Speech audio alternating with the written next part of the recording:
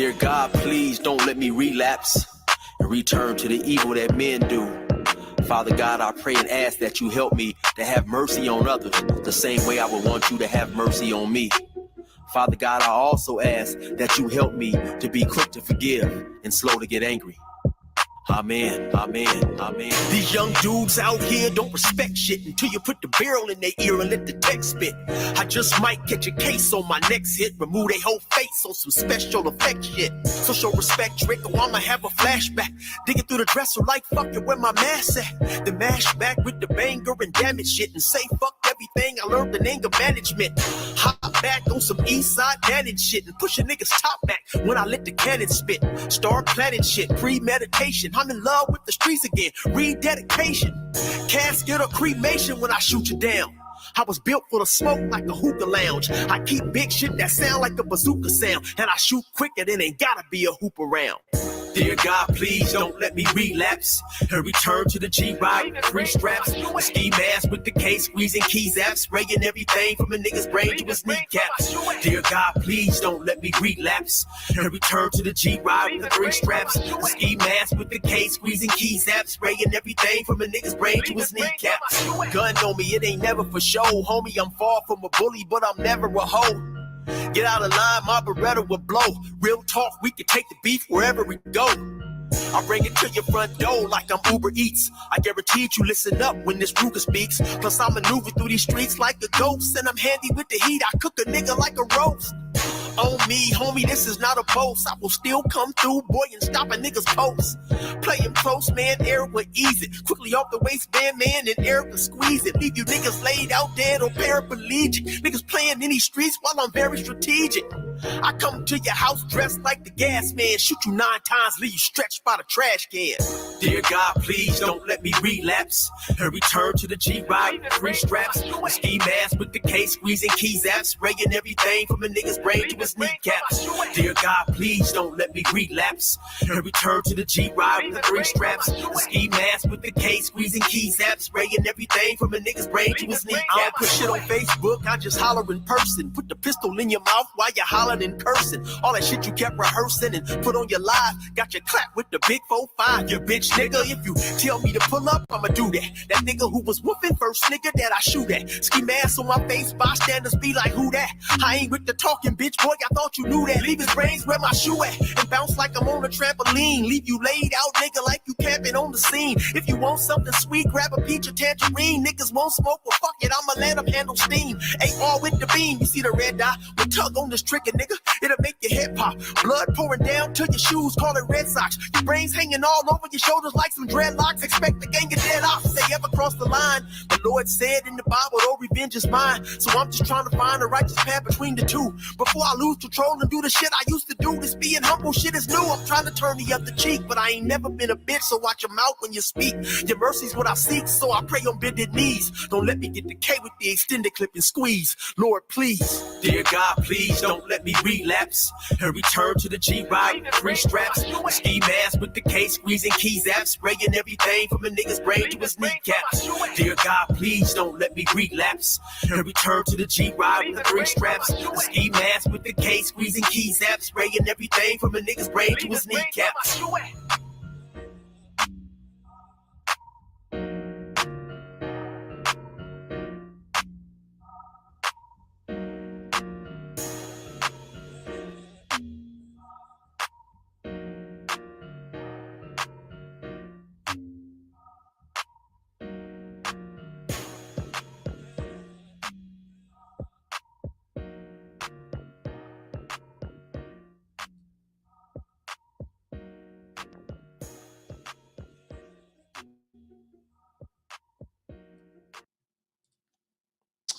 All right, y'all. Good Sunday morning or good Sunday afternoon to the rest of y'all, man.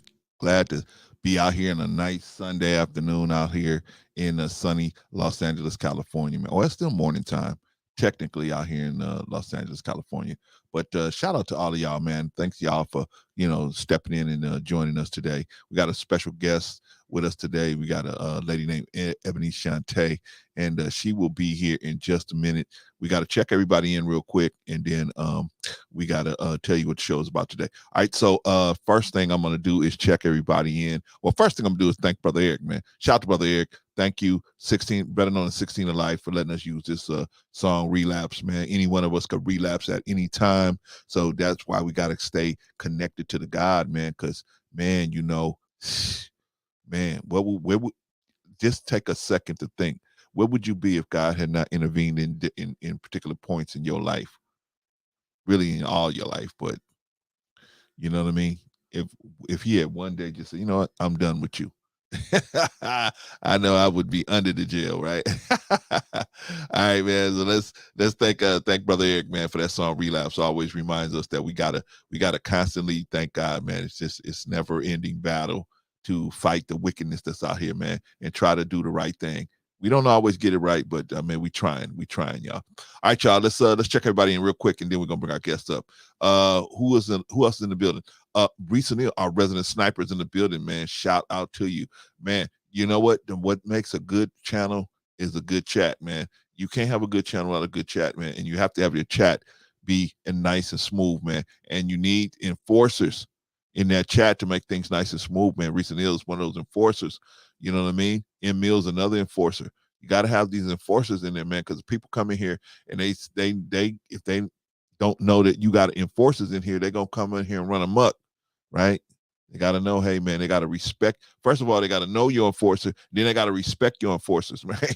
They got to respect them. So, Reese Neal gets mad respect around here, around these YouTube streets, man. So shout out to Reese Neal. Glad to have you in the building, sis. Who else in the building? OG Patrice is in the building. You know what? You can see OG Patrice. She's right above me. But she will be in just a minute. She'll be back. She'll be up here to talk about our guests and discuss some stuff about our guests. Who else is in the building, man? Shout out to Patrice. Who else is in the building? Von Bryant. Von Bryant's in the building. Says greetings, peace, joy, and grace and abundance. Man, Von Bryant knows how to make an interest, right? Shout out to Von Bryant. Glad to have you in the building, my brother. Good to see you. Who else is in the building? Miss Kitty Forever. Shout out to Miss Kitty Forever. I don't know if I've ever saw you over here before, but glad to see you. If we haven't, good to see you over here. She said, hey, family. Hopefully everybody's having a blessed day. Oh, man. Wow. Now, that's how you enter a building, y'all. That's how you enter the building. Shout out to Miss Kitty. Glad to have you in the building, Miss Kitty. Please stay around. Hopefully we're talking about something that can help you in your daily goings on in life. Who else in the building? Who else in the building who I have not checked in? I have not checked in. Oh, Sister Annie's in the building. Excuse me. Y'all talking about them kids? I'm going to be on the show today. All right. Sister Annie's in the building. The administrator's in the building. Shout out to her. Shout out to her. Who else is in the building? Who else is in the building? Let's see. I think that's everybody that wants to be checked in. Wait a minute. Hold on. We got a couple of fellows just walking through, just pushing through the back door. We got the Great Pill Podcast. Shout out to the Great Pill Podcast in the building. Shout out to him. And of course, we got our brother from Tel Aviv, our Jewish brother, Vagoda is in the building. Shout out to brother Vagoda's in the building. Clarence, you only announced me one time. One. I'm sure Vagoda will be up here sooner or later, right? Shout out to everybody that's we checking in real quick. Who else is in the building? Who else is in the building? I think that is everybody who's in the building and who wants to be checked in. Right, everybody else is in the bushes, and that's okay, man. If you don't just sit in the bushes, just sit back and learn something. That's cool, right? All right. Anyway, let me bring my distinguished executive producer in the building. Shout out to OG Patrice. OG Patrice, are you in the building? I'm in the building, brother. How are you? Can you hear me loud and clear? What's good? In the building. Happy Sunday, everybody. I am so excited. I'm so happy to see everybody. I hope everybody had a great weekend. I had an awesome weekend. I want to give shout out to everybody in the chat. Thank y'all for coming. I'm very excited about this interview because it's near and dear to my heart, and you guys will know why in a second. Sister Risa, shout out to you. Brother Vaughn, glad to see you. Miss Kitty, hey, Kitty, that's my fam. She in the building. Hey, love, it's so good to see you. Thank you for stopping in. Vaughn Bryan, what's up, brother? Salute. Happy Sunday to you and yours. Sister Annie, hey, beautiful one. Vagoda, thank you for stopping in again, sir. Good to see you. Great Pill Podcast. Shout out to you. Yeah, man. Yeah, man. All right, girl. Brother, So you ready to bring up your our distinguished guest? well, I want to read the bio first, and I don't know, I could not pull up the video for it, and I know you had said you had problems on your end showing the video, and I don't know if it's the format or whatever that she sent it to me in, but I so wanted to show the brief video of the work that she's doing regarding her organization. But who knows? Maybe we'll get it fixed and be able to show it. If not at the beginning, maybe by the end. But I wanted to read her bio, if you guys didn't mind. Of course not. Go ahead. Before we bring our distinguished guests up. All right.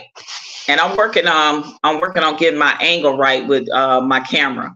So I want to talk about this beautiful sister, this beautiful young lady that I watched grow and blossom into the beautiful young lady she is today.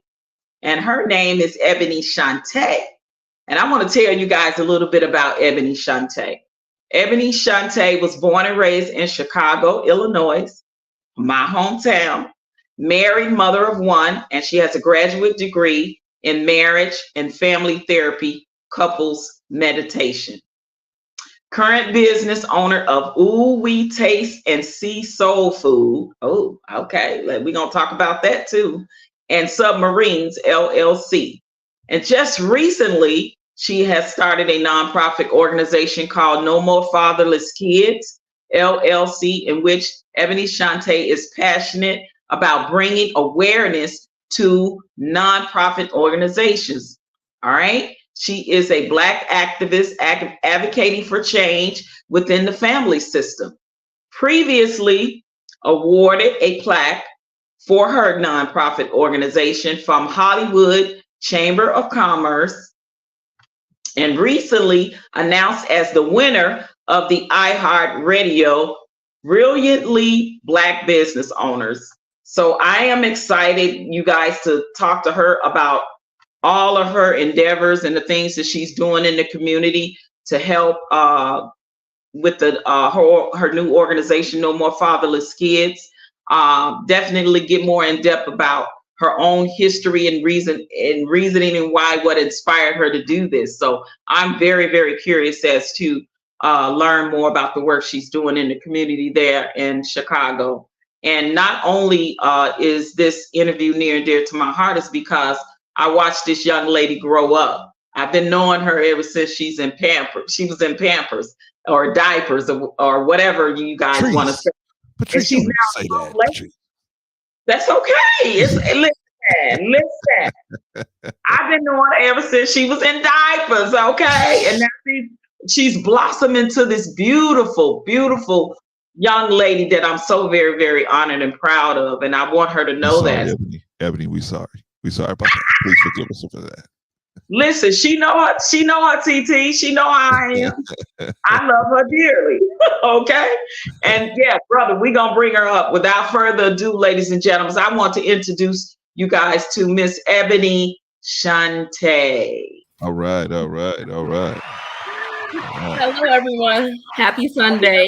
Hello, happy Sunday, young lady. How are you? I'm fine. I am at work, so please forgive my COVID numbers are back up, and I work at the hospital, so please forgive me. Oh yeah, no problem. We understand. We know that there's protocol, that you have to take working, in the medical field, especially now that COVID is back up and the numbers are rising again for COVID. So they have these mandates, kind of like, they're really being more serious and hard on trickling down the mandate effects and stuff. Mm-hmm. And Kitty is in the chat saying, "Come on, cousin." All right, this kid, she's coming on. Yeah.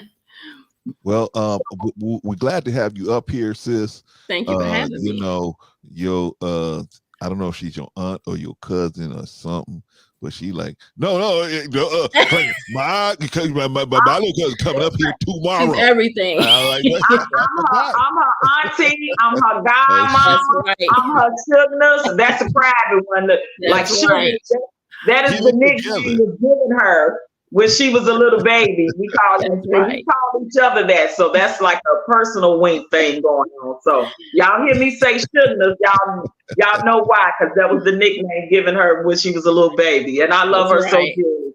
But without further ado, I want to talk about your humble beginnings and where you started your advocacy for the work that you're doing. I want to talk about everything from your new creation of this new nonprofit organization to your you being a caterer, and even what inspired you. And I'm gonna try to be professional and not call you Sugness. I'm gonna try to call you. Okay.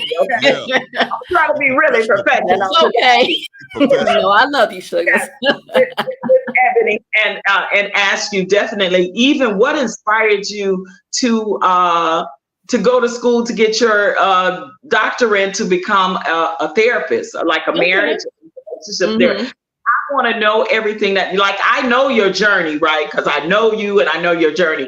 But I want you to, audience in the chat, like, kind of like take us on that ride of your story of your life. Like, what inspired you at what point in your life where you decided that this is where I want to go to school. This is where I want to, get my graduate degree in this degree, and why, and what inspired you to become a caterer? What inspired you to start your nonprofit organization, if you will?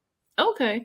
So just from start to finish, when I was younger, unfortunately, I was a fatherless child. My father passed away when I was maybe 3 or 4 years old. So I suffered the aftermath and the adverse effects of being a fatherless child. There was a huge void there growing up without that father figure. My mom was married for a short amount of time. So I had a male present, but actually that father figure to kind of fill in those gaps in my life and to kind of fill that void. And what I found over time is that you can have male figures that are present, but no one can kind of fill that void. So they can bridge that gap, but they cannot fill that void. So after, just kind of my life experiences of traumatic relationships, dysfunctional patterns of behavior, and as I got older, I realized that there really was a void within me. So after I had my son, I decided that I wanted to kind of give him a better chance at life. So I found that when I was younger, I was always passionate about mending relationships, finding a resolve, kind of being that conflict resolution was always important to me. I was always passionate about family, right? So as I got older, I initially started out wanting to go to school for nursing, but I found out that my passion was more so for helping people. So I pursued my career, my degree in psychology. I loved it. I love finding out, why people think the way that they think, what motivates behaviors. And I kind of went on to get my graduate degree. I was more so passionate about finding out in the Black communities and the African American communities, why are we not as much of an advocate for family, marriage, therapy as in the other communities and the other cultures. So I've always been passionate about that. I went to school, got my graduate degree in marriage and family therapy. And my ideal as a child was always to be married, to give my son a family. So I was very passionate about it. I love what I do. And I would say that in my career, I adopted everything that I learned and I carried that with me. So in my daily life, I found myself helping everyone, being a listening ear to friends, to family, being the therapist, the free therapist at times, right? Day or night. The go-to person. The counselor. Exactly. And all of it, right? So I said, why not turn it into a career? And I felt that, okay, well, I can punch somebody else's clock, but I want to, I can have my own business. I can have my own practice. So I actually have my own private practice. I felt like I was very successful at that. So I said, okay, I'm going to kind of take it a step further. I'm going to actually start my own business. It is not for the weak, but when you love what you do, you're going to give it everything you have. So Absolutely. During the heart of the pandemic, I actually started up my organization, but due to the fluctuation in numbers, the opening and closings, I had to close down because I did start at downtown Chicago. I had a grand opening, everything. So I had a brick and mortar. I remember. So after COVID kind of subsided, I said, okay, let me resume everything. Let me get it back up because I love what I do. And I just feel that, we look at, the delinquent children, we see the troubled youth, but there's never a resolve. There's always complaining, but no one really comes up with a solution. And I can kind of look at some of the children today and I can say, okay, they're fatherless, they still have a void. There are a lot of homes in our communities, they are predominantly ran by, single mothers. So a lot of that attention that those children need, they are deprived of it. So what else do? They turn to the streets, they become rebellious. So, I felt that, it was a good concept. When I thought about it, I said, okay, so how am I going to make everything work for me? How can I reach out to these children? I started reaching out. I started doing a lot of advocacy work. I started doing a lot of outreach work. I started just kind of promoting myself. If you don't promote you, who's going to do it? Right? Absolutely. And I want to say this, Sugarness, because as I watched you, I keep calling you Sugarness. I got to be professional. Okay. Eboni. So Eboni, as I watched you grew up, I saw that in you, right? Like early on, that I always felt like you were a person that was like empath. Like you carried on a lot of other people's burdens and wanted to help and see what you could. Like I saw that in you growing up. Yes. And in my humble opinion, people that come from those type of backgrounds, whether it may be some toxicity, some trauma, some dysfunction, something pretty much if you grew up in the urban neighborhood, if you grew up in the big inner cities in society, we called them back then the hoods. But I don't never consider like where I grew up the ghetto. Now I would say the hood, but I wouldn't say the ghetto, right? Because community that we still had. Yep.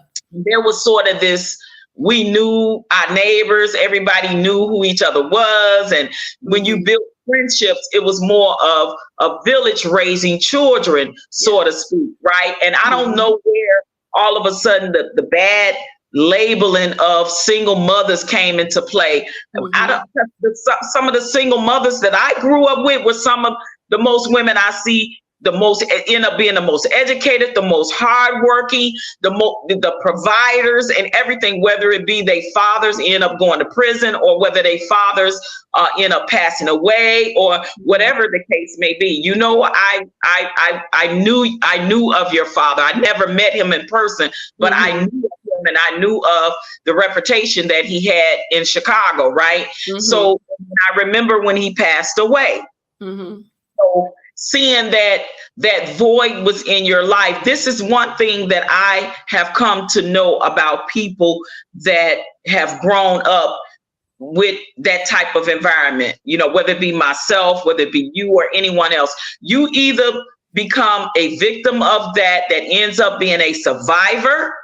You end up being a victim of it's because the choice is yours, right? You either end up being that victim that turns survivor, that turns an advocate for people in said situations, or you either choose to become the victim that ends up victimizing other people, right?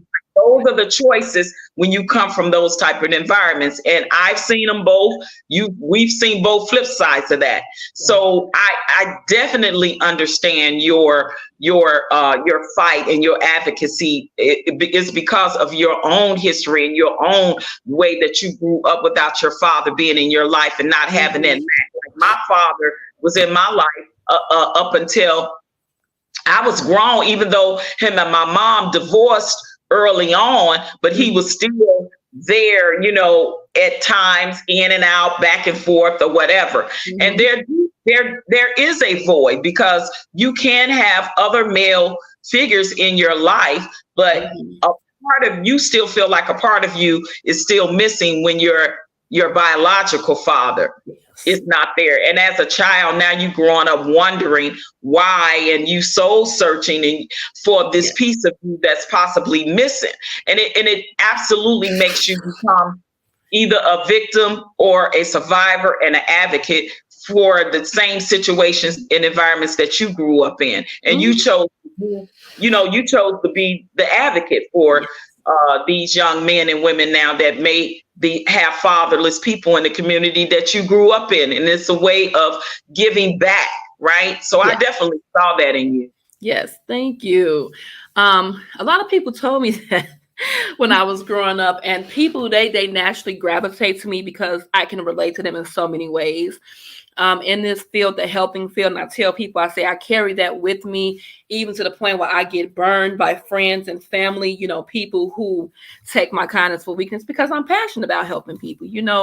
I'm an advocate for those that can't advocate for themselves, and unfortunately, like I said, in our communities, it's not, because therapy, there's such a negative connotation associated with therapy, and clients feel, stigmatized if they go to therapy, because now they have labeled themselves as a problem, when it's not about that. It's getting down to the root issues of your trauma.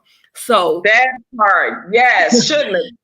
Ebony. I keep calling. I'm so sorry. Y'all forgive me. I'm trying to be professional and call you Ebony. So Ebony, I agree 100% with you. Let's talk about the fact of, even right today in 2023, how therapy is still shunned and swept under the rug in the Black community. It's like nobody wants to face the fact of, we got issues, from childhood trauma or whatever, and we don't want to face those facts and get the help. And then when we have someone in our families that's advocating for that, a lot of times you catch a lot of flack for even being an advocate for telling people, hey, you may need some help here. You may need some therapy here. Listen, I had to do it in my own life. I had to come to terms in my own life with things that I have experienced growing up, any traumas, or even in relationships. Why? What brought me there? Why did I make this choice? Why did I do this? Why did I do that? Like, I needed to unravel that, right? Like go straight raw with it and figure out what it is that was triggering or doing the things that I was doing, or the choices that I was making. And you have to be accountable for yourself, right? That onus is on you as an individual, that that if you're the common denominator sometimes in things, then you need to deal with you and whatever that looks like. And in the Black community and in Black families, we tend to want to not have the conversation about therapy.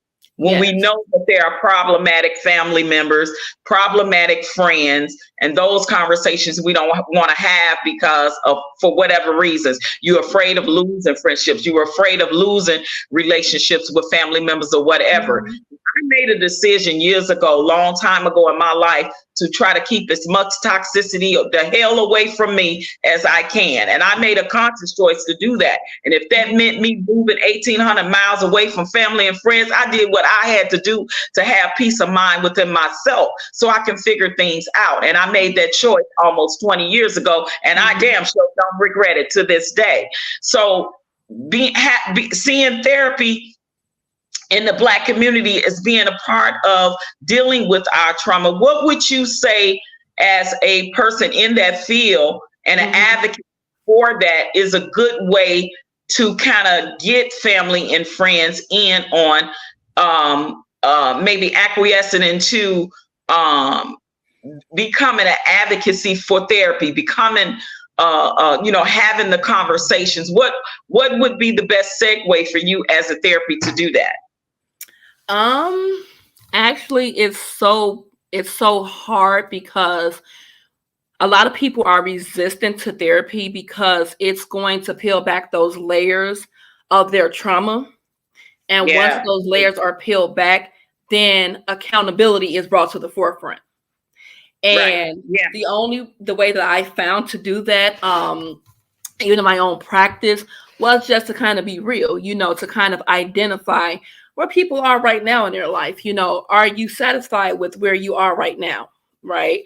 How has your pattern of relationships been with not only family members, but with friends and romantic relationships? Have you seen a pattern of dysfunctional and toxic behavior? Do you think that you may be the common denominator to all of that? And, sometimes people are very much so honest. Other times they are in denial. They want to just kind of turn a blind eye to it. But, it also takes self-awareness to say, okay, I am at a place where I am ready to take accountability for the disintegration of relationships in my life. Okay, I've watched myself go from this phase of my life to this phase, and I have not, progressed in life to where I want to progress. Why is that? Because I always tell people your past is going to catch up with you one day. And it's going to come back to hunt you because you are sweeping those skeletons under the rug. You're not dealing with your problems head on. You are blaming other people around you. And this is, it's very general. I see people do it all day, every day. All the time. They just change the victim. They don't change themselves. They just change the victim. Yeah. And when you change the victim, all you are doing is you are inflicting pain on every new person that comes into your aura. So for me, I've had a lot of relationships that have kind of fallen off by the wayside because I am that person. I take accountability. I don't ever tell half stories because I don't fear repercussions, because I know what I've done. And I'm at a place in my life where I can say to anyone, I did that. Yeah, that's the role that I played. My best friend, she knows so much about me. So if anyone ever wants a resource for me, they can go to her and she will tell anyone. Yes, Eboni told me she said that, and I told her, Eboni, you cannot say that. But that's the thing. Listen, Eboni, this is the thing. When you have friends in your life, and I'm talking about real, true friends, and if they can't tell you the truth about you when you're wrong, without you getting upset and mad and wanting to walk away or want to change the narrative or want to play the victim, if you cannot handle your friend that loves you telling you the truth about yourself and having to put that mirror up, that's a problem. It is. It's that's 100%. A problem in and of itself. Yes. Go ahead. I'm sorry. No, you're okay. And that's the type of friendship that we've built. We can honestly say that we have honesty in our friendship to where we can tell each other the cold hard truth, and we are still friends at the end of the day because we understand that we're both coming from a place of love. And I tell people that if your friend allows you to continue on with that toxic behavior, they're doing more damage than they are good because they become your enablers. And and I guess in life, I see people every day in my everyday life. Everyone else has inflicted pain on them, but they have not hurt anybody. And if every time they're telling a story or every time there's a scenario, if you are always the victim, you never have any wrongdoings, then 9 times out of 10, you are. It's something that you are omitting from the conversation. It's something that you are concealing that you just don't want to come out, because then it's going to change the entire narrative that you created. That part, exactly. Even in my undergrad degree, I took a course called African American Psychology, and it talked about the Black family.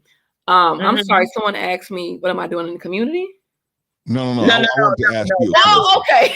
That's a general question. Okay. When you get done. Even in my undergrad degree, it talked about, the African American community as opposed to other cultures, and kind of how our relationships are built, how we, there's broken homes, we don't dismantle the dysfunction. The pattern keeps going and it's repeated. It's never broken. And eventually, though, that childhood trauma is going to roll over into your adulthood, and it's going to start spilling over to your friendships. Who you are going to become a product of your environment until you say, okay, maybe I am the problem. Maybe I did, come off a bit harsh. Maybe I don't have the self-awareness that I need. And it's okay because many people don't. Because once Right. again, there are enablers who keep enabling the behavior. Right. And in the world of narcissism and in the world of self-awareness and no accountability, those people are called flying monkeys. And I don't mean that in a derogatory sense, right? Like I want to explain what that means about the flying monkeys, because in the Wizard of Oz, you remember the Wicked Witch, she had those little flying monkeys that were flying in the air. Those were her enablers that rooted her on, did help her do the wrong deeds. They acquiesced into her knowing when she was wrong and not holding her accountable, but they actually helped egg on all of the foolishness, right? Those are what we call flying monkeys in the world of psychology today, as well as they also are called enablers. And it's unfortunate that we have that in family members, we have that in friends, because they are only listening to one side of the story, right? Exactly.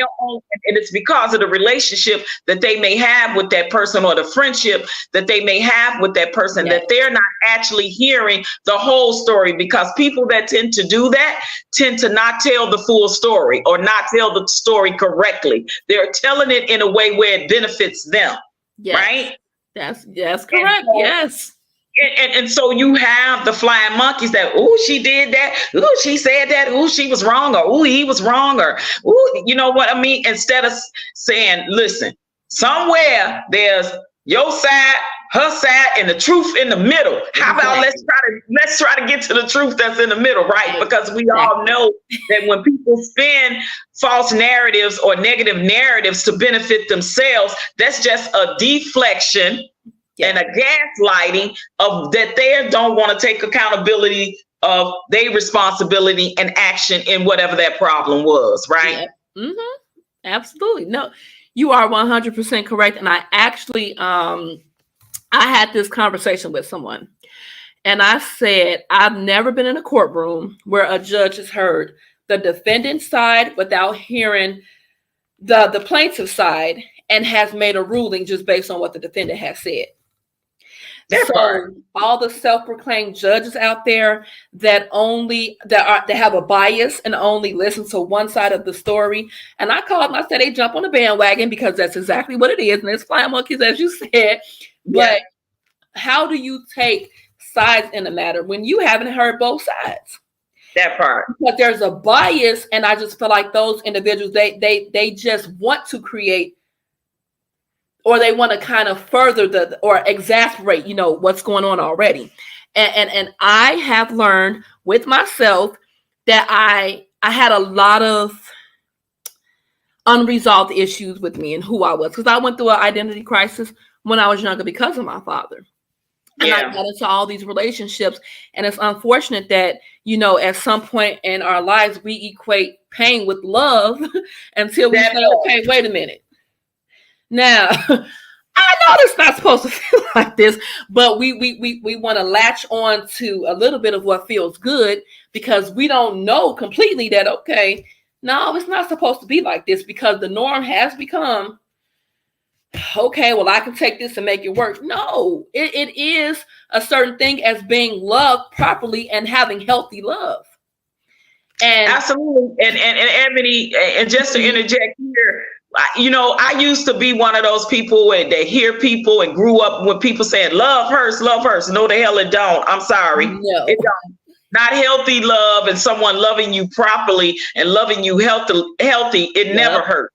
So I think that that's a stereotype of a quote that we use, especially in the Black community. Girl, love hurt. No, I'm sorry.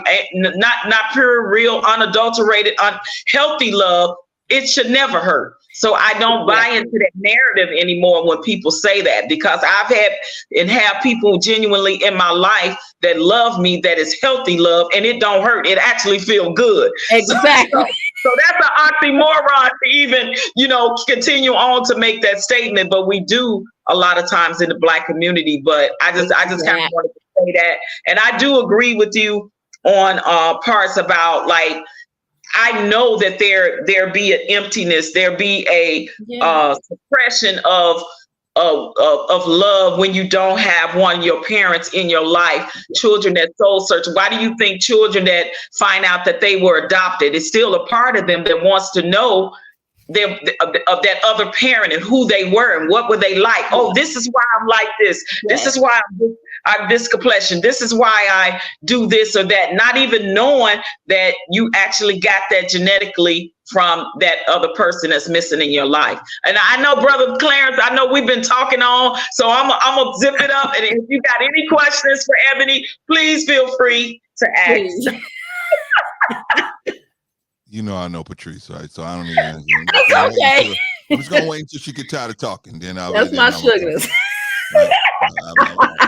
And you know Patrice, so both of us know Patrice. So that's right. It ain't no big deal, right? It's no big deal at all.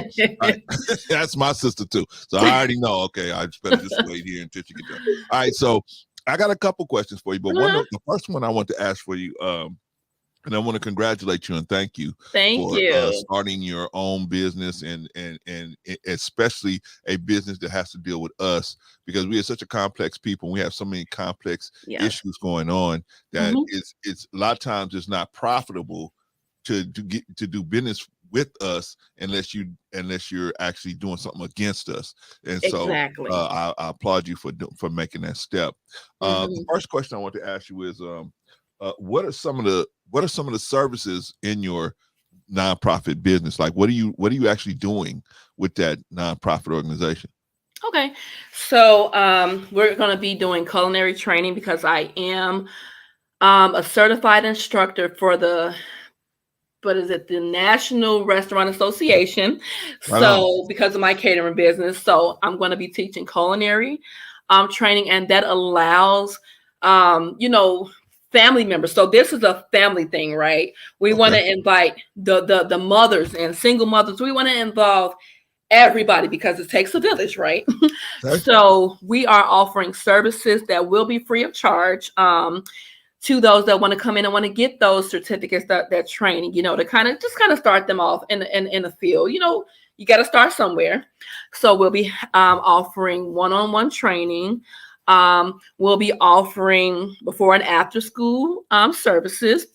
We will be offering services throughout the year for I want to say single mothers, and I have someone that's working on all of that, so they are adding more things. So what I'm saying right now might change tomorrow because they're adding more things, but as of right now, these are just some of the basic services that we're offering. So we are going to be offering art therapy, music therapy.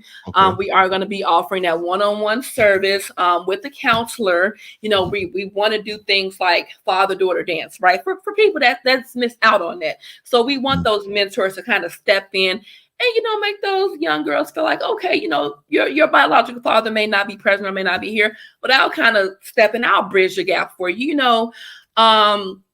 We want these relationships to kind of last throughout the rest of your life. So we don't want it to just stop when they get into adulthood. We want them to kind of build those lasting relationships. So it's going to be so many services, but those are some of the basic ones. We want to do prom, send off. I actually want it to be structured for, some of the delinquent children that can't necessarily thrive in a traditional school setting. So I am trying to incorporate so much, and I know my vision is going to manifest because it's so much awareness that's being brought to my organization right now that is unbelievable. So I'm a visionary. I am optimistic, and I'm relying on God because He has brought me so far with this organization. I cannot even believe the type of responses that I've gotten. So it's still mind blowing. It's still mind blowing for me. Right on. Now, one more question, real quick. Now, I heard you talking about a little bit about what you were like the what kind of opened your eyes to kind of get involved, or you were doing one thing and then it kind of showed you some other things that was going on, and then it pushed you into it, and then you said, "Hey, man, there's a gap there.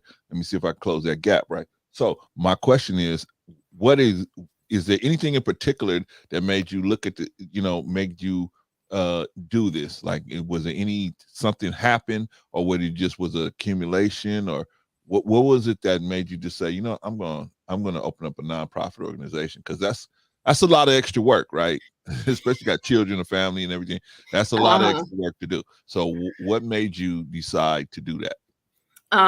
So because when my dad died when I was like 3 or 4. Oh man, sorry And to hear that. Yeah. thank you. So the adverse impact that it had on me, going through identity crisis, you know, seeing other children with their fathers. Okay. At my school, we didn't necessarily have father-daughter dances back then, but just knowing that there was a void there that couldn't be filled, you know, I started searching for that love from my father in relationships. And I guess I'm labeled as what they call having daddy issues when I was growing up. And I'm able to say that I experienced a lot of turmoil and trauma because my father was deceased. You know, it's not that he was just, you know, alive and not, or abandoned me or anything. No, it's because he was deceased. And I knew that I couldn't, you know, reach out to him. I didn't have any way to do that. So I started searching for ways to fill that void, looking in relationships for men to love me in a way I didn't even know. I didn't even love myself. So it was like, how can I expect somebody else to love me when I don't even know how to love myself? So, you know, when I kind of got older and I was like, okay, I'm seeing a pattern here because I became codependent on those relationships. Wow, that's very important. I'm glad you said that. Listen, Eboni, I really want you to touch on that a little bit and elaborate on that a little bit more, because a lot of young ladies need to hear that, right? Because a lot of young ladies is experiencing that now, or have experienced it, is going to experience it from not having their fathers in their lives. And there's thing about being daddy's girl, and like you said, all of those pointed times in a girl's life where daddy supposed to be right there, like when walking her down the aisle, like you said, the prom, seeing her off the prom, her graduation, so, you know, teaching her about men, right? And from a male's, you know, point of view and things of that nature. So speak more on that and the lack thereof that you had, and how that brought you to, you know, go through those type of relationships, looking for love in all the wrong places. That's what I say, is looking for love in all the wrong places, right? All the wrong places with the wrong people, right? Oh man. We all been there. That's okay. We all been there. Absolutely. Yeah. In retrospect, I look back and I was like, whew, how did I survive? But yes, so just kind of referencing back to that, piggybacking. Yes, so as I said, like when I got older, and I was probably a rebellious child. I will say I was. And once again, it's because, as I said, I just started lashing out. You know, I felt empty. I felt the void, you know, especially with what I was going through. You know, it's like when you are in relationships, and as I said, I did date older men because I was trying to fill that void. And then you find, you know, when you are engaged in certain things that, okay, this is what it's like. So I started seeing a world from a different perspective early on, and I started seeing how men really were. So I would say that I kind of got old fast, right? I aged before my time. So with that being said, when I got married, my father wasn't there. So there was another void, right? That was just kind of open up that wound again that I thought was kind of closed for the time being, but to open up that wound again. But before I even got married, the relationships that I was in, I mean, I just became attracted to a certain type of man. And that was just the liars, the narcissists, the ones who just, the representatives who presented themselves to be something that they were not. Because once again, I knew no better. I didn't know me. And I think that even with a lot of women, some that have their fathers present in their life, if you don't know you, if you don't know how you want to be loved, you are going to take everything that looks similar to good treatment, and you are going to flock to that. So what I mean by that is, I watched the Kendra G. Dayton show now. And on her show, she always asks about deal breakers. And now she incorporated a new question about flaws. So I started telling people, my advice as a therapist, if we start looking at the deal breakers first and stop looking at what we want in a partner, because what we want in a partner is going to look like everybody that comes in our path is compatible with us, because they're always going to show you the best version of themselves. They're going to kind of omit that and conceal their flaws until they can no longer suppress who they really are. So when we start looking at relationships like, okay, I know I don't want to be with a smoker, right? Which, and some people have reasons for every deal breaker that they have, but when we start seeing red flags, if we exit stage left, as soon as those red flags pop up, we it won't be as many people, because hurt people, right? Mm-hmm. And I know for me, I had a visual and an idea of how I wanted to be treated with all the relationships that I get. And I said, well, they all present themselves to be something at first. But then when I get deeper in a relationship, you done lied about everything from who you are, what's your name, to what's your marital status. And now I found out you got a wife at home. You live in a double life. No, what? So I had to look into me. A whole double agent. Yeah. And I had to start reflecting on myself. Well, why do you keep picking a certain type of man? Why do you want the one that everybody else wants? What's going to suffice? Well, that's the thing, though, Ebony. Though that is the thing. It's like everybody want what everybody else has or want, because don't nobody want what's not wanted. Exactly. You know what I mean? So it makes sense to naturally flock to wanting to be with somebody that somebody else would want, right? Exactly. That's right. And it was like the bad boy. I don't know if I had a type. People say you have a type. Well, I don't know, because they all end up being the same at the end of the day, right? Everybody, but the thing is, everybody has a type. Whether, you know what? Some men like tall, short, light, dark, heavy, skinny, curvy, whatever. Everybody has a type. That's kind of a bias that we has as human beings as to what you attracted to and what you're not attracted to. So when they say, oh, you attracted to the bad boys, sometimes it's a psyche thing, because if you grew up in the inner city, in the neighborhood, that's pretty much predominantly who you grew up with and was all you was around. And you end up sometimes going with or having a relationship with the guy next door or down the street or up the block or around the corner. Or you get introduced by a relative or friend to that type of guy, because that's the environment that you're in and that's what you grow up in. So that's being a product of said environment. Absolutely. And it's only until you step out of that and start having new experiences and going into new spaces and new places and meeting new people will you have those new experiences. And that's what it was for me. I found I wanted the picture perfect life. Girl, is it that thing that? Huh? Is it that thing that? Do that really exist? It does not. You know what? When we step outside of our comfort zones and actually realize, okay, picture perfect may not be a one size fit all, but what's perfect for you? What's ideal for you as an individual? And I realized that those relationships were not pouring into me, that you are not helping me grow as an individual. You want to be a ladies' man, or you are attracted to this, that, and the third, but you are not attracted to growing. You're getting older, but you're not growing. And that's what I was finding. And I said, okay, so it's me and what I need to stop attracting. And I need to step back from that, because I found that, and hurt people. And I said, okay, so when I started loving myself, it was nothing that nobody could tell me. I don't sit around. If a man don't want to be with me, I stop sitting around. Okay, well then her and the rest of them can have you. Go right ahead. I'm not going to stop you, And then I decided that what is going to make the perfect life for me? Somebody that I can grow with, somebody that wants to pour into me. And because I didn't have my father, I knew that, okay, that void is not going to be filled. So I cannot no longer, I have to kind of, accept that for what it is. But look at my life, where I am in my life right now.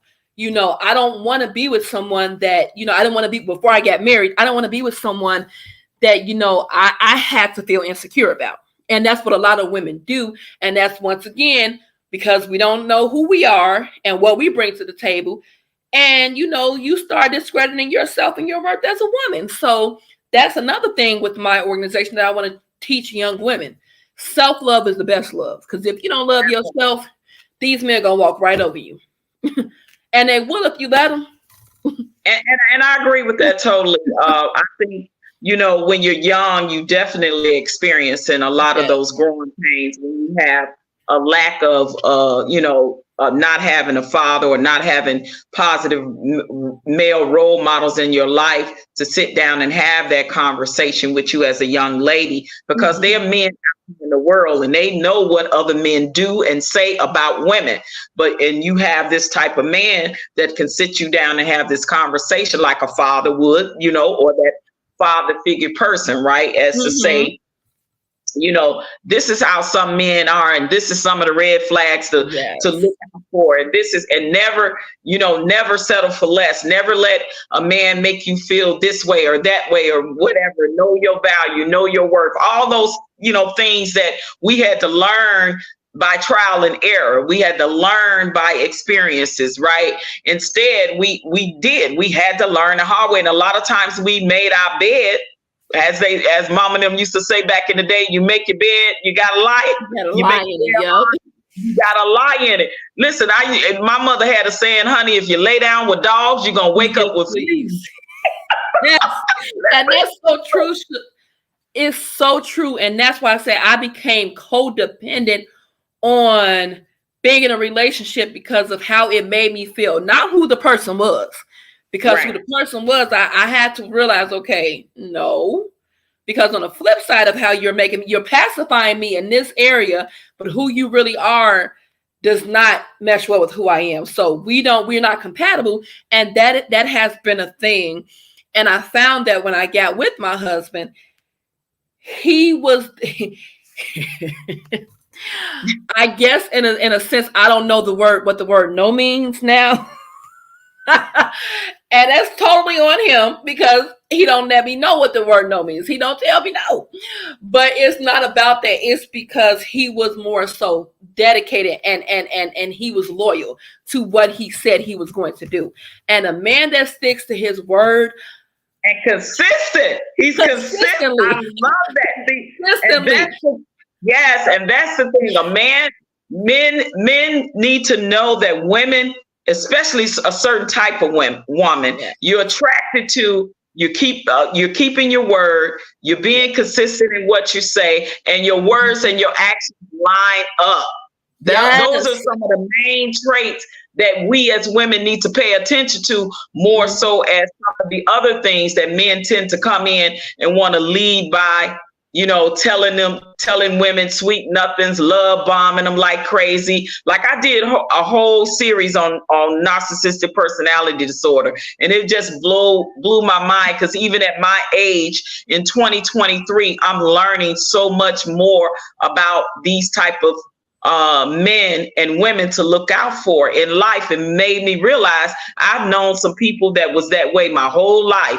I got family members that's like it has made me realize these things like, oh my God, so that's what that was. Like, that's why they acted that way all their lives and did this and was so toxic and It's because they suffer with this and they have not gotten the therapy. We can go back to that and how, you know, we don't resolve conflict resolutions very good in our community, how we hold grudges, how we tend to not forgive, right? And not having the conversation and being able to leave that trailway open. And so you created this organization that says, listen, young men, young women, that because you have this void in your life, this is a way that we can fill this void as a community. Have people that will come, that will be mentors, that will talk to you, that will teach you, that will show you, that will guide you. A lot of things that you didn't have coming up that you wish you did. You're now giving that back. Now, I want to talk about the Hollywood Commerce.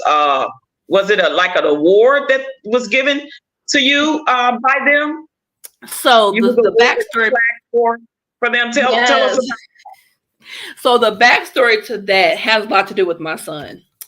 And I'm such an advocate for my son. He's my first priority. Before I can go help out any other kid, I gotta advocate for mine. So That part. his goal is to be a Hollywood producer. And Okay. yes, he has goals. He's a visionary too. Awesome. He's so deep. I know he's been here before. When you talk to him, you will not think you are talking to a 16-year-old. He knows about gout, and I'm like, wait a minute, am I conversing with a 16-year-old, or are you 16? Ebony, you know, I haven't seen him since he. I know he was a baby. A little boy. He wasn't he wasn't a toddler, but he may have been somewhere around 6, 7-ish. Was the last time I saw him. So yeah. Whew, he's so deep, and I just listen to him. But I love it because his wisdom. He listens.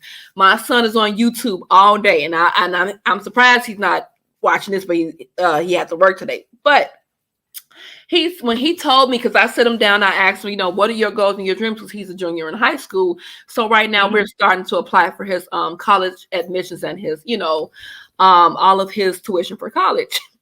So he said, I want to be a Hollywood producer. I said, okay, you want to go to Hollywood? He said, yes. I said, okay. I said, so I'm going to make sure that you can get into Hollywood. I say, however I have to, I'm going to. So I started doing my research for my business, and I came across the Hollywood Chambers of Commerce, and they are the same ones that's responsible for the Hollywood Walk of Fame. Okay. So I reached out, and I wanted to kind of do business with them, kind of become a part of who they are, because they are considered a not-for-profit to a degree as well. So I started kind of communicating with them. I kind of wanted to introduce my business to them, because if I get in the door, my son's going to get in the door. So I started conversing with them. I became a part of their organization. They presented me with the plaque for my business. And a lot of that has to do with just kind of the, being a member and what I do as an activist for change, who I represent. A lot of these organizations, they want to see how are you, promoting change in the community. So I think my business just kind of been speaking for itself. So I told my son, I said, you see, I told you I'm going to be known in Hollywood. So if I'm known in Hollywood, you are a part of me. You're going to be known in Hollywood. But my son was my biggest motivator for even doing that, because I want my son to know you can have a dream and it can manifest. All you have to do is do the footwork, do the lead work, and you are going to get there. And he said, Mom, oh my God, your business is in Hollywood. I said, it is. I said, it's on their website and everything. You can go look it up. I'm literally on their website, the Hollywood Chambers of Commerce. So I wanted to do that because I wanted to kind of, pave the way for him. My biggest thing is, when I leave this earth, hopefully it's no time soon, I want my son to be set up for success. I want him to be able to look back and say, my mother did this, she's accomplished this, she's accomplished that. So a lot of what I'm doing now, my son actually motivates me to do it. So he's actually the reason why I even reached out to the Hollywood Chambers of Commerce, because I want him to know you can go to Hollywood. All the other stars had to start. Everyone was not born into stardom, right? And listen, Ebony, because and that's beautiful, because there is a need for more Black producers in Hollywood. Yes. So let's be real about the fact that there's not a lot of people that look like us that are the ones that actually produce music, directing the movies, producing the movies, and things of that nature. So that's wonderful to hear, and I commend him for wanting to even do that, because it needs to be more people that look like us in Hollywood, telling our stories from our perspectives. Yes. Right? Because Yes. we see so many times in Hollywood, there are people that don't look like us that's behind the scenes telling our stories, and those are not necessarily our experiences. So to Exactly. see someone that look like us actually know about our experiences firsthand on telling our stories from our perspective. So I love Absolutely. that. Thank you. And I want my son to be incorporated, and he's going to be. I want him to be able to facilitate a group and to be able to show them. My mom has really worked, and my mom is, because kids, and even in therapy and counseling, whether it's adult or kids, the biggest thing is being able to relate to them.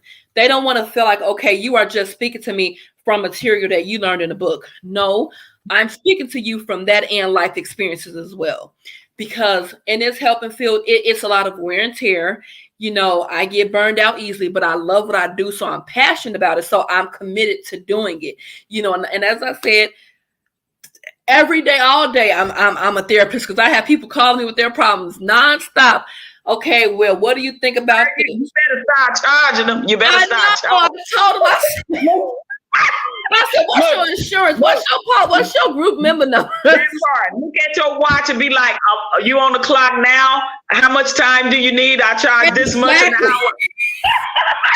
Exactly. I mean, it's like I incorporate it to my daily life, but I love what I do. And I'm so passionate about this because it has gotten so much recognition in a That's short good. amount of time. It has so much recognition. And I know that God ordained me to do this because I hear a lot of people complaining about, the crime in the city or the kids that are doing this and doing that. Well, what is the result? Because there is a lack thereof mental health Of facilities in our resources. community. Yeah. You guys are, It's a lack of resources in the community. It's a lack of these type of organizations. We yeah, grew up. When I grew up, we had Boys and Girls Club, Boy Scouts, Girl Scouts, and all of them. But I remember coming out of like maybe fifth, sixth grade, going into middle school. That's when they start cutting the funding for all of these type of programs, right? They yeah, started cutting the funding for the music programs. They start cutting the funding for home ec, the arts and craft, the auto mechanic, wood shop, like all of those things that boys and girls needed to make them really fit into society and have a need to be able to learn some stuff by hand, because of course it wasn't so much of modern technology as it is now. And I think that that's a lot of what needs to be brought back to is these type of jobs in our community, because they actually did help save our community, and we were able to keep a lot of money back flourishing in the Black community. We had the Black-owned mom and pop shops and things of that nature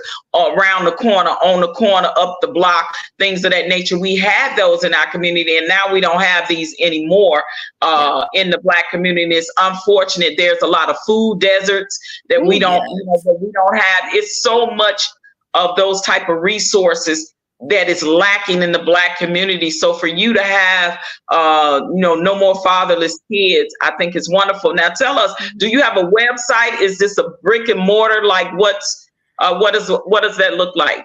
So hopefully in the near future we will have a brick and mortar, but right now I'm finding that for the most part we might be kind of like a Zoom thing until we have a brick and mortar. And Zoom, it's convenient for a lot of people because it allows people to have more flexibility in their schedule with just downloading Zoom, jumping online or whatever. But ultimately I fingers crossed I will have a brick and mortar, because as I said, I want to have different functions, extracurricular activities. I want to have prom. I want to have father-daughter dances. I want to have, baseball games, football games for the young men, and, spa days for the young women. So it's so much that I have in here that I'm executing slowly but surely. But I do have IG, and it's no more _ fatherless kids LLC. Okay, and so what is No More Fatherless Kids LLC? So you are actually in search and in need of more mentors, and is that men and women? So you take either or, right? Yes. Okay. So ultimately, what I've been trying to do, reach out to a lot of celebrities because they love to give back, And I think that this is a good cause because, you know, the children they are really our future, because when we, you know, leave this earth, then they're going to be the next, you know, generation. And we want to kind of set that foundation for them, as opposed to kind of reprimanding them. We actually know what they need is a little bit of counseling and direction and guidance, not to be placed behind bars, because all they're going to do is repeat the cycle when they get out of jail, you know. So what can we do as a community? We can bridge that gap. We can kind of, you know, peel back those layers, you know, come together and, you know, do what we have to do, because it does take a village. And that's really the truth. Absolutely. And we also know that these are children that absolutely come from dysfunctional, a lot of times dysfunctional families, a lot of trauma, toxicity, and drama within their families. So also, what about therapy? Are you offering therapy sessions and services? Because I think that when you start with these young men and women young, that gives them a chance to help them develop their minds. As their minds are developing, right, when they're so young, it's helping them to be able to properly compartmentalize things, have empathy, know what it is to give back, be a part of something greater than themselves, as someone else is helping them in the process. Absolutely, absolutely. And that goes right into what I was saying about dismantling that dysfunction that currently exists in the family system and in our communities. We want to kind of dismantle that. And by doing so, we want to catch it early on. It's like an early intervention. Or, you know, we want to kind of prevent, you know, delinquent behavior down the road, because all it's going to do is perpetuate, and we want to break that cycle. So yes, therapy services will be absolutely offered. We can do family therapy. You know, we want to kind of introduce that. And I have stepped away from the therapy word, because once again, they feel so stigmatized. So we just call it advocacy mediation. I have my mediation certificate to do it. So we want to do mediation. We want to do just counseling and advocacy work. And we want them to understand the benefits of it, because all they see or all they know is the negative side of therapy. But there's really no negative side. It's beneficial if you are, you know, receptive to it, if you have awareness of it, you know, and not look at yourself as the problem. But we all have trauma to some degree that we just suppress it. And by suppressing it, it's just swept under the rug. Exactly. And it ends up still being a major contributor to the person that you are, especially if you know that it's some things about yourself that you need to change, right? Absolutely. If you're always in toxic relationships, if you always in drama, if you always in dysfunction, if you always arguing with people, if you're always playing the victim, these are some of the things where you need to say, okay, I need to work on me so that I can check these boxes off, right? And I can heal and I can get better. That way I can be more of a function and more of an advocacy for people that was once in my position. I could be a help for that, right? And I want you to step in, because we talked a lot about the no more father thing. And on this platform, he's a big advocate for talking about men being in the homes, the importance of that, and being in the lives of the children. So I just want him to step in and give a perspective as well. I love a man's perspective on these topics. I love it. All right. All right, sis. All right. So I had another question. Okay, because you made a good, you had brought up some good points about the fathers being in the home, and so I think there's a misconception in the most Black men's head that if I pay my child support, that I'm good. That my physical presence is not necessarily that heavy of a thing that needs to be there. And I was appreciating the fact that you were explaining that, how that really affected you, did not have that presence there.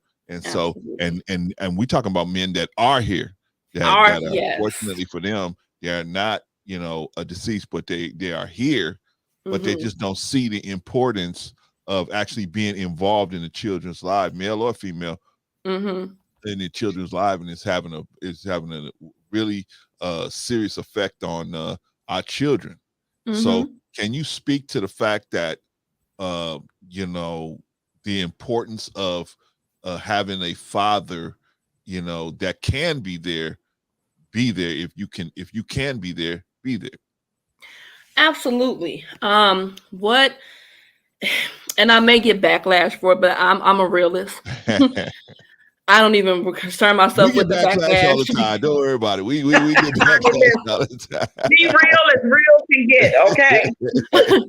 You know, in our community, once again, you know, I hear a lot of women say, and oftentimes it does become reality where the mother has to kind of become a single mother. It's just life, right?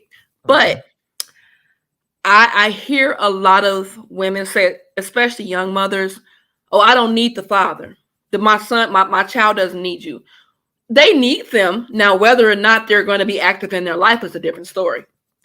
But we can't say that they don't need them, because just like they need the presence of their mother, they need the presence of their father equally. Absolutely. So, I agree 100%. you know, and that's why a lot of men grow up and they don't know how to properly love, how to love from a healthy perspective, you know, from a healthy standpoint. They don't know how to articulate in a way where they don't have to feel vulnerable, but they can feel safe, because, you know, mothers and this is just a general, I'm just speaking in general. We raise them from the way that we want them to be raised, but not the way that they should be raised from a male's perspective. So, and I'm going to say this. I've seen a young lady. She came into my private practice, and very similar to what you just said. You know, the father, he had moved on with his life, but he was very much so adamant about being, you know, in his child's life. So her idea was that she didn't want to be a single mother. You know, she wanted to actually be in a romantic relationship with the father. So, you know, me being, you know, I have to look at things. I'm very neutral. I don't take sides. I'm not biased. I am an advocate for the child. So, you know, I had to be very real with her and let her know, you are depriving that child, and that's going to be the one that's going to be hurt at the end of the day. You know, money cannot compensate for time. Okay. That part. There's a lot of lost time that these fathers miss out, whether it's because the mother is, you know, being vengeful, or the father just does not want to be there. But there's a lot of lost time that you cannot account for later on in life. Right. You're going to find that, you know, child support, if it's enforced by the courts, what about that emotional need that needs fulfilling? You know, what about your physical presence, you know, as they're growing up, you know, because at some point pictures are going to be all that we have. Mm-hmm. Absolutely. You know, memories, you know. So no, I don't believe that child support can ever compensate for, you know, an emotional need that's going to be unfulfilled. I do believe that, you know, a father is equally needed just as much as a mother is. But, you know, a lot of mothers, they feel like, okay, well, I can be both, you know, even in situations where they don't have to be both or take on both roles. They want to do it because they have a point to prove to the father, you know. But as I tell them, you are doing a disservice to your child at the end of the day. At the expense of the child, right? Yeah, exactly. When that child gets older and has questions for you, I hope that you're able to answer their questions.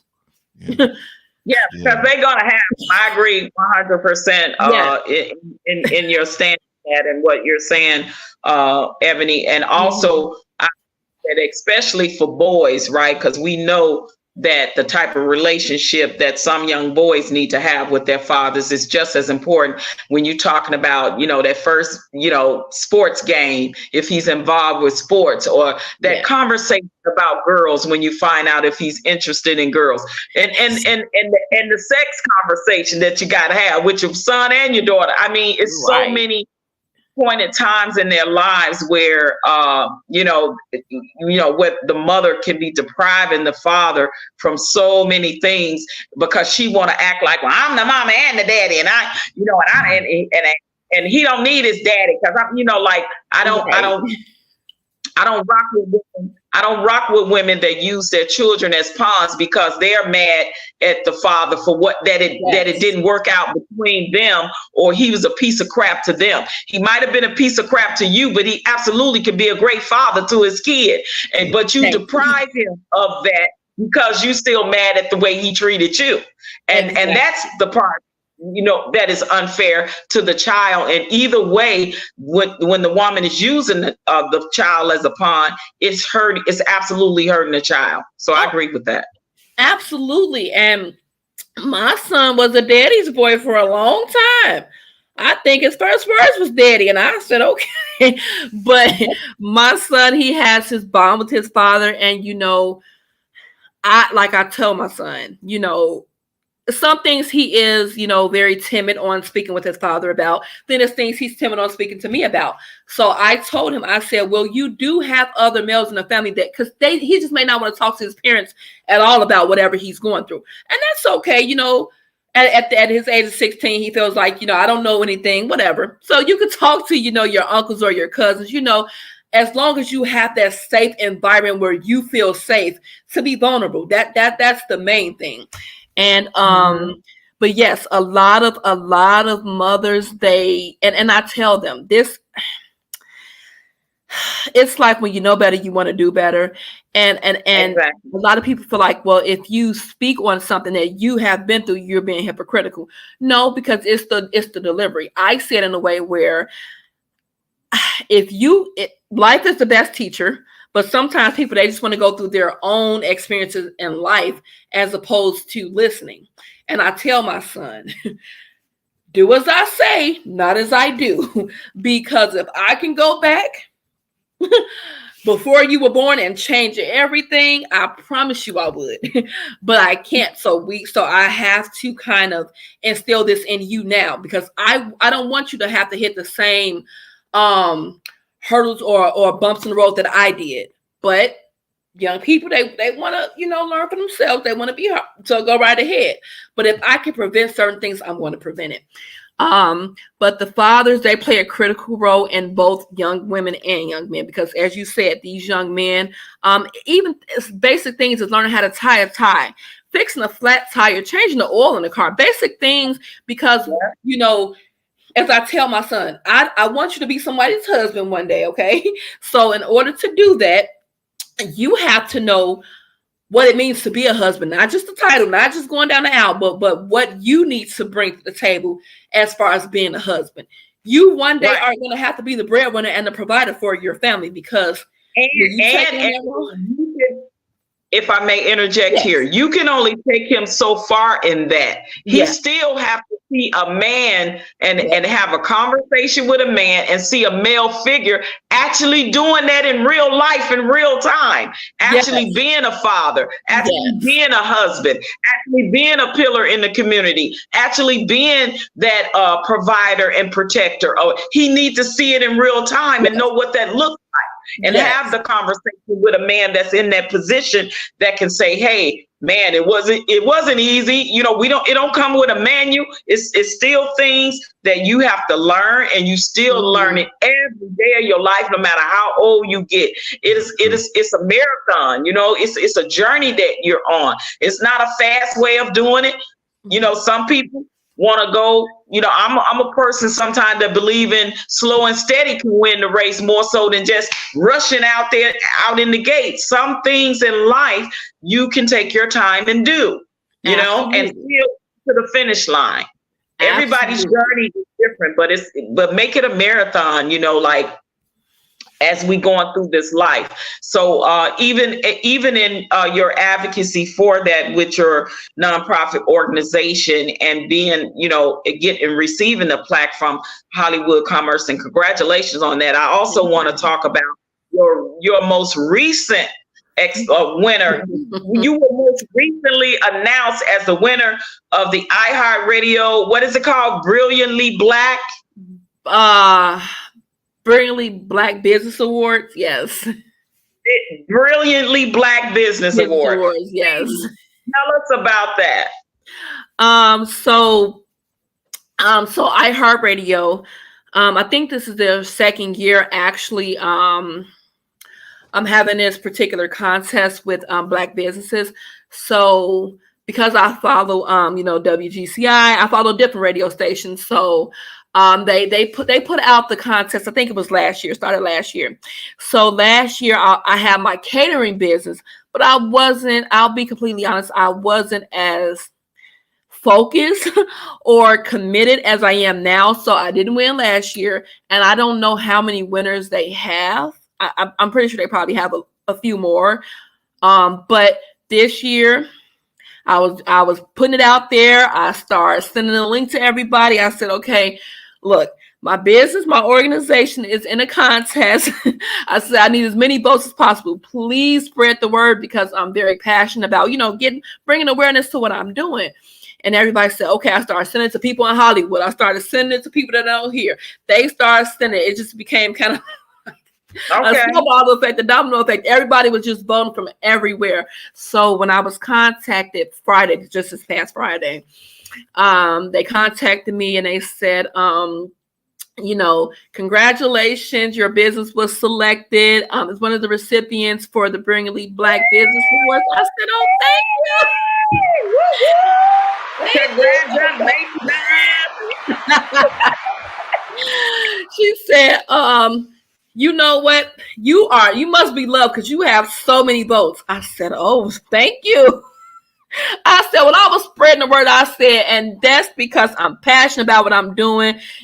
For me, this is a gift that I'm giving back, because you have to have the passion to want to be an advocate, because it's like I feel like in this field, a lot of people feel overworked and underpaid, but it's self-gratifying what I do. If I can change the life of somebody else or give them better quality of life, then I'm going to do that. It's wear and tear, but I love what I do. So, I take it and I just go with it, sleepless days, early mornings, late nights, I do it all. Well, Eboni, I want to be, I'm pretty sure one of many to personally congratulate you on your win. My brother Von Bryant, he's from Chicago too. So when you said GCI, he put it at GCI. So listen, GCI, V103, 95.5, all those radio stations I remember from Chicago. I used to listen to all the time, but I want to be one of the first of many, I'm sure, that have congratulated you. Thank you. Congratulations, and to tell you how proud I am of you, that recipient of that award. And I know you already doing great things. I know you're gonna continue to do great things. And I wish you nothing but all the best in all your future endeavors. You know that when you came to Vegas, when I lived in Vegas, that's where I met your fiance, guys. Yeah, and he seemed to be a very nice young man. And I don't know if you remember, I pulled him over to the side and I was like, you better be good to my goodness. You better be, or you gonna have to come see me. You gotta get back to that. We gotta get back to that. My goodness. I think everybody did that before the wedding, during the wedding, after. And when I say I don't even know what the word no means, what does that mean again? Right. Well, and I am so glad that you saying he's a good man, because that's important, because we need to realize that there are good Black men out here. There are good Black fathers out here. There are good Black role models out here. There are good Black pillars of their communities that are advocates, that are out here doing mentorship. My son Jawan, he's been that way his whole life. He does that. He works in nonprofits. So he works in nonprofits. So he's been in that for years. I'm glad that I instilled that sense of community in him. So there are people out here genuinely boots on the ground, 10 toes down, doing the work like yourself. So I just want you to let you know that I love you and I'm so proud of you. And I've seen you come a long way in your fight. And now you have fought that fight. You are a survivor of so much, and now you're winning, and you're being an advocate and helping others win. And that's what the sense of community is about. So I just commend you for that. Well, I thank you so much. And I'll be the first to say, even when I got married, I had a lot of unresolved issues, right, that I had to deal with. So the accountability came in where I said, okay, what am I doing, or what am I contributing to this marriage in a negative way? Right. When I reflected, because I said, it was many days where I said, God, I don't know. Excuse me, what am I supposed to be doing here? Am I supposed, what do you want me to do here? I don't know if I'm going to go crazy today or what I'm going to do tomorrow. But it took me reflecting, and when I got married, that was my biggest test, because I said, okay, Eboni, you said you do, and you have to do it, right? Because I believe marriage is it's a biblical contract, but it's like a second job. It is really like a second job. Really your first job. Well, yeah, you're right. You are right about that, because I became the nurse, the counselor, the pharmacist. I became everything. The doctor, the lawyer, the NNT. Yeah. I said, wait. You telling it. That's how I go. I said, I stand up for all this. But, it took me really giving him a sincere apology, because. Wait. Yeah. Hold up. Did I just hear this black woman say she gave a black man an apology? Do tell, sis. Yes. You're dreaming, Patrice. It's all a dream, Patrice. Because black women don't apologize, right? You didn't know that, right? I'm pinching myself right now. That's what they say. They say a black woman apologizes, mean that it's the end. Among other dumb stuff, that's what they say as well. All right. They thought the world was coming to an end with Y2K. They say if a woman apologized, the world's getting ready to end. But I think he thought it too. He thought it too, because he was looking like, you apologizing to me? But camera around here, what's going on? Right. But the part of me that knew what I had in front of me, I said, okay, well, this is not your boyfriend. He's not your fiance. He's your husband. Right. You can no longer categorize him when you were dating. You made a vow and a commitment to this man. Why did you marry him in the first place? I had to circle back to all of that. It was a lot of external influences that played a part. I'll be completely honest. And if I knew better, I probably would have saved that $25,000, went on a honeymoon and did a courthouse wedding. If I knew, simple, right? Simple, right? Think about it in retrospect. And this is the thing. And this is the thing. It's not that we don't mind outside influences. It just got to be the right influences. It's got to be the positive influences. It's got to be the positive perspective. It's got to be the healthy influences. It can't be the toxic negative crap. It cannot be when there are outside influences, because of course you want to listen to people that are experienced in marriage or whatever, give you good advice, give you healthy, sound advice that you can, think about, marinate on, sleep on, and say, okay, that's a different perspective. Maybe I can look at it this way. But if somebody in your business in a way where they're trying to run your marriage, run your husband, tell you what to do, what not to do, and it's all negative and toxic, no, you can miss me with that. Absolutely. And that's exactly what it was. And I think for me, and I'll be completely honest, I prayed for God to send me a man that was ready to be a husband, but I didn't ask him to rid all my negative ways and help and mold me to be a wife. So say that again for the people in the back. Say it again for the people in the back. Look, you look so surprised. Don't pitch yourself. And I'm so glad you're being brutally honest. I'm so glad you're saying that, because men need to hear this about women. We not perfect either, and we make mistakes and have flaws. So please say that for the people in the back again. Oh yes, absolutely. Absolutely. I was more so praying for God to send me my husband, and I wasn't asking him to rid my toxic ways and prepare me and mold me to be a wife. So a lot of the things that I did when I was dating, I said, well, Eboni, you're married now. You cannot do those things, right? It's certain people you just have to get rid of. You cannot hang with certain people anymore when you are married. Certain places you cannot go because it's not conducive to your marriage. So I looked at myself and I said, okay, my ideal is to be a wife, but what do I need to change about myself to make my husband feel appreciated? Because I'm talking about, we'll go to the moon and come back with it if I ask him for it. So, I said, I said, but and you needed to fix you. You needed to fix you. To fix me. There you go. I had to fix me because I think a lot of people are ready for the wedding, but they're not ready for the marriage because it comes with the life. Say it again. Say it again. They're not ready for the marriage because when you get in there and you're like, okay, the honeymoon stage is over. Who am I dealing with all day every day? Oh my God. I was like, God, what do you want me to do here?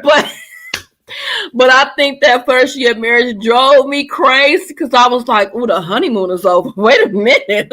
But it was because I was still stuck in my toxic ways because I had a little bit of toxicity to me too. I'll be completely honest. Yeah. I wanted things my way. I wasn't necessarily willing to compromise. I'll be completely honest because when you spoiled me when we was dating, you carried over till we was married and you started telling me no a little bit. And I started telling you no a little bit. And I was like, wait, you ain't never told me no when we was dating. So when you get out telling me no now? He had to set those boundaries. See, people don't realize everything has to have boundaries, even in a marriage. You have to have them. Yes, and but I had to fix me, and I said, every day I want it to be about me, but it's days where he comes home and I know he's out there because he's working to take care of my spoiled behind. So Eboni, you got it, make him feel appreciated. And when I started changing my mindset and plugging it into being a wife, then I said, okay. So, it was a lot of things, things I shouldn't have done. Probably bashed him on social media. I can speak to my own truth. Nobody can talk about my truth better than I can. And now can't nobody say Eboni did this, that, and the other. You're already telling it. Eboni gonna tell it all. And I did do that because once again, we were still looking for that honeymoon stage that phased out a long time ago. Right. And I think when the reality hit, nope, this is marriage. This is what it looks like. You got to work at it. And I was like, I'm coming from working. I'm coming home working. Yeah. They said, baby, marriage, like you said, marriage is like your first job. Because if my household's not taken care of, all it's going to do is going to roll me and it's going to go to work with me. And I can't have it at work with me. Yeah. So it took me fixing me. And I realized that me going, to find somebody else, I know how my husband treated me. So if it was somebody better, I would have married somebody before I met him. You know what I mean? And it's not about changing the partner. Sometimes it's about changing who you are, because all I knew is that, once again, like I said, hurt people. So I could have changed him all day, and then I would have gotten into the next relationship and the pattern would have continued, because I realized at that point I was the problem. Now, let me ask you this, Eboni. As a therapist, did you seek therapy yourself? I did. We went to therapy together. Some things had went on, and he was very oppositional. Some things had transpired before that. I wanted a divorce and everything. We thought we were divorced, found out we wasn't divorced. They never had a divorce decree on file for us. Wow. We went through the procedures and everything. I said, God's just trying to keep us together or something, because we went through the process and everything. Found out we don't even have a divorce decree on file, right? Look at God. I say, God. He said, So we went to therapy and everything. Went to therapy and he didn't want to be vulnerable as a man. He had his guards up. Oh, I'm not gonna talk about this because he just was that manly way of doing things, not wanting to talk. Ego. That's the ego and pride with men. They feel that even in therapy, that if they let go and be vulnerable, somebody's gonna take advantage of them and hurt them. That's it. And they put that pride and ego wall up. And that's why it's really hard to get men in therapy. Really hard. Yes, he went, but it was sometimes I was like, why are we here? We wasting money, we wasting time, we wasting her time. Why are we here? So, and by me being a therapist, I think he felt like I was trying to psychoanalyze him, but that wasn't the thing. But if you know a better way to communicate more effectively, why not apply it? But I learned that a surgeon cannot perform surgery on themselves. So you have to have a neutral party to do it. Girl, you dropping Jim.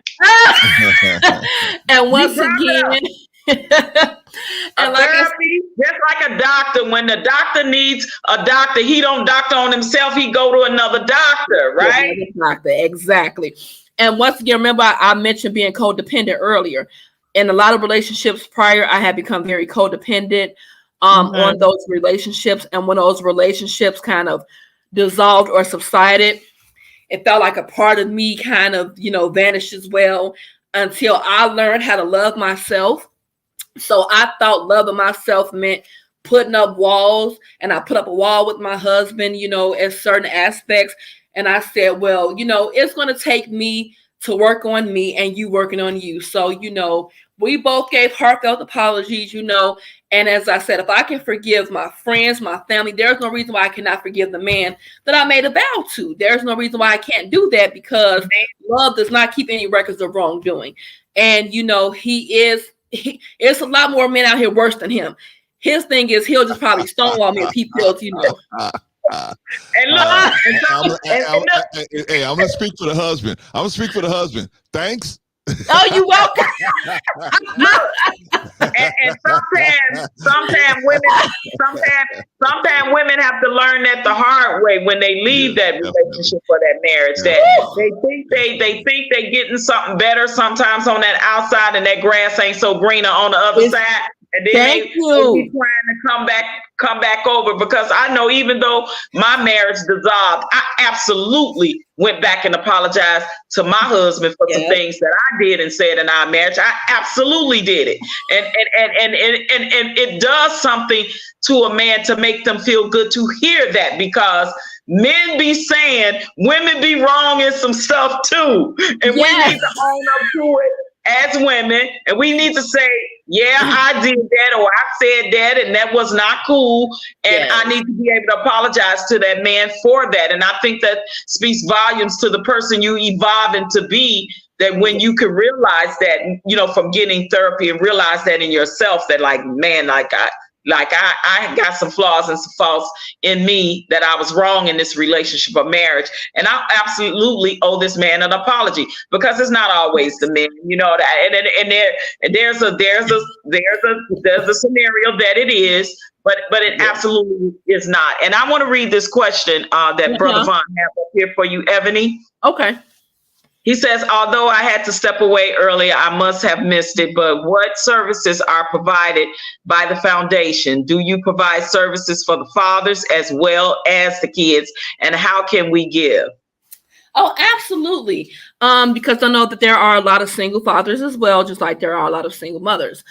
So we also want to have those resources in place. A lot of fathers are struggling with, the aftermath of being single fathers. So we want them to have the same access to the resources as a mother. So we're not biased just to, mothers.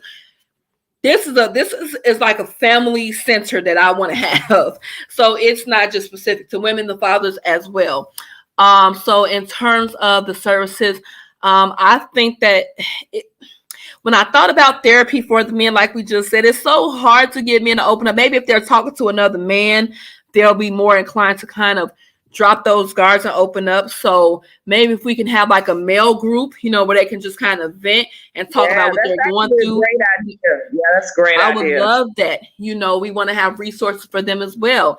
I'm all about, and I learned this in my marriage with my husband, I'm all about, pampering the men also, because, it's a lot of them that go over and beyond. They don't get the recognition that they deserve, but it's a lot of them that go over and beyond the call of duty. They work tirelessly.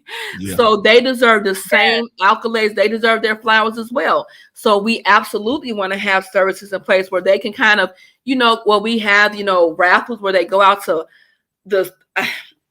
I know it's like a a battle, and I don't know the teams, the sport teams between the Sox and the other teams. So I don't want to speak about rivalries right now. Right, like the Sox and the Cubs, Yeah, or the Bulls, exactly. the Bulls Yeah, and the Pistons, or the Yeah, Bears and the Vikings. Or something. exactly. And they're like, that's not my team, but we want to have sports night for them where we kind of treat them out to sports night and just beers with the guys or whatever they do, and it's all about, this is therapy, right? We want this to be a place where they can let go, feel safe. We want this to be their therapeutic outlet, to come here to know, okay, okay now, because once those incentives, and I think they are called like a rewards program we're going to have, once that is in place, I think it's going to actually kind of bring in a lot more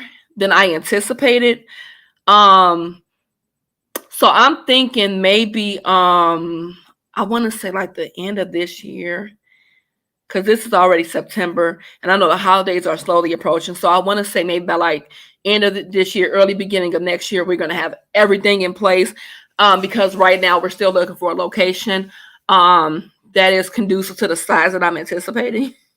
Yeah. So, and I like the idea that I'm seeing more of men actually doing the spa days for themselves too. They're actually like, men are pampering themselves the same way women do, because like with massages and pampering themselves. If they into getting their feet done, pampering themselves by going to the cigar clubs. Nothing like a man, got his drink and his cigar, he with his guys, and they doing their guy thing or whatever that looks like for men to do what they love to do as a way of relaxation, as a way of them letting go and pampering themselves and having that sense of brotherhood with another man, right? Like, can leave the wives at home. The wives can stay at home for the other men, because girls got girls everything. Exactly. We got girl power this, we got girl club this, we got girls tip this, we got grown and sexy that, we got girls, right? And it's not a larger avenue for men, and men are, and I'm talking good men that are fathers and husbands in that way, that they are definitely are deserving of these things. Yes, absolutely. Absolutely. And I think that the biggest thing is that men can sometimes feed off of men, just like women can feed off of women. When you have a positive reinforcement or a positive, person that you're connected to or that you have access to, I want that to kind of be the thing where we can kind of adopt positive traits and positive behaviors, right? And where we can kind of just get rid of the toxic way of being, because it has to be a better way. And that's my biggest thing. It has to be a better way. There's 24 hours in a day. There's no way that 24 hours should be consisted of toxicity. Just kind of, it has to be a better way. And that's my biggest thing. Like, oh my God, we only have one chance at life. We are not coming back once we leave. And it's like, you have to make the most of it, But yes, that's my biggest thing. And I mean, the way he can give, I am actually going to, I have my Zelle account. I don't know if it's linked to my website, but is there a way that they can? I was going to say, you could give me that information, and I can make sure that I let them know, and I'll post it. We post it or put something up that we can absolutely, help and support and give to the cause. I thank you so much. I've had celebrities give me shout outs. I heard about Cedric the Entertainer giving you a shout out on the radio. Congratulations on that shout out. Thank you. Absolutely. Kelly Price did. I told you, Danny Boy, he gave me a shout out on my food. I was in his restaurant. Listen, I know Danny Boy from Chicago from way back, and of course from Death Row Records and all of that. But I saw, and I follow him on Instagram. But I met, Danny used to live in Vegas at the same time I did, so we was always cool and hanging around in the same type of entertainment. And then I saw him on Instagram one day. He was hyping up your catering company. He was eating your macaroni and cheese, and I was like, "That's my niece." Yes, thank you, Sugar. Yes, he was. That's why your husband stayed, among other reasons. Yes. Oh, See, She can cook. let me tell y'all something, man. Y'all don't understand the power of being able to be a good cook. Y'all don't understand that power. That is almost as powerful as your femininity itself. But that you cook good, man, I'm telling you, a good meal could just kill an argument, right? I mean, just kill it. Bam, right? You know what I mean? You come put that fried chicken on the table or that fish or whatever he like, and it's set up nice and everything. You know, see if ain't no man. I don't care how much of a fool he is. He ain't that much of a fool to sit there and argue and watch the good food that you just prepared for him. He ain't gonna let that go. He's not gonna do that. He's not gonna do that. He ain't going nowhere. He could be mad at you and may need to walk out the door and get some air or take a drive, but he gonna take that plate with him. Take his plate with him, right? He ain't going nowhere. He coming right back. Listen,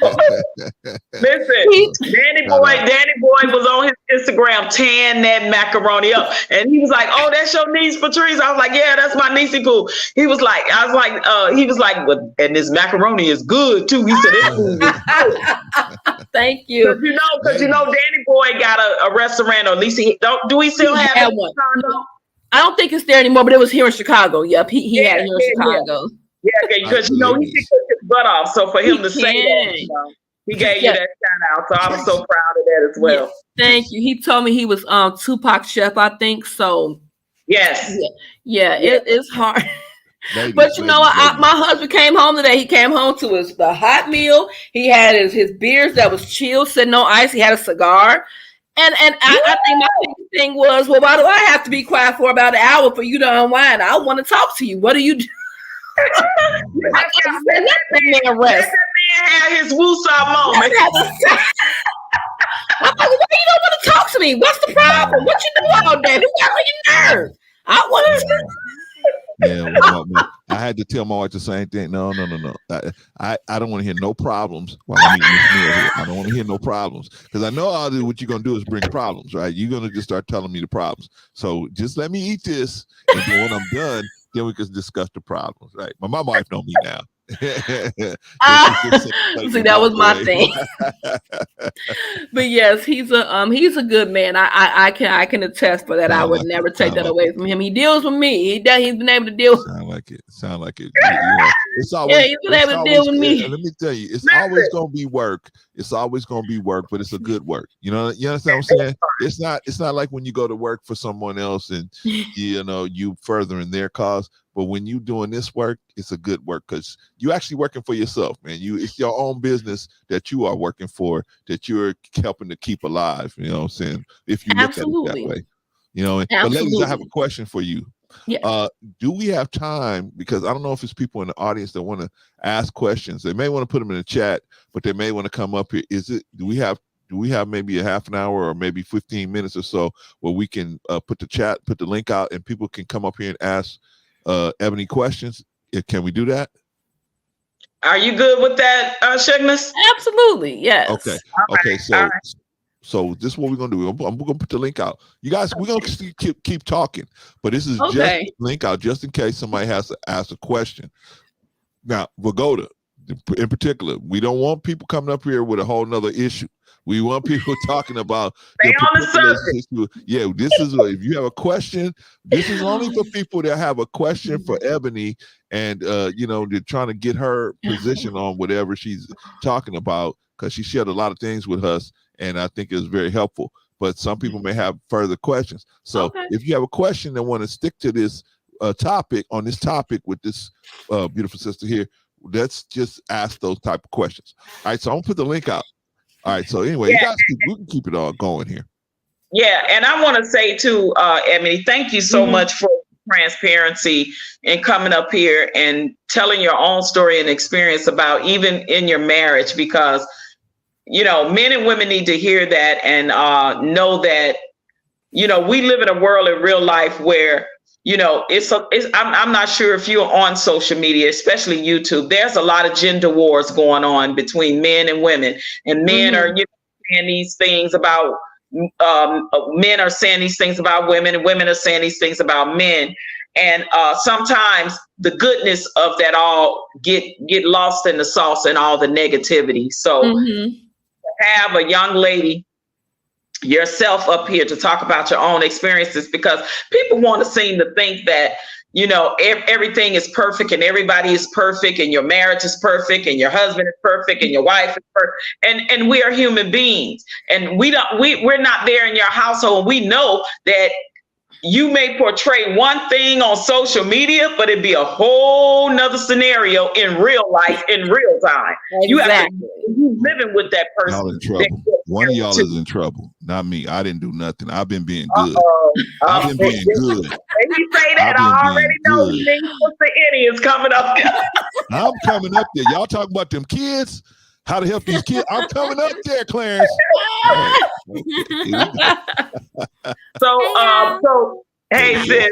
So let me finish this. I could finish telling her this. Thank you for your transparency as a young lady. Absolutely. Coming up here, telling your experience, even in owning up to your own mistakes, your own, saying what you had to change about yourself, and you had therapy and learn to be a better wife. Because listen, just like parents, being a better wife don't come with a manual either. You're not automatically acquiescing to being a perfect wife just because you get married. So thank you so much for coming up here and being transparent and telling your story. I just want to say that.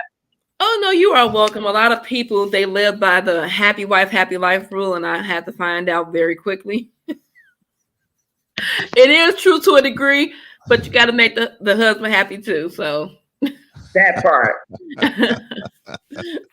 Okay. There we go.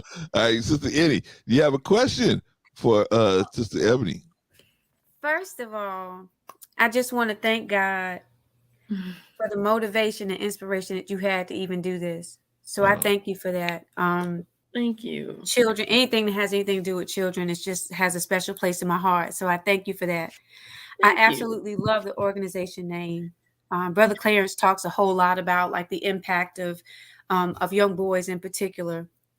And we take for granted, and we make this assumption that just because someone has a child that they automatically know the responsibility and have the nurturing within them to be able to take care of the child. But sometimes we need people to intercede and step in to help the way that they can. So I just applaud and appreciate and thank God for your heart.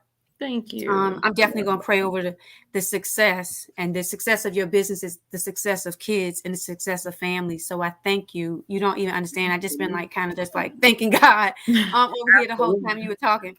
I wanted to ask you, maybe it's one or two questions about something that you had mentioned. You had said something earlier about, I think like always victim Testing, mentality. I'm so always a victim mentality. Oh yeah. Yeah. Do you ever see or witness like where people are always taking the responsibility of things that they're not responsible for too? Like, is that just as detrimental or just as heavy in a relationship, any type of relationship? Yes. And a lot of those situations have been in more domestic relationships, where the victim, they take the blame, although they're not to blame, but in order to kind of keep the peace or to not rock the boat, they absolutely, they take blame that they are not even accountable for. And even in just general situations, sometimes people, they just apologize because they know that. I'm sorry. Okay. No, I'm sorry. Even in different scenarios, I've seen people, and it's because in their mind, it's almost like they don't want to create any bad energy, or they don't want to be,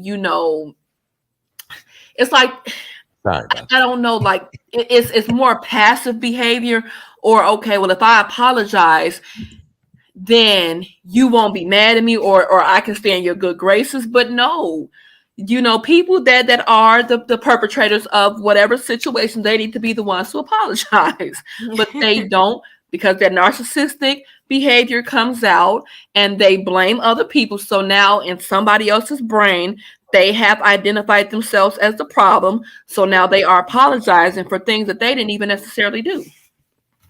Okay. And y'all hear the therapist using the N word, right? And I ain't talking about ninja. I'm talking about narcissistic. Y'all hear the therapist using that word. Yes. And another thing I wanted to ask was, first of all, thank you for answering that. You welcome. I had heard one time before that, like in some corporate settings, and I know that there's some schools that look at like having like an hour of yoga or an hour of meditation, or what do they call, like those mindless pods or something, I think they have. Within your organization, do you see that as being something that you because I think I heard you mention the word mindless or mindfulness or something like that, but is that something that you would want for your organization, something where you could kind of like allocate a certain amount of time or places that people could go to have that isolated time to themselves? Oh, absolutely. When I was a substance abuse counselor, we actually had yoga there as well. So we had trauma. We had a trauma session. We had yoga. We had a lot of art therapy. So yep, yoga is absolutely something that I will be incorporating. Yep. Okay. And then I have one more question. No problem. So, and this is just a situation that kind of is recent, or that I'm aware of. There was a scenario, and I'm just curious of how, in this particular scenario, how you think a parent would or should handle something in this situation. One student a little boy pulled a little girl's hair and pulled the hair out of her head. So now there's like a bald spot in the back of her head. He did it on the bus. They took him off that bus, so he's on another bus. Okay. His family, his sisters that are also in elementary school, they all have kind of behavioral issues, right? So now the parent of the child whose hair was pulled is kind of disgusted with the school system. Okay. Now I know, because it's like, what you don't want to have happen is, so this is a scenario, but it's kind of bigger. So it's something in general. Okay.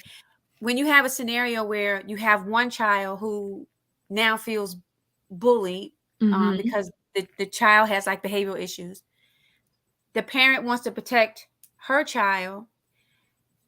The extreme of how she wants to protect her child, which is definitely valid, may now make challenges for the parent that has the 3 kids that have these behavioral issues. So it's kind of like, you know that there's some need for these kids. There's no way that these 3 children have behavioral issues without some stem from somewhere. So you have empathy for that family. I first of all, my hat goes off to counselors and schools, because I don't know how y'all just kind of mold this stuff together. But how do you help one family or make sure you protect one family? Because you don't want this child is feeling bullied to be in a place where she could potentially be bullied, where she starts feeling bad about herself or she gets harmed at school. But you also want to be empathetic to this other family. Like, how do you sometimes combat issues where you're trying to help 2 different dynamics, but helping one could maybe potentially make it very challenging for the other side? Okay. So for me, from my perspective, parenting starts at home. So, with the parent that has the 3 children, with the behavioral issues, I believe that, not as just a precaution for the school, because kids can lash out at home on their parents as well when they have behavioral issues. So I would say that they need to first start off by, not being in denial and being very realistic that their child has these issues, and, get them diagnosed by a doctor, get them evaluated by a professional, because one thing you don't want to do, and I know different states and there's different rules, but to a degree, they become liable for what their child is doing, right? So you have to, as a parent, Say that again for the people in the back. Say that part right there. They become very liable for what their child is doing. So your child becomes a liability for the school, right? So you have to be a parent and take them to a professional. The medical doctor can only do so much, because when it comes down to assessing behavioral issues, now we're talking about a psychologist or a therapist that has to kind of intervene, because that's their area of specialty. So now they have to kind of look at the symptoms. Okay, well, what are the symptoms are they presenting with? Okay, how long have these symptoms been ongoing? Is it mild, moderate, is it severe? So they're going to look at the bigger picture of everything, and they will assess them accordingly. Now, kids, it's kind of like, you can, but you can't like trust them to take their medication or be compliant. And a lot of times it does come with, family education. It comes with coping skills. It teaches the family how to deal with these behaviors. And a lot of times in our community, it's being in denial that it's actually what it is. So I would say that the school needs to absolutely enforce that the mother, takes the child to get tested, gets properly assessed by a professional, and they need to bring some type of documentation that they did that, because without that, then that school becomes liable, because no child should have to fear going to school, learning, and being bullied by anyone. And the parent has to step up and do what they have to do, because that mother is, as you said, well within her rights to want to protect her child. Because if I send my child to school, I need to know that you guys are, making sure that my child is safe here. And if it does require, that other child being, I don't want to say put out of school, but if you have to kind of, enforce something where that mother has to step up, or even, I know there's clinical psychologists that partner with schools or work there, but it's only so much that they can do within that school system. That's why I say it starts at home first. You have to make sure that you know what's going on with your child, because God forbid that they have a behavior at home and now they are harming you, or they're doing something to you when you are asleep, so it's a precaution for everyone. Okay, thank you. You're welcome. I'm sorry if I was long-winded, but yes. No, that was actually really good. That was really good. Thank you. I didn't want to cut across Vaughn. I know he was doing his check 1 2 1 2s. Are you able to speak, Vaughn? Oh, hey, Vaughn. Yes, I am. Yeah, you know what? I'm sorry about that. I didn't realize that I wasn't on mute.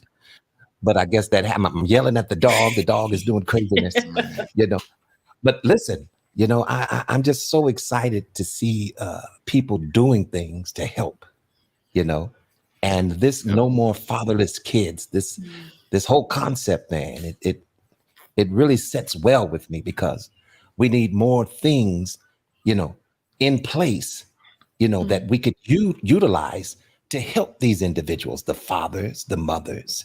Yeah. You see what I'm saying? The children, and that's what it's all about, is the family, right? And if we can just get together and figure out how to bring that unit back together, I think that's a very good cause. Thank you. Eboni, can I call you Eboni? Absolutely, yes. All right, Eboni. Well, listen, you have a beautiful spirit.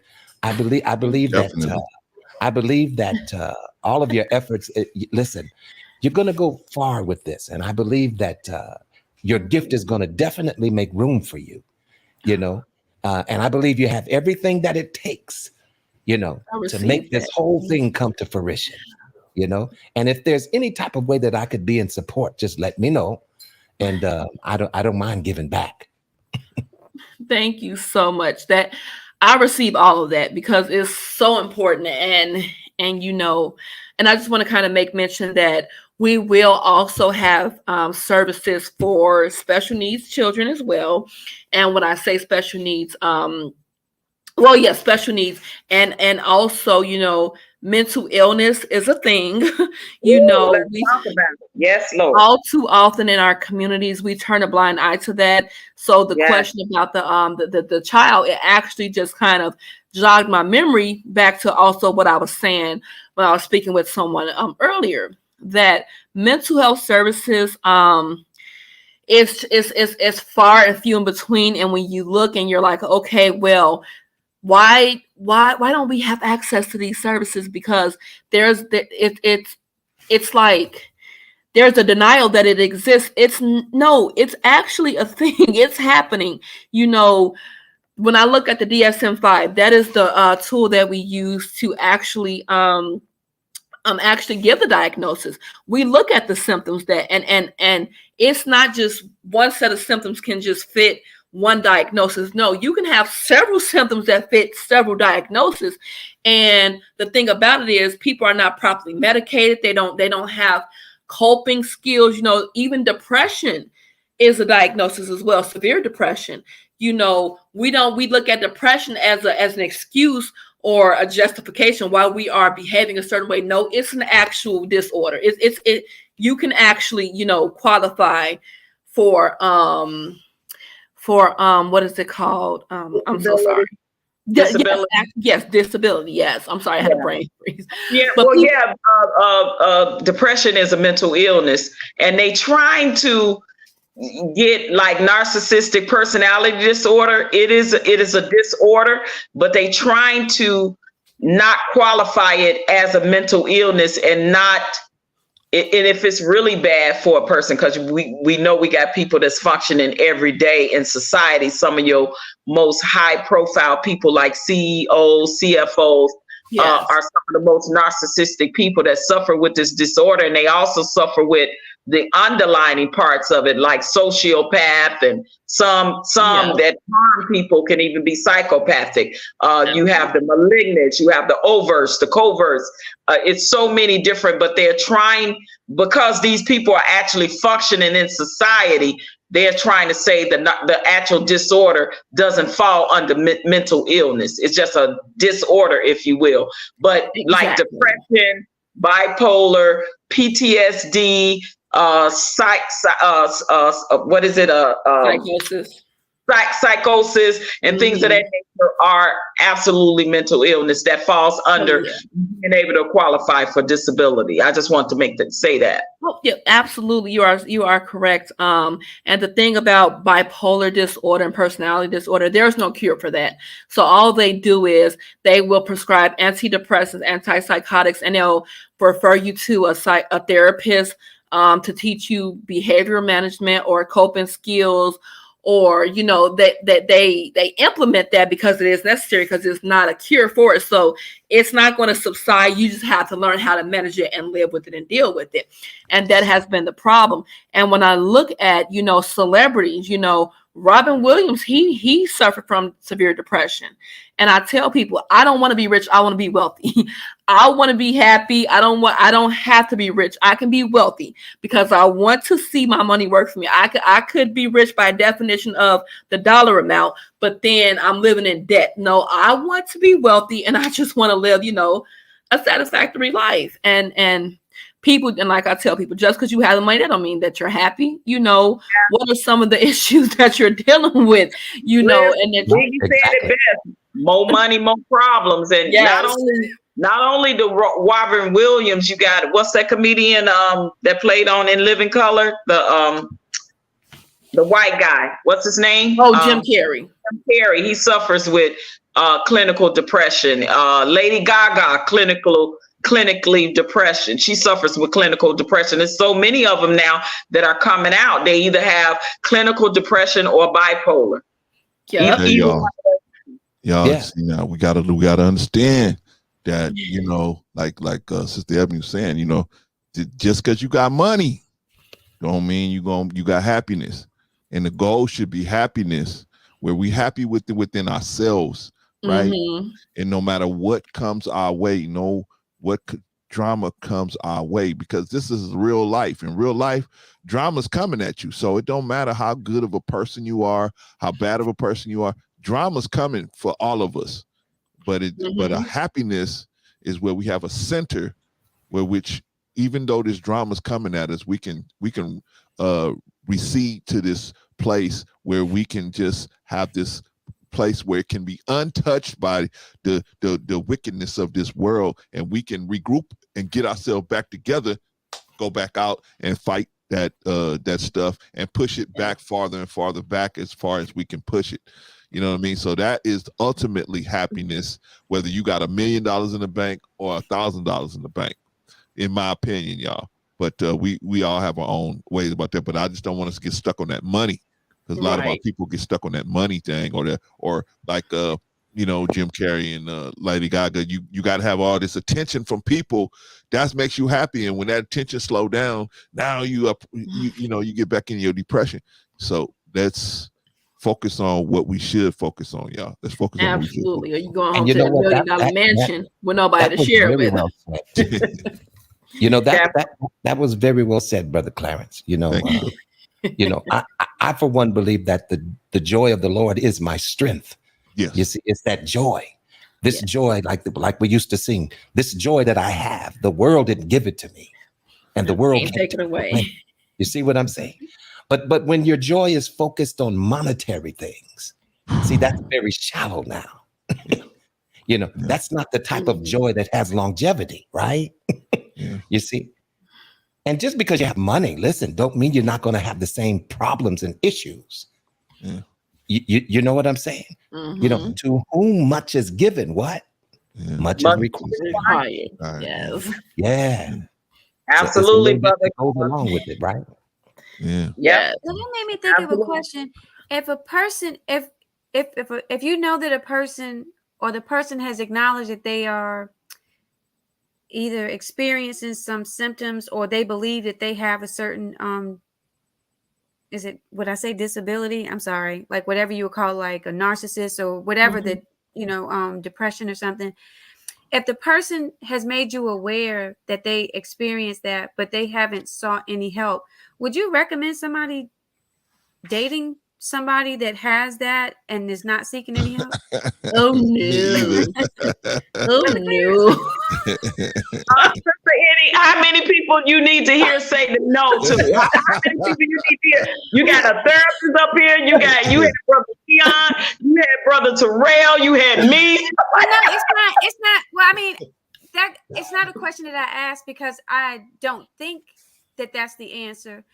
What I'm also not blind to is that people sometimes, everybody that knows that they may have some issues, don't necessarily go get some help. And sometimes it's someone that helps nudge somebody, right? So not even just I'm not even just talking about in an intimate relationship. That's just where my question was. You have people in your family, you have people at your job that you see that are exhibiting certain behaviors, and you got to work with them, right? You got to still talk to them, or so like how invested should one be when the other person is not even willing? I mean, because like it's easy to just say, oh, don't date somebody, right? That's easy. We interact with other people. We could be on this panel and one of y'all think that I'm kind of a narcissist, and they're like, hey, when she gonna realize that situation or something, right? But we still talk. You're right. But sometimes it's not always easy like this. And I don't want to make this morbid, but there was a classmate of mine that I found out a year ago that took his life. And the way he took his life was very, very, it was very gruesome, right? And a lot of people from my school, they kept saying they were like, because he had, I think, 3 children and his wife, and I think that like when you do that, you may not get benefits or something. But they were all like, oh, why didn't he get his stuff in order? Why would he do that? If he's going to leave his wife behind and his kids with all of this. I'm saying to myself, do you think a man that just took his life like that was really thinking rationally like that? Like, that's not what his thought was, So it's like sometimes we have friends that may be exhibiting certain behavior, and we don't really know how to talk to them, and we don't want to like just completely cut ties. We want to still be there and help them. And even though they may reject it, like it's not as always easy as just saying walk away, throw your hands up, So that's the only reason I asked that question. No, and to that, I will say that I have seen certain situations. A lot of times why I have found, or what I've kind of, just kind of learned in my practice, people don't seek out therapy because once again, they feel stigmatized, or they feel like, okay, I have a problem. If I go to therapy, if I go to a shrink, someone is telling me about myself. So Now I'm beginning to identify as a problem. And when that happens, they tend to fear, scrutiny from their family, friends, colleagues, whomever. If they come to the realization, okay, I need to go to therapy, something in them begins to, it's like a prideful thing. Pride is something else. and that kind of goes back to what we were saying earlier, where therapy is not advocated for in our community as much as it needs to be. And because of that, we suppress depression. We don't acknowledge it for what it is. We feel like, okay, well, I can fight this demon off. No, you can't, because when those delusions start setting in and you start responding to auditory hallucinations and auditory commands telling you to do this or do that, then that's when the realization becomes, okay, and it's people around you. And then they say, okay, well, how did I recognize that this person was depressed? You can tell when people withdraw, when they kind of alienate themselves, when they are not the same. There's certain symptoms that you can look out for. Absolutely, behaviors. And a lot of times people, because once again, oh, well, she's just going through something, she'll get out of it, but you don't know how deep it is, and you don't know because you haven't asked, so they don't address it for what it is. They turn a blind eye to it, or they often say that depression is a justification while people are not performing, to their maximum or whatever. But depression is absolutely real, and when we look at depression, it comes in so many forms. People, and that goes back to what I was saying about money. People think, okay, if I have more money, I'll be happy. No, because do you have peace? Do you have internal peace within you? Because peace also plays a part. When people are dealing with demons, when they are dealing with, not having peace, when they're dealing with toxicity all day, all of that starts eating away at you. You become like, you start becoming who you think you are when your delusions start talking to you. And I will say that I went through, a minor depression, but because I'm aware of it and I know what to do with it, I don't allow myself to become depressed. But I know when it starts to set in what I need to do. And I'm not above saying I need to talk to someone. I don't allow anyone around me to make me feel less than because I'm reaching out to my therapist or my counselor or my best friend. And another thing is because a lot of times people don't have someone that they trust to tell what's going on with them. Sometimes you just leave them a listening ear. I don't always need someone to have a rebuttal for what I'm saying. Just allow me to vent. Exactly. Just so. Thank you again. Thank you for being so honest with that, because sometimes the therapists need a therapist. It's okay. Absolutely. They tell you. We're all human. You know what I mean? We are all human beings.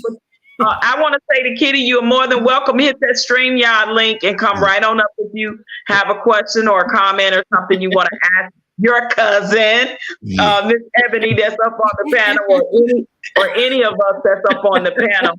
And it's a family. Let's read the answer Pagoda's question, please. What's that? At what age was it at where her son told her he wanted to be a producer, and did she talk to him about why, and did she know if he was serious about it? My son, he was at the age of maybe 14, and I know that he's so passionate about it because his dad is involved, and like, he's not a music producer. He does his own thing with music, right? So he's not like anyone famous or anything. But my son, he idolizes what his father does. My son, he loves movies. He loves Medea plays. He loves everything. So when I'm talking to him and I just hear where I see what he's fixated on, right? I just kind of see what he's consistently speaking about. He talks about being a movie producer. He wants to be behind the scenes. He likes a lot of he it's like he's imaginative. He knows how to look at things and say, okay, oh, I would love to kind of direct that. I would love to have something to do with that. So when we were talking, now to that, he has changed his mind 3 times. So I had to ask him. First, you wanted to be a producer, then you want to be a chef. Then you wanted to work on cars. We narrowed it down this year. He's 16. He had no choice but to narrow it down because he's getting ready to go to college. And I got to start working on his college application. So I said, okay, now look, son, we got to narrow this down because when I put my name on that FAFSA form, okay, you kind of know what you want to do. So yes, he was very adamant about it. And my son, he is wise beyond his years, and he told me certain things, and I said, okay, all right. Where you get that from? He's like, Mom, but Eb, the thing about it is when they young like that, they still got all the time in the world, and they gonna change their mind. One week they want to be the doctor, the next week they want to be a lawyer, the next week they want to be the Indian chief. And what you gotta do is just kind of guide them through that process, and they will find their way. They will find their niche. They will find whatever it is that they are good at, and then they'll start sticking to that particular thing. And whatever his endeavors is and he want to do, just be that support system, and then that guidance to guide you through in that. So that's all I want to say. And I want to welcome Miss Kitty up on the panel. Hey, I ain't seen you in so long, Kitty. How are you? Hello, cousin. Girl, you are looking just like your mother. I'm about to cry up here. Oh my God, Kitty. Listen, this is my mother. Okay. Absolutely. I'm enjoying this stream. This is a beautiful stream. I am enjoying it because, y'all are touching on some things that a lot of people don't talk about. They don't necessarily have a situation or a platform that they can talk about it on. You know what I mean? So I'm enjoying it a lot. And I have several questions. This is what we do over here. I want you to know, Kitty. And thank you so much for coming up, you guys. This is actually Ebony's actual blood cousin. And I've been knowing Kitty just as long as I've been knowing Ebony for over 30 plus years. So she's family too. She's family as well. Yeah. Patrice. What? Your cousin got some questions. Can we let your cousin ask some questions? And I'm gonna let her ask. I'm just so excited to see her because I haven't seen her in so long.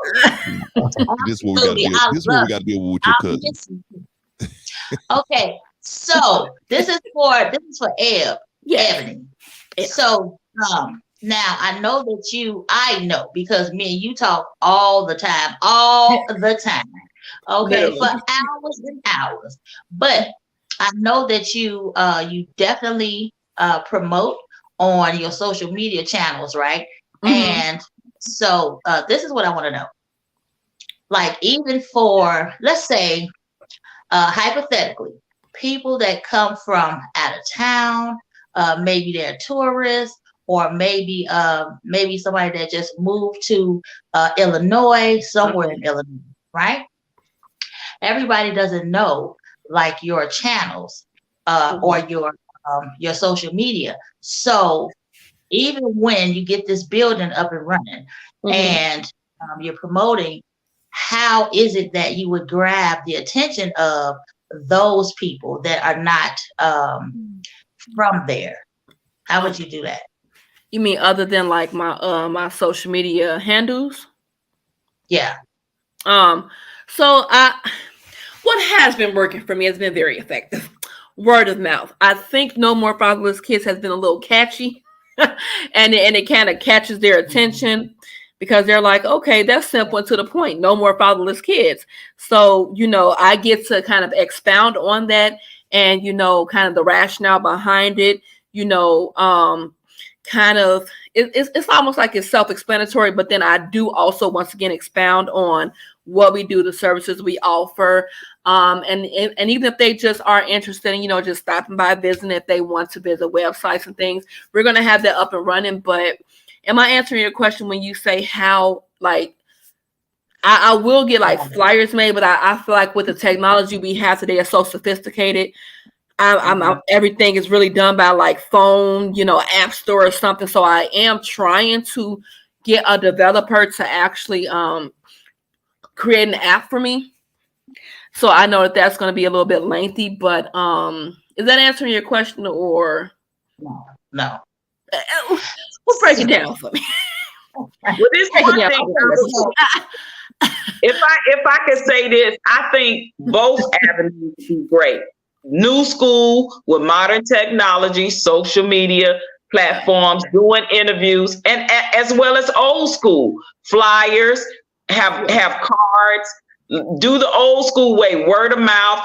Put the flyers in businesses and things of that. That's kind of the way we did it, the old school way before modern technology and social media came out.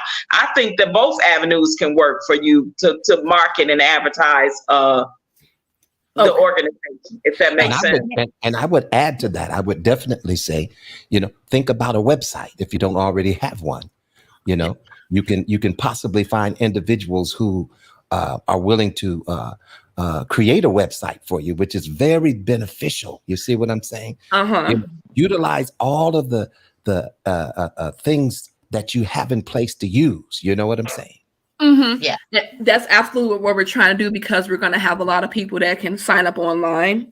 So the individual that's actually going to start the website, I feel like right now we are at a place where we can kind of plug in so much to the website now, because we have a lot right now, and when I say a lot, I have, which is going to be my second award.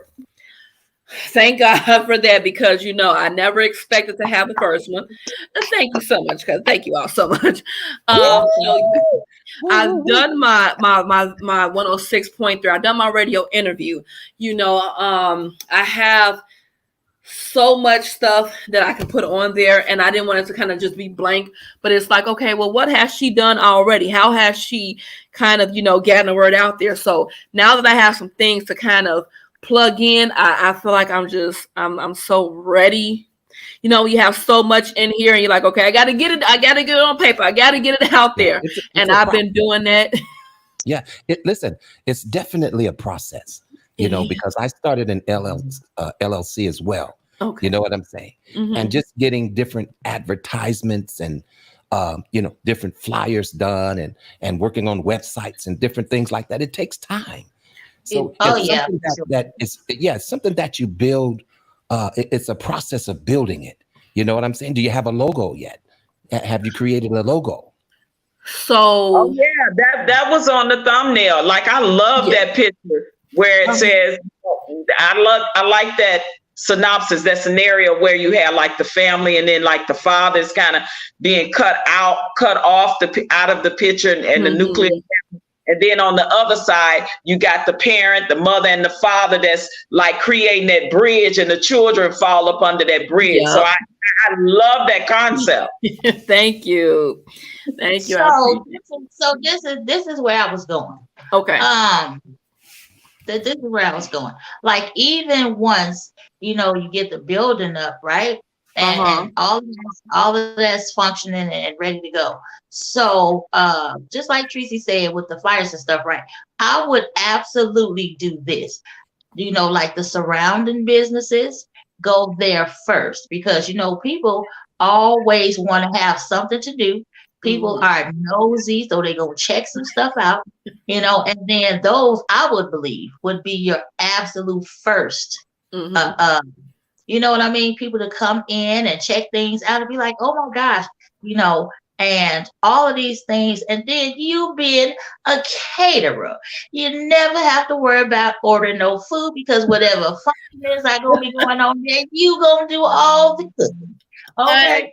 So you definitely going to be hands-on with this. Yeah. So it's a beautiful thing. It's going to help so many people. It's going to create so many resources, for people, because you are already in that business. It's going to create so many resources, and you definitely want as much buzz as possible, before the people on social media start coming out. It's going to be some chat. They're going to be sending messages and stuff back and forth, but they're not going to come out immediately. They're going to come, but not immediately. These people in the surrounding area of that business, they are definitely going to come in. Okay. Oh yeah, absolutely. So with this with the iHeartRadio thing, I think so it's $1 million in advertisement, right? So I think there's different winners. I don't know how many. I can't even remember what she said, but I think I get $10,000 in promotion. Oh, So nice. I have to find a home station to promote on, but then they're gonna promote it across the different stations. And I think the what is the it's a name. I'm so sorry. I'm having a brain problem right now, but it's a organization that's also going to be working with me also on my business. So I'm just like, oh my God. And I just signed up to become a contractor with the federal government. So that means I can get federal grants now because I have my unique numbers. So it's it's still so surreal. I can't even believe I'm up here talking about it. I can't believe I'm going there in 2 weeks to talk about it. I'm going there. And it's been a journey. Like I said, it was just a thought in my mind at one point. Next thing I know, I was just, it's become what it is now. So. And like Brother Clarence said, it's gonna take time, but it's a process. But you got to help. Winning this contest is great exposure to start the marketing process. If they putting that type of funding behind you with marketing and advertisement, then that's huge in and of itself. And then you have your own social media platforms, and you can ask friends and family to share your the advertisement for fathers, like what we do over here on this channel. Last year, for the first time, we actually gave and raised money to help kids, right? When we end up buying book bags and a computer. We did a raffle for the child, whatever person won. The computer goes to a child. We raised so much money for book bags and with school supplies to help children. And I think we raised over $3,000 just on this platform alone. So 3,400. 3,100. Yeah. Oh, was it 31? And that was just the first time. Having the Let's Talk the Better Black Life family, to come on board to help with your endeavor with fatherless kids where we can. Me personally, I will do that. I'm saying it openly that I'm definitely going to help and commend in any way that I can. And I can't wait for you to get your brick and mortar. I want to be there to support. I want to be there for your grand opening because I miss so much other stuff in your celebration. I saw it online. I was like, I can't be there. So when you came to Vegas, it was so good for me to see you in person and to hug you and tell you how proud I am and watch you grow and do all the things you do. But Let's Talk the Better Black Life could definitely help in any way we can with the fatherless kids. We absolutely will do that. Oh, thank you all so much. Yeah, we know how to raise money over here. Definitely. Vaughn definitely knows how to raise. Listen, Ebony, have a knack for if that. you really want to raise money, see that dude down there with the glasses on? That's the dude you need to call and have him come over there and help you, man. That dude will get you that money. He's a Chicago homeboy. He's a Chicago homeboy too. He would definitely get you that money.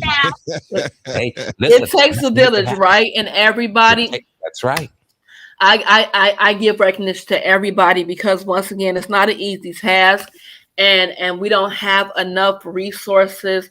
We don't have enough, and we're gonna also offer mental health services as well. So we don't have enough of that in place. So I feel like this maybe other places will start to kind of not try to duplicate me or replicate me, but they might try to kind of, okay, well, that's a good idea when they see that it thrives because it's necessary. And I'm trying to make this a worldwide thing, not just a local thing, because, you don't know who needs it or who can find out, okay, well, her business is really thriving. And I think that's kind of where I'm going with everything now. And once I can relate to them and let them know I did. You know where I came from? You know where I start? Nothing. I know my story exactly. I have a story to tell now. But I was passionate about doing what I'm doing right now. So no, I love it. I once again, You guys just don't know. I have been dealing with so much in my personal life, but I asked God to keep me busy and keep me focused. And this is the first weekend where I've actually had not even off, because they call me in because I'm on call. But you see, I schedule my time away because they know that I have a lot going on. So I stay busy, because when I stay busy, I don't have time for the foolishness, right? I don't want to get distracted. I don't want to get sidetracked. I want to stay focused on what it is I'm doing. And all it's going to take is just one thing to kind of discourage me, and then here I go. So it's been so great. And I am going to go live on the 28th. That's when the iHeartRadio luncheon is. I will be going live because I think I have to speak there as well. I have to speak there as well.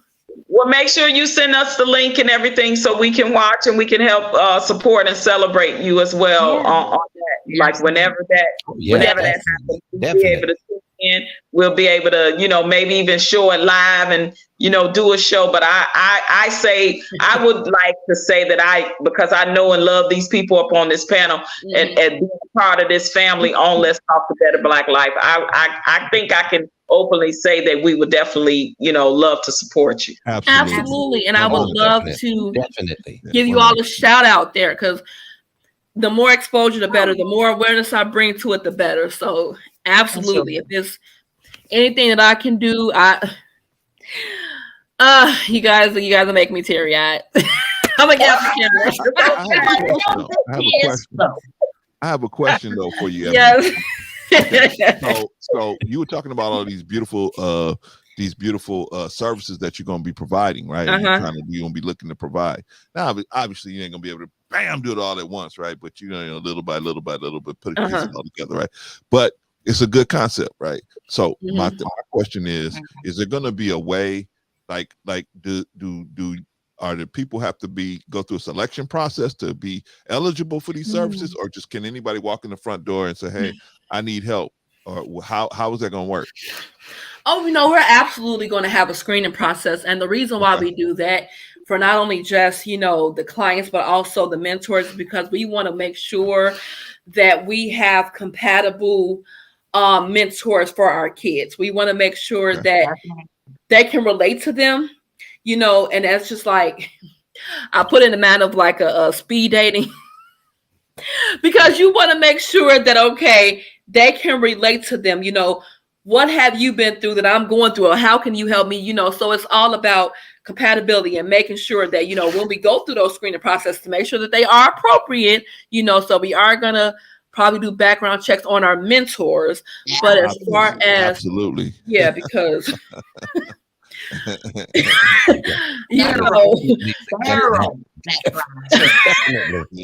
Please. Okay, so you understand where I'm coming from. Okay. We got it. No, we got it. I'm in California. Me and Vonna in California. We know. Okay. You got to take a look at everybody.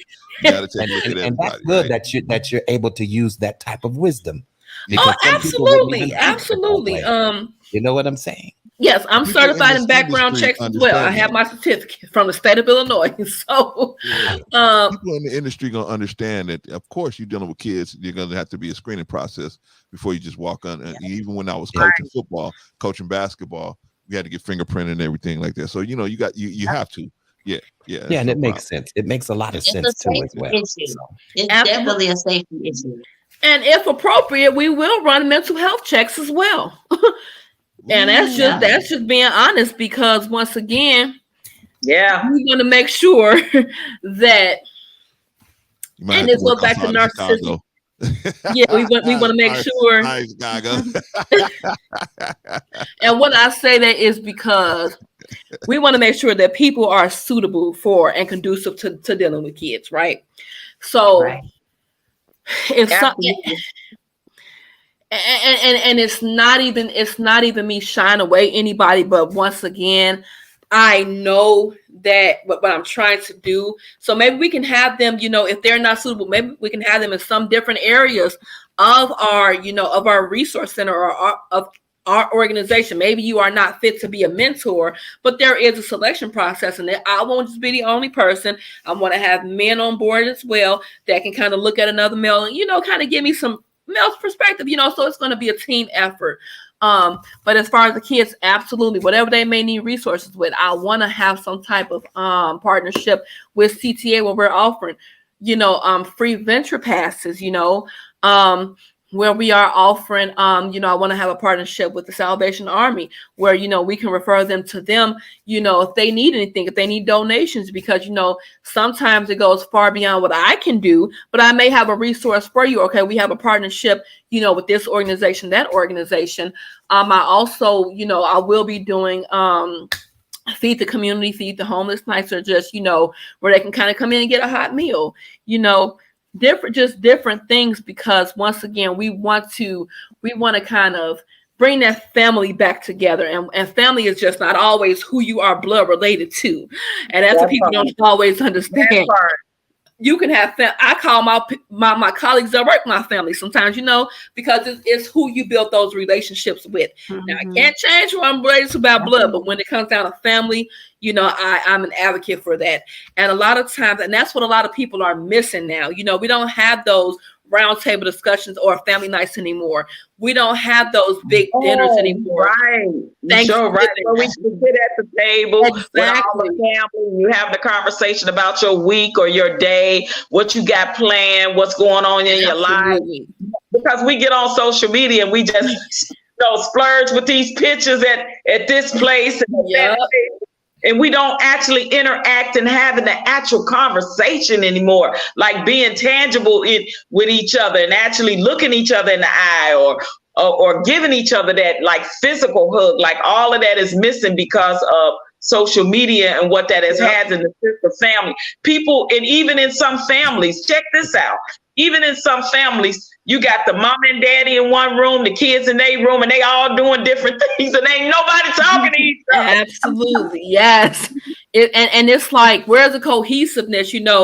That bond. Who is the glue in the family now that keeps the family together?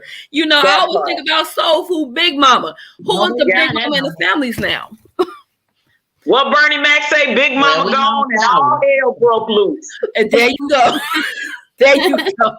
And it's so necessary. I also want my group to have, facilitators where they can speak to the young ladies, because in the world we're living in, we're just going to be honest, these young people, they are very sexually active. So we want to have them, facilitate those groups just to kind of, bring awareness to it, as much as we want to. We cannot watch our child 24/7, And I want to give him the freedom, and I want him to use his gift of discernment, and I want him to have good judgment to know how to make, a good judgment call, because I'm not going to always be here. So, I want to have those groups because it's so important, because we do see a lot of teen pregnancy. We do see a lot of, and that's just across the board. It's just really what it is. We do see a lot of situations where kids cannot talk to their parents, so we want them to have that safe place. It's so important because, as I said, this trickles over into adulthood. A lot of relationship problems come from unresolved childhood problems. Not knowing how to effectively communicate. Habitual cheating. What do we see? The patterns that our parents go through, relationship after relationship. Domestic violence is a big issue as well. Yes, absolutely. And like I tell my son, your father, that's his job, is to teach you how to be a man.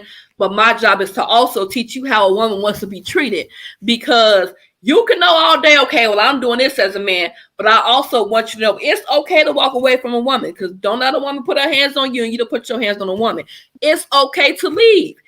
You do not have to. It's not a dire need to be accepted or in a relationship. And that's the age that my son is at right now, 16. He has all these questions because he's at that age where, he's kind of ready for a girlfriend.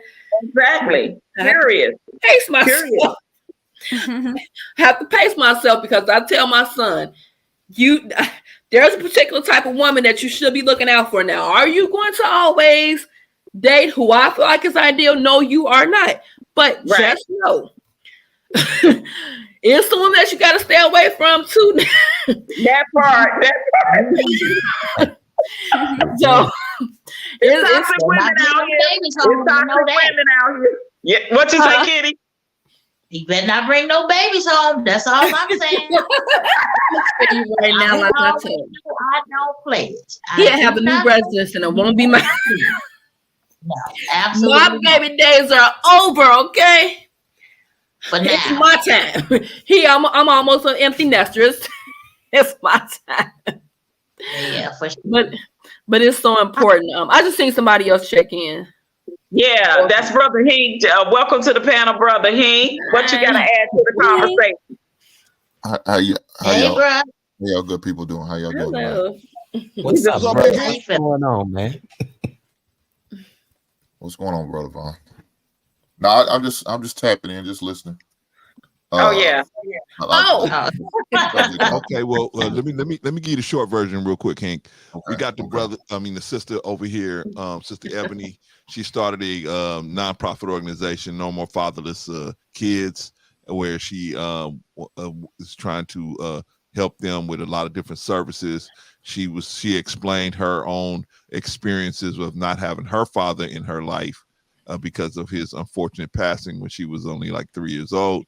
So therefore, she talked about the changes and twists and turns her life went into, just dealing with the fact that not having come to grips with until she was actually an adult, her father passed, her father's not being there.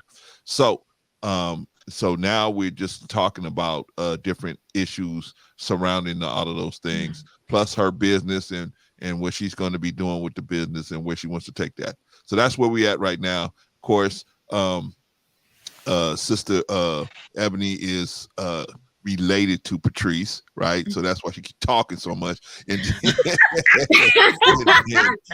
Miss Kitty down there, is also related, so she's probably going to be. So we got a little bit of a biased group here, right? It's a family affair. It's all love. It's all love. It's a family affair. I'm glad that Brother Hink could get up here and try to help even it all out. You see what I'm saying? Well, we don't know if that's gonna happen, but we try. That's okay. Where it's 2 or 3 gathered now, right? But you know what? Me and my cousin, me and Kitty, we talk about these things, like especially like relationships, all day. And a reason why I say a lot of the things that I say is because these young kids, these young people, they mimic what they see in relationships, Absolutely. And and I feel like a lot of older men, they can use a mentor, because a lot of them are not, but they need to be either. They need somebody to talk to and feed off of, because it's just like, oh my God, just like women as well. I'm not going to be biased. I just think that, sometimes it's who your circle is. When you want something different, you have to have a particular circle that you're sitting at the table with a particular type of people. I don't feel that, and like I was saying, when I got married, I had to kind of shy away from some of my single friends, not all of them, but they didn't understand why, because the lifestyle that you all continue to lead, but you said that you want a husband, was not conducive to that. Right. You cannot hang out in certain bars or have toxic relationships, and he's not husband material, and then all I'm hearing you brag about all day is, well, why can't I find my husband? Because you're not doing anything different. Right. And it's just, I'm sorry, I'm getting back into therapist mode. I'm sorry, go ahead. It's just add to the conversation. Okay, let me ask everybody on the panel a question real quick. Now I know Eboni already spoke about this, but I think now that we got Hink here, we might have varying opinions on this. But do you all feel that and anybody can start, but do you guys feel that the father being involved physically, I mean, having his presence there, maybe can't live there or whatever, but having his presence there is an important piece to the puzzle and can play a part in the positive or negative flow of the child's life going into adulthood. Absolutely. Oh, I can start. Yeah, go ahead. Any one of us. Yeah, go ahead. Anybody. Yep, you got the floor. I think. Okay, so a male's presence, this is just my perspective. A male's presence is absolutely going to either hinder or diminish. Enhance or diminish who you become, right? So if you are around and you are doing something that is absolutely productive, you are teaching this kid, but you're not just talking to him. You have to listen to what this kid is saying as well. It's got to be an open dialogue. And we do know that kids will absolutely mimic whatever it is that they see, whatever it is that they hear. So if him being present in a positive way, it's going to make all the difference other than him being present and not teaching this kid anything. You know what I mean? You can be around all day, but what is this kid getting from you? Is he learning how to party all the time? Is he learning how to hang out with his friends all the time? What are you doing with this kid that this kid says, oh my gosh, I want to be with my dad. I want to be with my parent. I want to all the time, because he is getting something from that in a positive. Oh man. Uh-oh, what happened? She's buffering. Oh man. Okay. All right. She was on the roll though. She was on the roll. Yeah, she was. Good. Yeah, we can we know where she was going with it. We'll let her elaborate, but we'll move on until she be able to come in. Who want to answer that? Let me just say this though. The importance of a male in that child's life is so crucial. You see what I'm saying? Mm-hmm. Especially when they're that age in their teens. It's even more crucial when they're younger, but definitely in their teens. Now my suggestion would be, if you could possibly find possibly a mentor, someone that could be a good example, someone that he can learn from. Just because a father is absent in the home, I don't believe that negates the fact that you can still do research and find good men, because there are good men out there that are willing to be mentors to some of these children or young men who have no examples in their lives. Can I use myself for an example? Yeah, of course. Oh yeah, absolutely. Okay, so now mine was a two-headed sword, right? And not to get too personal or too in depth, but I didn't really have either of my parents. Okay, my granny raised me. She did the best that she could do with me, and I've definitely learned a lot from her from the time I knew her as a small kid, super small, and up until the time that she passed, right? So my father, I would see him every now and then. I was a little girl now. He would come around and he would take me around the corner in the neighborhood, and he would say, oh, yeah, this mine right here. This my baby right here. And I'm sure he got some, he had a lot of, what do I want to say? If to me, it felt like he was proud. He was too proud to say that when he was never around.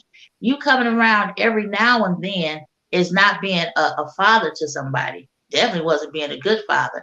But you come and you telling people, oh, this mine right here. And somebody told him one day, I was about 4, and they told him, we know who she is. We see her more than you do. And it was true. I didn't see my father a lot, but when I got old enough, I was like 16, and I started traveling to go and see him. But at that point, he was already sick, right? I didn't understand Alzheimer's and dementia and stuff at that point, And I asked my grandmother, I said, what's wrong with my daddy? After me and him had conversation for about a couple hours, I go to the bathroom and I come back and he's repeating the same conversation all over again. And I'm asking my grandmother, his mother, I said, why is he calling me my cousin? Why is he saying the same stuff all over again? She said, your daddy is sick. So from a baby up until I was 16, I didn't really have a relationship with him. And he really was a rolling stone. You know, he was doing everything he shouldn't have been, and he was doing none of what he should have, you know. So I'm just saying, it definitely makes a difference. And I wanted to see him. My mama used to tell me I would sit in the window and wait for him. You know, Friday getting out of school, and I'm sitting in the window waiting for him. And he said, he would tell me the last time I saw him, he said, oh, I'll be to get you this weekend. But it never came. It never happened. And I'm sitting in the window with my bags packed. I'm ready to go. My mommy came home from work. She said, what are you doing? I said, I'm waiting on my daddy. And she said, baby, your daddy not coming. I never, ever wanted to believe when she told me this. You know, I'm looking for my daddy. That's my daddy. That's my daddy. She said, he is not coming. You may as well put that stuff up. And I didn't care what she said. I sat in that window all day, all night. You know, started nodding, and it's nightfall, and I'm nodding in the window because I'm not believing that he is not coming.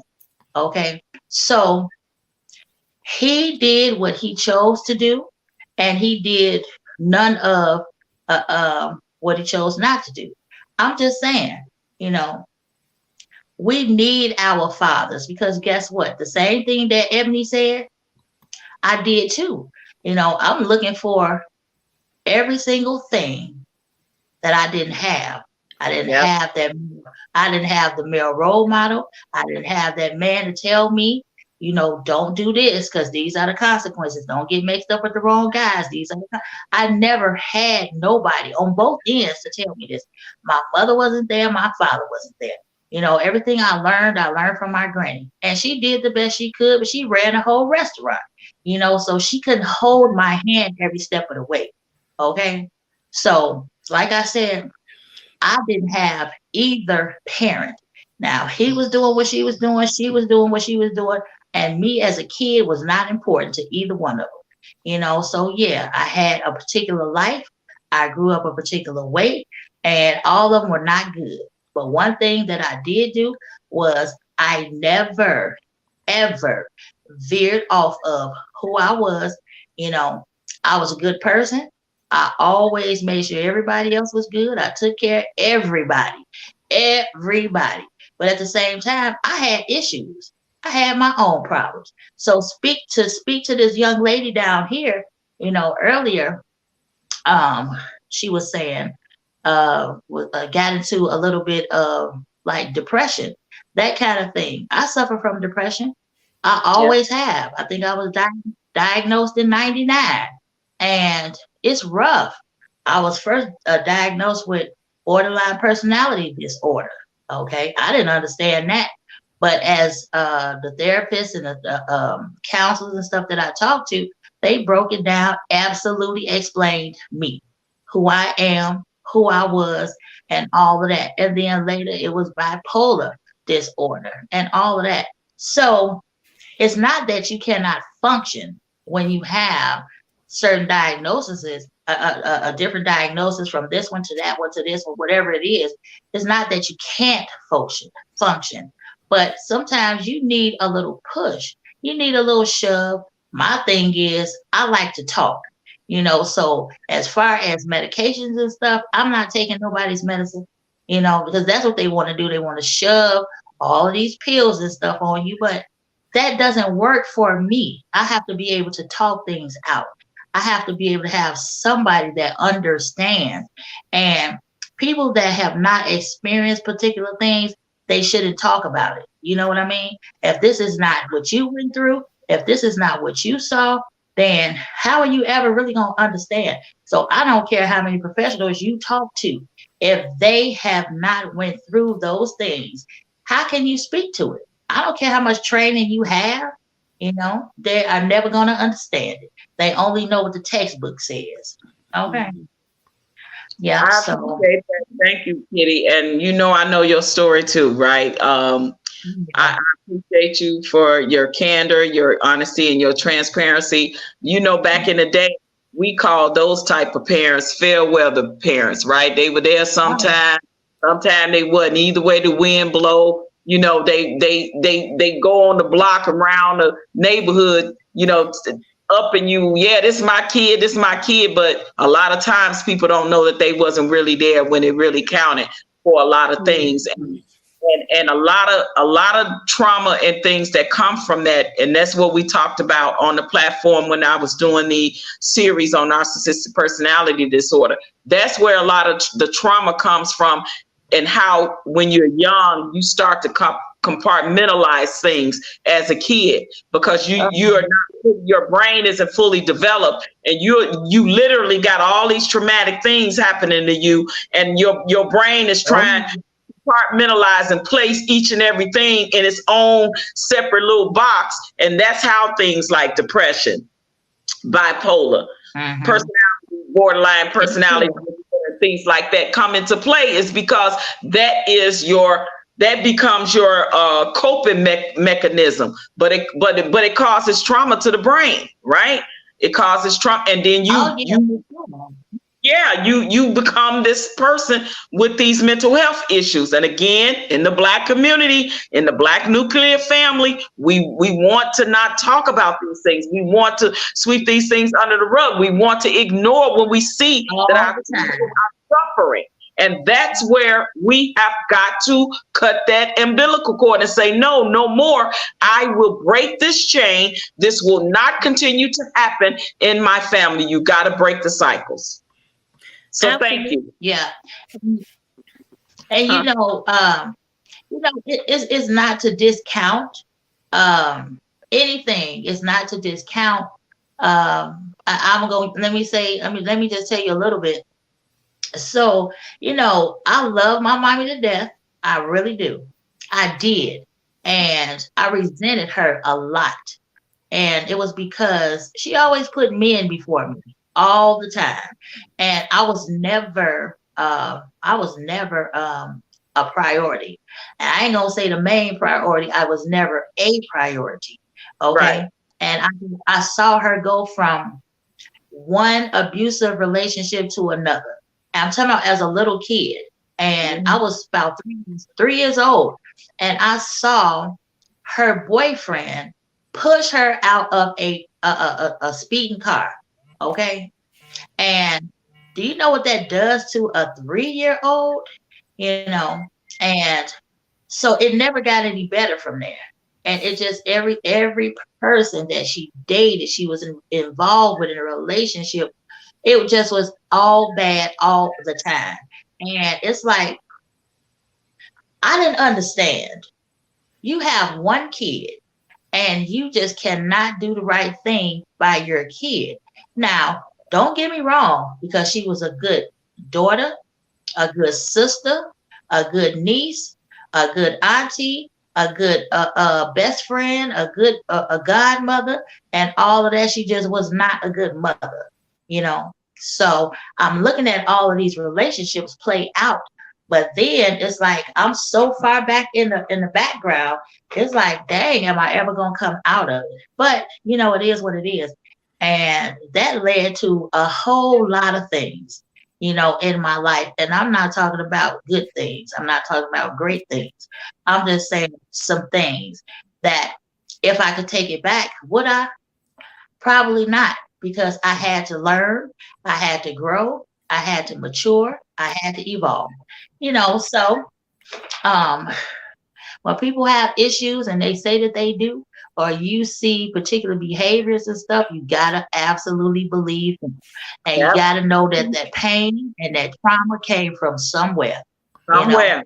So, and even to say for your mom, and I loved her to pieces, right? Even to say for her trauma from somewhere, and it happens, unfortunately, in the Black families, in Black communities. It happens generationally. It gets passed down, and that's why I say when we have people advocating like Eboni that comes out in a family and say, "Listen, this has been happening in our family for decades. This is where it ends. I'm going to be a part of the problem and not, a part of the solution and not continuing being a part of the problem. We got to have more advocates to advocate on the side of the people like Eboni, not on the side of the people that's constantly doing the toxicity. That's where the problem comes in. Because again, we have those flying monkeys, we have those enablers that sit and know that there are certain people that are toxic in your family members. And like she said, whether you don't want to say nothing to that person, you're scared you're going to lose the relationship or the friendship or whatever kind of ship you have with that person. But at some point, we have to cut the umbilical cord when it comes to these type of things. The men are needed in our families. The leadership of the man are needed more in our families, and women stop depriving the men of that. Like, I can't stand to see women do that, where they're depriving the men to be in the lives of the children. And that is the problem that we are having a lot of times with the Black nuclear family and the gender wars that continue to go on between Black men and Black women. And I'll land my plane right there. And if he want to go next and ask the question, I know it was a long soliloquy and you might have forgot what it was, but Brother Clarence, if you want to say the question again, go right on ahead and you can answer. Give us your perspective. Yeah, that was good stuff. All right, Hink, what you think, man? Do the father's physical presence play a role in the development of the child? I mean, can it go left? Is it easier for it to go left if he's not there? Yep. Definitely believe it. Yeah, for sure. I mean, and the reason why, because the father certified everything. They certify everything. It doesn't look. A child knows their mother's always going to uplift them. Whether they don't do the right thing, or they just do the bare minimum thing, or they do good things. They always going to uplift them. But that father is going to ones that's going to challenge them, and is going to sit there and say, "No, son, that's not good enough." Agreed. That's it. I know you got a high C, close to a B. That's not good enough. Oh, I know you made the team, but you need to do a little bit more than just make a team or be on in a group. How about you make sure you're a contributor to the group and not just there being a cheerleader in the group? And so what the man will certify that. He will look at his daughter and say, "No, that guy is not good enough for you." That's right. But he's not good enough.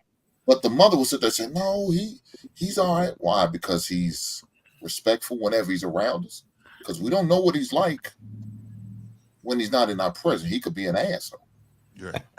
Say that, brother. A manipulator, a womanizer, for all we know. We don't know. Absolutely. But that father's going to see through all of that bull crap. Yeah. He's going to see through all that. That's right. And all that stuff. So his father's presence greatly needed. Heck yeah. And it's a problem when it's not. Now, for whatever reasons his presence not felt, well, that's a different avenue, right? Is it not present because it's hard to be around the end of the mother of the kids? Is that the reason, or he just didn't want to be in a relationship with her anymore because they just couldn't get along? They constantly at each other. Who knows? Or he just felt like he just wasn't man enough to handle the job. I don't know. But for whatever reason, he's not around. But they're saying, but that does, just because you are not with the woman doesn't make your job null and void. It means you still got a job. You got to do it in a different manner. It's gonna be a little harder. Yeah. Because now you have to at times fix or correct whatever the stuff she may pour into your son or your daughter. Right. You know, because sometimes ladies pour negative things in their kids. I hate when I hear stuff like that. I know Sister Patrice, you talked about it before, how they, you know, your son's was it his ex-wife or his girlfriend, and she would just say negative stuff, and the shit don't even be true. Yeah, some of it may be true, but all of it ain't. But just to put that negative thought in the child's head, yeah, don't do that, ladies. You're not helping the situation. Because I could, like the sister said, I give you an example myself. My mother used to do that. Now, half the shit she was saying about my father was true. But at the age of 8, 9, I didn't need to hear that. Let me learn for myself. Yep. You know what that created a resentment for her. Because I'm thinking like you just jealous. You're mad, you're envious because he moved on and he got him a new wife and they're in a better situation than he was with you. And so I'm thinking that's the only reason why you're speaking like it, you talking like it, you're acting like this. Because you hate what he got now because you feel like that should have been you.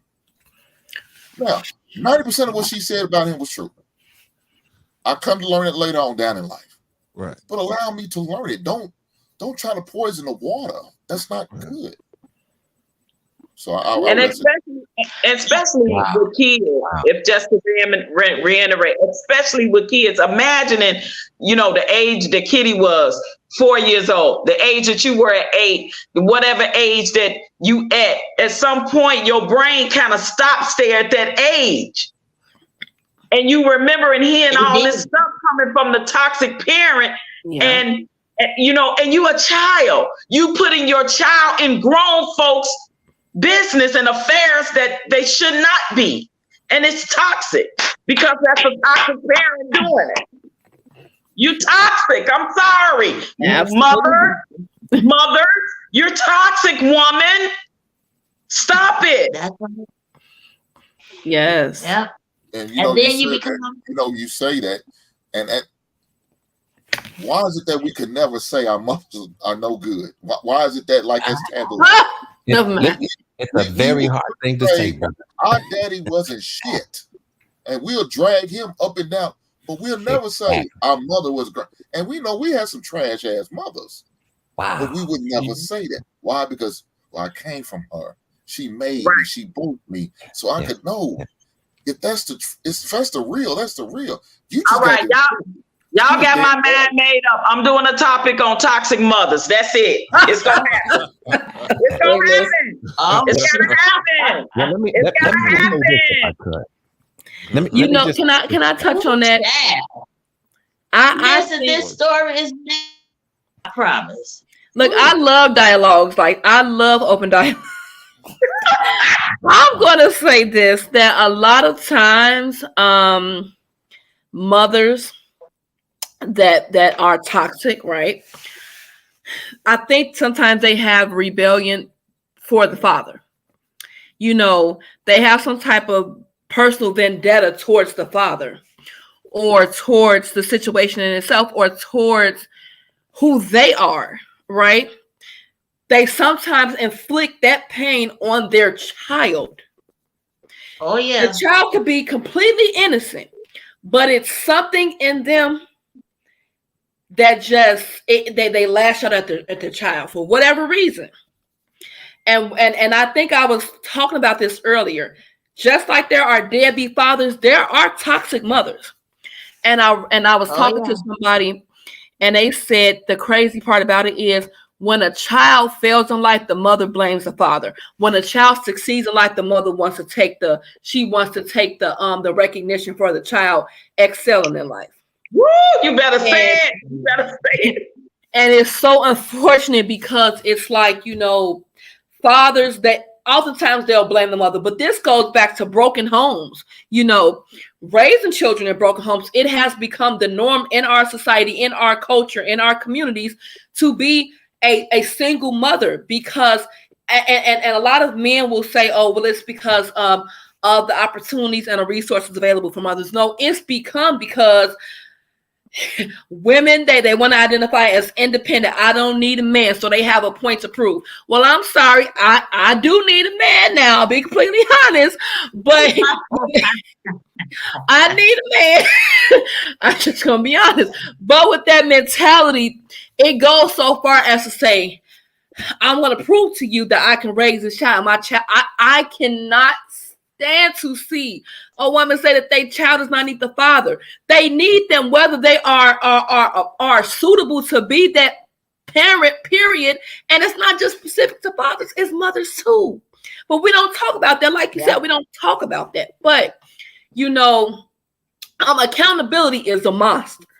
Accountability is the mirror that you have to look in and say, you know what?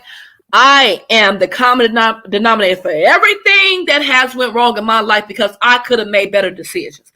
I gave accountability for, me probably, when I first became a mother, I went through what I dealt with postpartum depression, right? And in my practice, when I am being that therapist or that advocate or that counselor, I can relate to my clients because I'm very transparent. Nobody can tell my truth better than I can. In my marriage, I take partial blame because it takes two to tango, right? I take my accountability. I'll wear it on my back and I'll tell people all day what I did because you cannot front me off. I can front myself off. You know what I mean? Nobody can ever sit and make me feel or nail me to the cross about anything that I did because life is a learning lesson. But at what point do you want to evolve and learn and grow? We cannot stay stagnant forever. You should not be doing the same thing in your 20s in your 30s as you were doing in your 20s. You should wait. Say that again for the people in the back. Say what now? At different phases of life, you should not be just continuing on having the same conversation. At some point, your vocabulary should have expanded, right? You should have different life experiences. You should be sitting with a different group of people. I don't want to eat McDonald's all day, so I'm going to go over here to Red Lobster and go get me some shrimp. I'm going to go to Texas Roadhouse and get me a steak because your appetite is supposed to change, and that's what people don't understand. You cannot go through life and what's the definition of insanity? Expecting different results but doing the same thing. Right. Absolutely. That part. And it's playing the victim all the time. Everybody done stuff to you, but you ain't done nothing to nobody. See? Exactly. And that's where a lot of kids, and I tell people, kids mimic exactly what they see that their parents do. Not all the times, but sometimes they do. And then, when we see our kids get older, now we're questioning, okay, where you get that from? You got that from your daddy? No, not all the time. And all this daddy say, but that's the go-to and default, answer. But it's a lot of times, like I said, I take accountability for anything that I have said or done to anybody.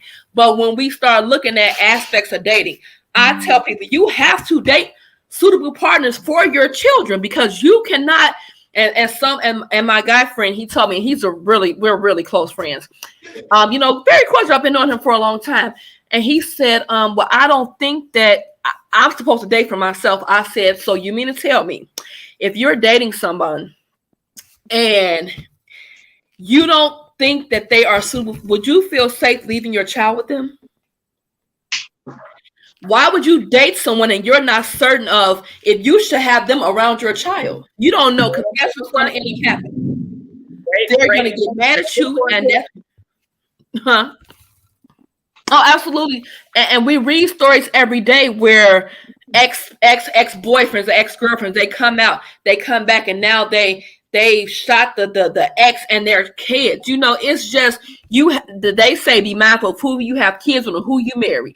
And it's so important because what example are we setting for these kids? They don't know what a healthy relationship looks like because we as people, we just want to date the first thing that looks good to us, and we don't even take the time out to really see or identify the red flags. And I see the kids, they repeat the cycle when they get older and they start picking partners. And it starts with us. And I tell my son, you are at the age where you are going to be off to college and I cannot see what you're doing all the time. I can only advise you. But a woman is supposed to do X, Y, and Z for you. So don't you get with the woman that just wants you to do X, Y, and Z. It should be a give and take. He listens to me. But is he going to do what he wants to do? Absolutely. But he does listen to me. And, his dad was a little upset because my son wants to date outside his race. And I tell him, you have to date for what's suitable for you. It is nothing wrong with dating outside your race. I'm not opposed to it because I cannot tell you what's going to make you happy for your life. I can tell you the type of woman that I feel like you should date because you see how your mother is, but don't date another mother. Date someone that's your wife. Don't date someone that you could. And I'm going to say this, and I'm going to get somebody else the floor. But I put up a post on Facebook maybe about a week ago. And I said, I am raising my son so that his wife does not have to raise him. Because I don't want nobody getting with my son and saying, well, your mama didn't teach you nothing. Because if I'll look at these men, I say, oh, your mama wasn't done raising you, and I'm not going to. And it's just... May I answer the question real quick? I'm sorry. Absolutely. Yeah, okay. So, two things. One, I probably spiritually have the most awesome father in the whole wide world. There are things that he said to me when I was 7 and 8 that I still today believe because my daddy said it. So I believe the physical presence is very, very, very important for, I'm saying, an honorable and safe father. And the reason why I say that is because I've been watching a few parole hearings, and every parent is not the best interest of their child. So I do believe that. And something, Eboni, you said earlier, you said your son was interested in something with music, and you said something with cooking, right? Yes. Look at how amazing the influence you and your husband are on your son. He wants to be what he's seen his parents do, right? Yes. So that's just so amazing when they see the model of behavior that's so admirable and correction. Why I think men are so important in a child's life, or the fathers, is because men are risk takers. And especially for young men, they need that. You know, moms don't want them jumping on certain things and trying to be so careful, or, you know, they fall and they're like, oh, baby, you know, when they need to just kind of sometimes just like, come on, get back up, get back in the game. Let's get it going. So I believe that it's very important. I didn't want to talk long, but I just wanted to make sure I answered Brother Claire's question. No, thank you. Brother Vaughn, wait a minute, Diamond. We're going around, and there's people on the panel haven't gotten to give their answer yet. So we're going to move on to Brother Vaughn, and then Brother Clarence, and then you can, Diamond. Okay, well, let me just say this. You know, I appreciate everybody's comments and everything, but, you know, we kind of went on for a while, and I actually forgot the question now because we, you know, we've been going up, down, and all around. So, Brother Clarence, if you could just repeat the question for me, and then possibly I can give an answer. Okay, it's in the chat, but the question was, does a father's physical presence have an effect on the development of the child, right? A lot of our people out here, and when we see them, you think you're looking at an adult. But remember when Leon was here, Leon clearly made a good point. He said, most of us are running around, we just children dressed up like adults, right? Because we have issues, and even Sister Eboni was talking about it from her private practice, that you know, we have issues from our childhood that are unresolved. So my question is, because we have a lot of our brothers out here that feel like, hey, I'm paying my child support. Hey, what's wrong with that? I don't need to be there. I don't have to be there. You know, I can make a call every month, right? And so I want to get it clear. I want to see if we all are on the same page with if the father's presence is critical to the development of the child. Okay, well, definitely, I will definitely speak to that. The presence is definitely very crucial, you know, and I, for one, can speak to that because I didn't have that advantage growing up. You know, I didn't have a father in my life growing up, and it was quite a struggle. You know, now that I'm 61, I can sit back and look back over my life and see all of the struggles and all of the things that it took for me to get to where I'm at right now. And sometimes I'll ask God, well, God, you know, was all of that necessary? You know, in order for me to get where I'm at right now, was that necessary? Because some of it was some really tough stuff. And I'm going to tell you, you know, and, but I didn't have that presence, you know, and at a certain age, I realized I didn't have that presence. And I yearned for that presence. And so instead of my mom trying to find mentors and different things like that for me, you know, and I was brought up in the church, you know, I would look for those mentors. Do you see what I'm saying? Happened to find a few good ones, and they were very good examples. You know, they helped steer me in the right direction. You see what I'm saying? So the presence of a male figure, of a man in the life of a young boy, not just a young boy, but even a young lady. That's right. It's crucial. It's very crucial. Mm-hmm. It's the other part of the puzzle. You see what I'm saying? The mother is necessary, but then the father is definitely necessary, because why? He is the head of the household. You see what I'm saying? Absolutely. God is head of him. He is head of the wife. Wife is head of children. And that's the nuclear family that we all talk about, you know. But Patrice brought up a very good point about the toxicity of mothers, you know. And God knows I love my mother. I love her. Thank God that she's still here with us. You know, I speak to her every chance that I get. You see what I'm saying? A lot of stuff I've had to look over and forgive, but definitely did not forget, you know. Whole bunch of things about my character was screwed up based on that relationship I had with my mother. You see what I'm saying? Yeah. And even though she was sincere in her efforts, but she was sincerely wrong about a lot of things. Mm-hmm. And so these are, and like Brother Hink said, you know, we're so reluctant to say this about our mothers because, oh, that's our mother. You know, she should be in this particular, pedestal, right? But we'll dog the fathers out. Absolutely. You see what I'm saying? So, you know, when you're dealing with single parent families, it's very tricky, especially when you have single mothers raising children on their own without the presence of that man in the house, without the guidance of that male leadership. You see what I'm saying? She can only do the best that she can do. You know, when I look back on it, I can't fault my mom. She did the best that she could do. You see what I'm saying? It was only until I became an adult to where I had to call her out on a couple of things. You see what I'm saying? Yeah. And listen, it never ends, because I'm 61 and I still have to call her out. Do you see what I'm saying?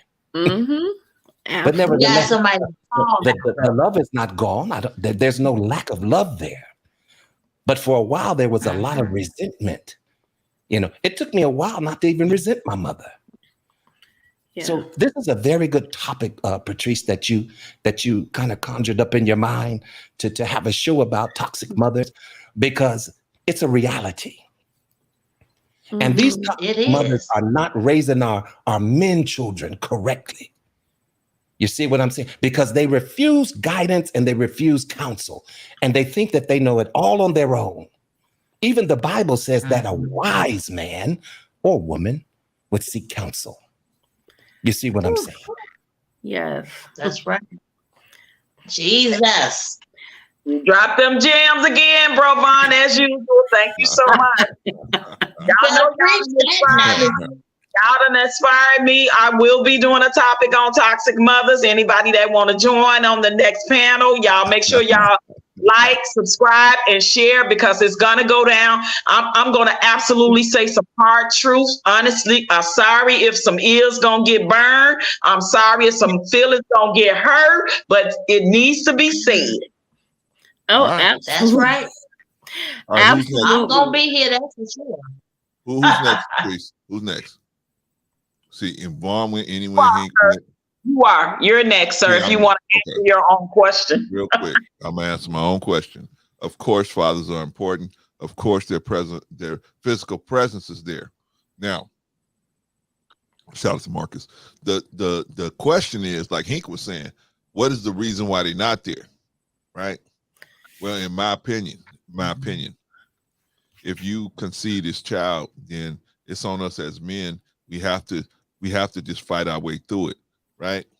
If we put this, we put a big hedge in our way by sexually selecting somebody who's going to be a problem allowing us to have free movement around our children, that's our problem, not the kids' problem. And so we have to keep fighting through that hedge to try to get to the kids. That's my belief. That's how I feel about it. I feel like the men, we have to do whatever. It's just like, if I had a child and, I was not able to see that, I had a restricted time where only was once a week, one day every other week or something like that. If I went to the mother's house and I saw that the yard needed cutting, I would come over there and cut the yard. Or I saw something that needed to be, I'm gonna be doing everything I can to get to that kid, just so that I can at least sprinkle them with a little something, right? And so that's the way I feel about it. I feel like a lot of our brothers, they take out their frustration at the mother on the child. They so frustrated with the mother and her behavior that they say, well, forget it. And they say, I'm not going to even go around her to experience this frustration. But the problem that creates is a vacuum where there's infinite knowledge that the father can give, just a presence that the father can give, where the child can have a model of how things should go, right? And particularly the young men, but also the young women as well. So that's where I think that a lot of our brothers are not understanding that the very importance of, and I know they say it's hard, Clarence, because she's doing this and doing that and doing it. I know, but that's not the kid's fault, right? This is we have to just keep fighting through it and fighting through it and fighting through it. I got a son right now. I'm going through it with my son, right? We fighting through we got temporary custody. We trying to get permanent custody, right? Because just the mother just, on her own thing right now, right? And so there's no way we gonna put that child with her. So therefore, we gotta keep putting, keep plowing forward. So anyway, that was my thing on, is the father important? Diamond, is the father's presence important? How do you feel about that? Or do you feel like it's okay if there's a good excuse why the father should just leave the children alone, even if the mother is the reason, mother is the chief reason why he's having issues moving freely to see his children? Should he just say forget it, or is his presence going to be felt? Well, what I would say, this is absolutely important that the father and mother are there, both intact, and also other family to help out. And I think the problem in the Black community is we're not organized. We don't have the proper system in place to really raise children. So let me explain to you what I mean. Now, the father and mother should be there, because if it was only one parent, then they wouldn't have to have two people to make a baby. So it takes two people to make a baby. So obviously, both parents need it, because the kid has a jar. One says mommy, one says daddy. And you learn what a woman and a man should be from your parents first, before you learn from anybody else. And I also think that before people, have children, they should be married or in a stable relationship. We should work hard not to have any oops babies, because that's where the problem comes from. Because see, when you get involved with someone that you're not aligned with in all ways, then that really messes up people, because you end up having a child. Is that me, or? Because it's a reality. I think. Vaughn, you got to mute yourself, sir. I muted him.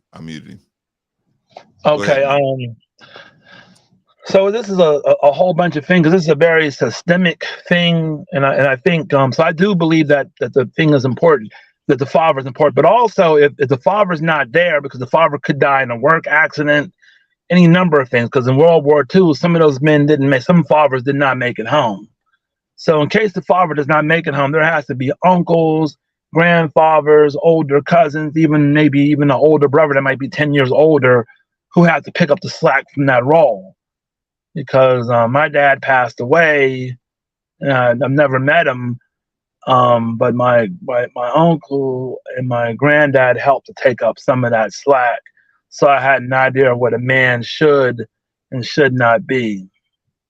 But I want to say we need to create a system where when young people get involved with each other, they can learn how to cohabitate together and learn how to become parents. So what I'm thinking is if people get married at that teenage, that means if they get married at 16, then that means they go in and live with their parents, and their parents show them how to deal with conflict in their relationship.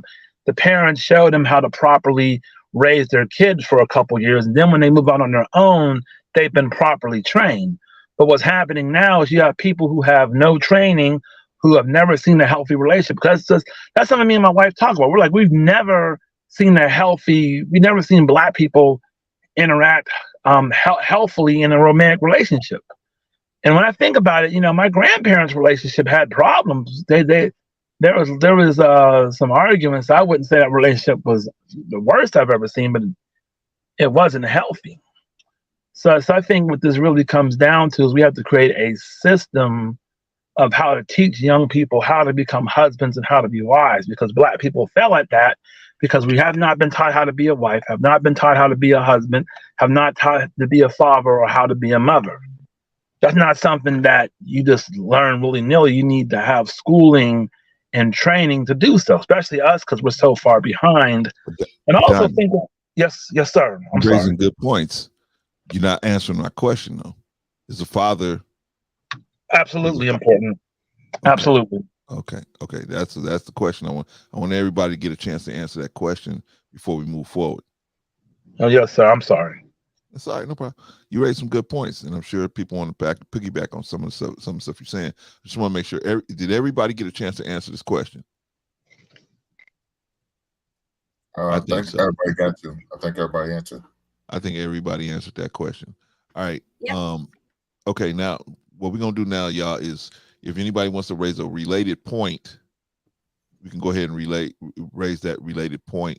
I want to thank, first of all, before we do that, I want to thank our guest that came up here. I know maybe she had a issue, or maybe her phone battery died or whatever, but I want to thank her for coming up here. Eboni. What? Yeah, Eboni is at work too, so it's a possibility she got called by. Oh, here she is. She's backstage. She's backstage. There she is. Okay. I didn't see her back there. Sorry. I didn't see her back there. Sorry, Eboni. She's back. All right, she's back. Okay, so everybody got a chance to answer the question. Okay. Yeah. All right. So any related question or comment that anyone wants to make, we're gonna make a couple of quick comments, and then we're gonna start shutting this thing down, y'all, because it's just so much, and we need to really have a couple of shows on a couple of different things coming off of this show right here.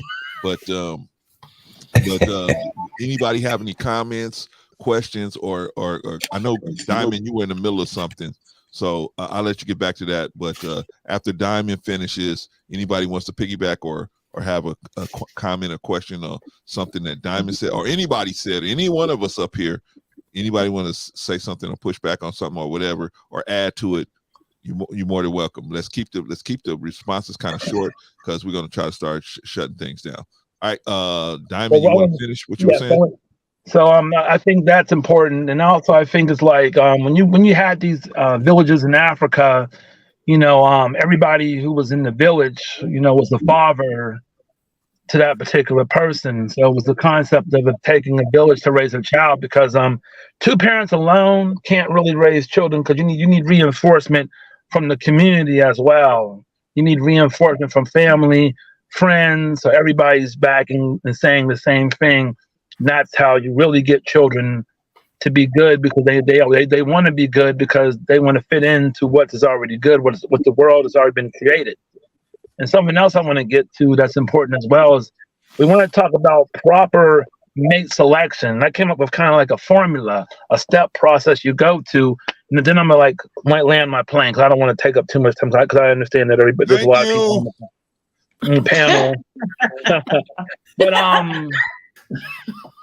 real quick, I just want to say that the first step to meeting and dating someone is there the physical and sexual attraction. That doesn't mean you should sleep with them. That just means you should talk to them further. Then step 2 is, can you have a basic conversation with this particular person? Step 3 is, can you do you guys agree? Do you want to live in a cold place, warm place? What kind of work do you want to do? What, all those sort of things, that's logistics that need to be talked about. Like, how much money do you want someone to make? How many hours do you want them to work? What kind of time you want to spend with somebody?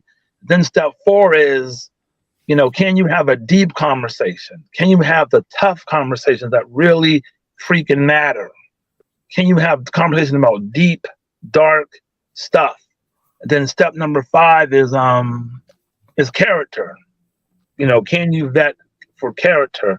And I think setting up something like that can help people pick partners much better than what we've been picking them before. And a closing comment I'll make before I land this plane is the problem with the church is the church focuses on other things, but it doesn't focus on the physical and sexual attractiveness. And people in the church shame you for having any sexual prowess. They make it as if, if you lust somebody, that you need to pluck your eyes out and all that. And I think it's not about telling people not to have lust. It's about telling people how to control their lust. So I think that's a problem. And I also think people in the street are just focused on looks and sex and external stuff that really doesn't, that's only a part of it. So I think when we take a holistic approach to this, we'll be able to create better marriages and better relationships, and better relationships and better marriages will help to create better children, and it will strengthen the race. Okay. I land my plane there. Thank you, Diamond. Appreciate you for that. Okay, let's go around the room. Oh, unless you got something to say, Hank. But other than that, we're gonna go around the room.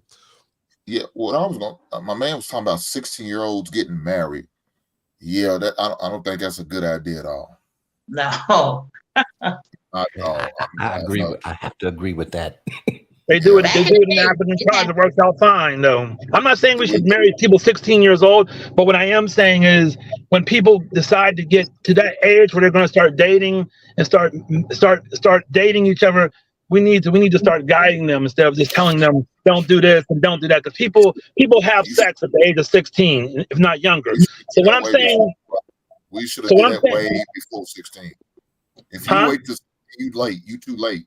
Well, of course, I'm going to talk to him earlier, but I'm just saying that if I had a child and he or she said, I'm in love with this person, they're in love with me, I want to go ahead and get married. I rather would have them do that than have sex behind my back. I rather would have them get married and start showing them how to become in a relationship, because people get married this young in other countries and other tribes, and it works out just fine. Because I'm talking about not just them having their own place to stay. I'm talking about they get married, they live under our roof. We train them on how to become a husband and wife and how to take care of children, so they know what they're doing when they get their own place. Because you can be 22 and you can be 30, right? You can be 30 years old, but if you do not know how to engage with the opposite sex, if you do not know how to take care of children, then it is totally useless to wait till you're older. So we got people waiting until they're 30 to have a child. 2 years later, they broke up. So I'm just saying that we need to begin to think outside the box. You don't have to agree with me, my brother. I appreciate the pushback. But what I'm saying to people is we need to begin to think outside the box. So let's just move the age up to 20. If they get married at 20, then they should stay. Then I believe they should stay in their parents' house so they can be taught how to become a husband, how to become a wife. So when they have arguments and conflicts, they can have someone to help them hash it out. Because when you're young, you be mad. You be mad about the dumbest stuff. You heard what you're saying? You went from 16 to 20 to teach. I'm just doing that for you. I'm doing that. I'm just doing that for you, man. I'm saying that to the child. Huh? Dude, you learn how to integrate with young girls in daycare. That's the first place. If they're in daycare now, I don't know. Not everybody's kids in daycare, but even I don't agree with that. Okay, if you have opposite sex cousins, like if my girl cousin and my boy cousin, they come over and we hang out together, I learn how to interact with the opposite with my girl cousin.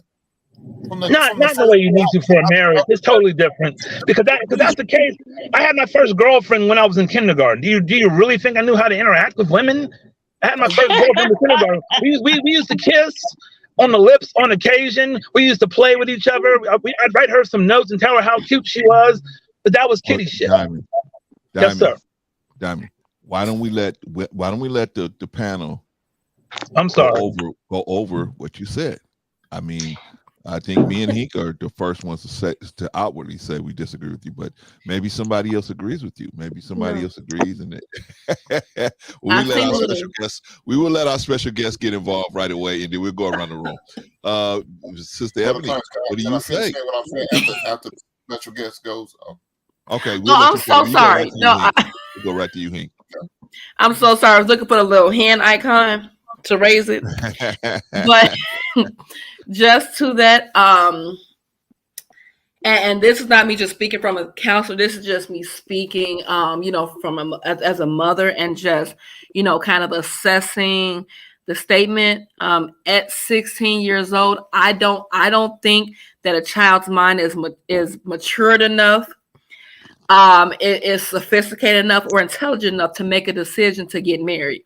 They're going to find 10 other partners, after they, as they go in life, and it's just like the age of 16 to marry. I don't think I see the logic in that. I understand what you're saying as far as being in love, but that could also be considered puppy love. What do they know about love? You know what I mean?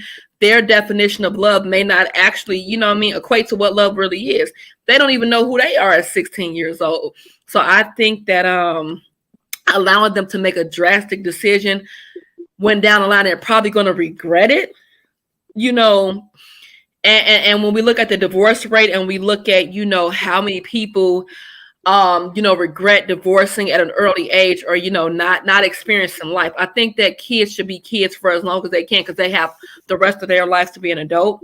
I think we should allow them to maintain that innocence. And when I say, I know kids can not be considered innocent at 16, but I think that we should allow them to be 16 and not have to worry about adult issues like bills, being married, because my son is 16, and I guarantee you, and this is just me personally, he would not be in my house being married, because there cannot be two men I don't take care of grown men. You know what I mean? So if you are doing something like that's productive, furthering your future, like going to work, going to school, then you can be here. But I'm not taking care of an adult, my son and his wife in my house. Absolutely not. Absolutely not. Because I know that's right. Hey, listen, you know what? I'm with you on that one. All right, y'all. Let me let Hink, and then we go over to sister over here in the right. I forgot. Okay. Miss Kitty. We know Miss Kitty. We go Hink, Miss Kitty. Okay. Well, there's a few things you said, my man, that just totally dumb. So learning how to interact, I can't wait till 16 for my son to learn how to interact with young ladies, because he's already going to be interact. So my son was in daycare. He already had to interact with the kids of the opposite sex. He has female cousins. He already had to learn how to interact with. You taught him. If you had a son and a daughter, you taught him, don't hit your sister. We know we all heard it all the time. Don't hit your sister. Then you ask, why can I hit her? She hit me. She's a girl. Right then and there, that's an introduction on how to act with the opposite sex. So you're going to wait to 16 to give them rules and regulations? It's too late. So that means he's going to be whooping ass on little girls all the way up to 16 waiting for that teaching. No, there's no way I would do that. There's no way. And marriage, that ain't what I said, bro. I never said that, sir. I never said those sorts of things, of course, but I never said that. Diamond, if you don't put that mute button on, I'm trying to fuss at you in the back chat. Okay. You gotta keep your mute button on. Okay. Was he talking to him? I'm sorry. Yeah. Well, another thing is, you talk about 16-year-old being married, and I know you're talking about other cultures, and that's cool for the other cultures because they've been doing it and they're still doing it now. Well, man, we haven't done that since the 50s. We ain't done that since the 50s. 60s, you ain't heard about them marrying a little girl no more. And if they was, it looked down upon. Because now you talk about grown men marrying these little girls. Ooh. And now that's sick. That's not okay. Even though some laws allow you to, doesn't mean it's okay. Because like you said, mentally, they're not prepared for that. I could imagine my 16-year-old son, my son is 16.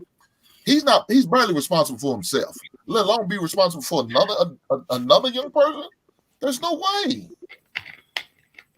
I'm still reminding him, hey man, you need to study for taking this quiz.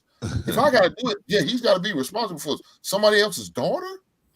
And Lord forbid you mess around and make a child. No, exactly. We can't have that. We cannot have that. That's just not good. Now, the part about letting them break, I agree. And I tell my daughter, my son, I said, as long as you are in school or you doing something trying to get better, you can stay here as long as you can. Until you act like you can't abide by my rules no more, then I'm gonna have to let you go. You have to move out. But at the same time, there's a timetable. So you're gonna be responsible.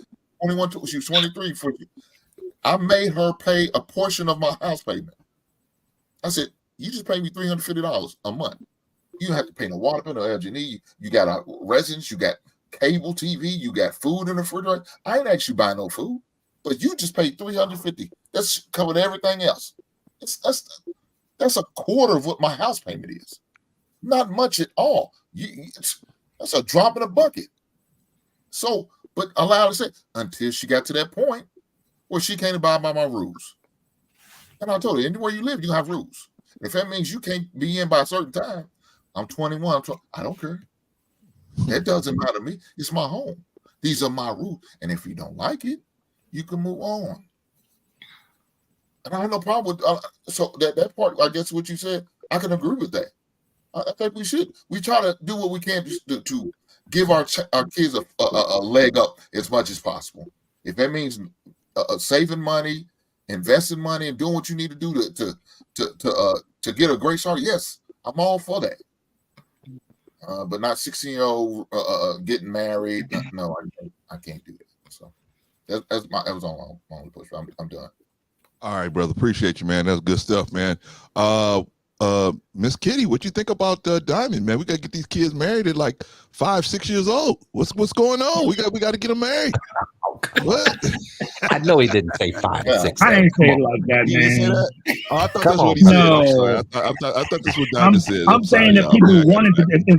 I'm saying we have to look at things differently. That's all I'm trying to say. All right. Well, until Miss Kitty comes back, and she'll be back, I'm sure. Let's move on to Sister Annie, and then Patrice, and then myself. So first of all, I'm way young, but I think that I agree with Hank when he says that we got to start teaching certain things earlier. I know when you were talking, Diamond, that you mentioned character at like the 4th or 5th point. That's really important to me. That would probably be one of the more important parts about character, self-character, reflection of your own character first, and then what you would be expecting from someone else.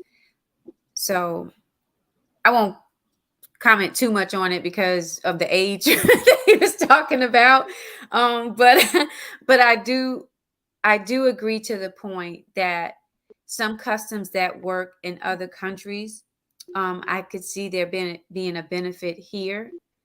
And what's really important is that as parents and as adults and, village and community, that we do all that we can to help nurture innocent, timely relationships and provide the kind of information and support that we can to kids. So I would just say that, so that they just grow to be healthier. Because sometimes people don't have a place to go. Like they don't have a parent that they can go to ask certain questions. And so they need someone else. And it's easy to just turn somebody away and say, oh, well, your mom or your dad should tell you that. Well, they don't have that access right now. Do you have the information? Can you give that to them? So I would just say that. All right. Let me. I'm gonna let you cut Patrice. Miss Kitty, you're the only one that can cut. Oh man, Miss Kitty, I think she went down again. Yeah, because I was gonna say let her go, and I'll wait, but until I'll go. I get Brother Diamond's point, but I think it'll be absolutely like kind of convoluted and kind of not counterproductive in today's society. My mom was 16 years old and my dad was 20 when they got married. right? So they come from that era in the South, right? The boy meets girl, boy gets girl pregnant, they make you marry. That's just what that standard was when you had parents or grandparents that came from the South. Neither one of them was prepared and ready for marriage. I mean, they come from a culture of, yeah, my mother learned how to, like set the table, and she was being groomed, but she was 16. She wasn't there yet. But when she got pregnant with my brother, it was in that culture back then, it was forced. In our culture, it was forced upon them coming from the South. So would I do it today? Absolutely not. Because when I look at a 16-year-old girl, my mother, 20-year-old young man, my father, to me, that's inappropriate. You know what I mean? Like, it's inappropriate. So, and even same age, 16-year-old girl, 16 or 17-year-old boy, still not ready, have so much more of life that they need to be worried about focusing on and concentrating on. And we, as the parent or the family, need to structure their lives where that's the last thing that they need to be thinking about. They need to be thinking about education. They need to be thinking about, being productive, growing up healthy, having knowing what boundaries are, knowing what respect is. There's so much more of their growth that they still have to conquer in life, especially going through teen years, because teen years is difficult because the female hormones is racing and so is the male's hormone. And I know they trying to figure each other out and interacting as the opposite sex, but mentally up here, age-wise and mentally, psychologically, emotionally, they're not ready for marriage and those type of relationships. They're just not. So for that factor, I'm gonna leave it short and sweet and land my plane, and then I will yield the floor to the next person. But I absolutely think that will not be counterproductive in our community and in our culture. I think we need to have higher standards and morals and values and prioritize things accordingly with our children before the marriage part of it. Once they maybe get in college and they're coming towards the end of their college years and they decide what they want to do career-wise, then let's have that conversation. Say if you meet your mate in college and after you all graduate or whatever, and then you want to, maybe get married or something like that, but not younger than that, I will say. And I yield the floor. All right. Thank you, Patrice. Good stuff. Good stuff. All right, Diamond. Can I respond? What? Can I respond? Well, can I answer the question too first? Oh, sorry. All right, brother. So I feel like what you're saying is true, right? If you look at the movie Roots, he had his own house at 15 years old, right? He had his own house. He had a plot of land that was his, right? We're talking Kunta Kinte, right? He had a plot of land that was his. He had his own house, right? And so in that type of culture where the wickedness is not the ability to indulge in wickedness is not at a high level, then that may work because the children have nothing else to see but the positive progression of the community, their own parents and the community, right? That would make sense in that culture. In this culture where kids are introduced to wickedness damn near right when they come out of the womb, right? Right when they come out of the womb, everything is so wicked, man. They use sex to sell kids cereal, right? I mean, they just use sex. Yeah. Sex is almost everywhere, right? Yeah. So the wickedness is so, and it is a real option in that society. You can't be wicked, man. If you be wicked, you put out. It's a horrible shame, not only on yourself, but your family. It puts a stain on your whole family. You don't even want to be the person that puts that stain on your family. So everybody just is going to continue to walk in the line and trying to be as upright as they can in a society like that. But over here, man, where wickedness is the normal, it's the norm. right? It's normal for you to go out and have premarital sex, and it's normal for you to go out and lie. It's normal for you to go out and cheat. They call it getting over. I got mines, right? So it's normal for this. It's a sense of normality. So that's why I think we will see more mistakes being made, not only in children but in adults. You will see a lot of mistakes being made. So it will push back the age of maturity. A lot of people, we as human beings should mature right around in our 20s, right, the mid-20s. But a lot of us mature in our 40s, especially as men. We mature in the 40s. Women mature in their late 20s. Why? Because of the society itself, and because of the wickedness is so prominent in the society, it makes us make a lot more mistakes trying to figure it out. We make a lot more mistakes, so it pushes the age of maturity back, pushes it back where we were actually mature enough. Now, as far as would I think that a 20-year-old, the average American Black 20-year-old would be ready for a marriage? I don't think so. Female or male, I don't think so. And so that's why I think most of us are saying that maybe that may make sense in that culture, but in this culture, we're gonna have to do it a different way, because that's just not gonna work. Now, I will let you respond to all of us and what all we have said based on what you said, brother. And then we're going to start wrapping up, y'all. Okay. I know what I'm saying is like shocking, but the reason why I'm saying it, because most people are fucking by the time they're 16. Let's just stop the bullshit. If we want them or not, you can say, you're not allowed to do this, I'll kick you out the house. But in reality, most of the people, especially like in the hood, most of the people I knew were fucking by the time they were 13. Some people by the time they were 12, 11. So what I'm saying... Please watch your language. Oh, sorry. They were sexually active. How about sexually active? There you go. Okay, my bad. Sexually active. Okay, they were sexually active. They were 12 and 13. This is people that were 20 years older than me. And I'm like, well, how old are you when you lost your virginity? You figured it was back in the 70s. They're going to say 16, 17. Some people were like 13, 12. I'm like, wow. So here's what I'm trying to say. I don't care what anybody says about this, but I'm going to tell you right now. If I had a daughter or a son that was 16 years old and they told me they're feeling this way about someone, at least I want to meet the person to try to give them counsel. Or instead of them doing something behind my back, I rather would want to know that my daughter or my son is sexually active and try to give them contraceptive and try to guide them in the right direction if they're going to do it anyways. Because especially if your daughter is pretty, you're not going to be able to stop her.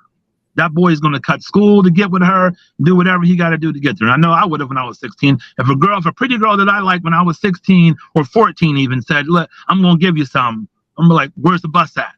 What bus do I got to catch? You got to catch a train? Oh, you got to fly? I'd have been on the airplane. But I'm just saying that this is reality.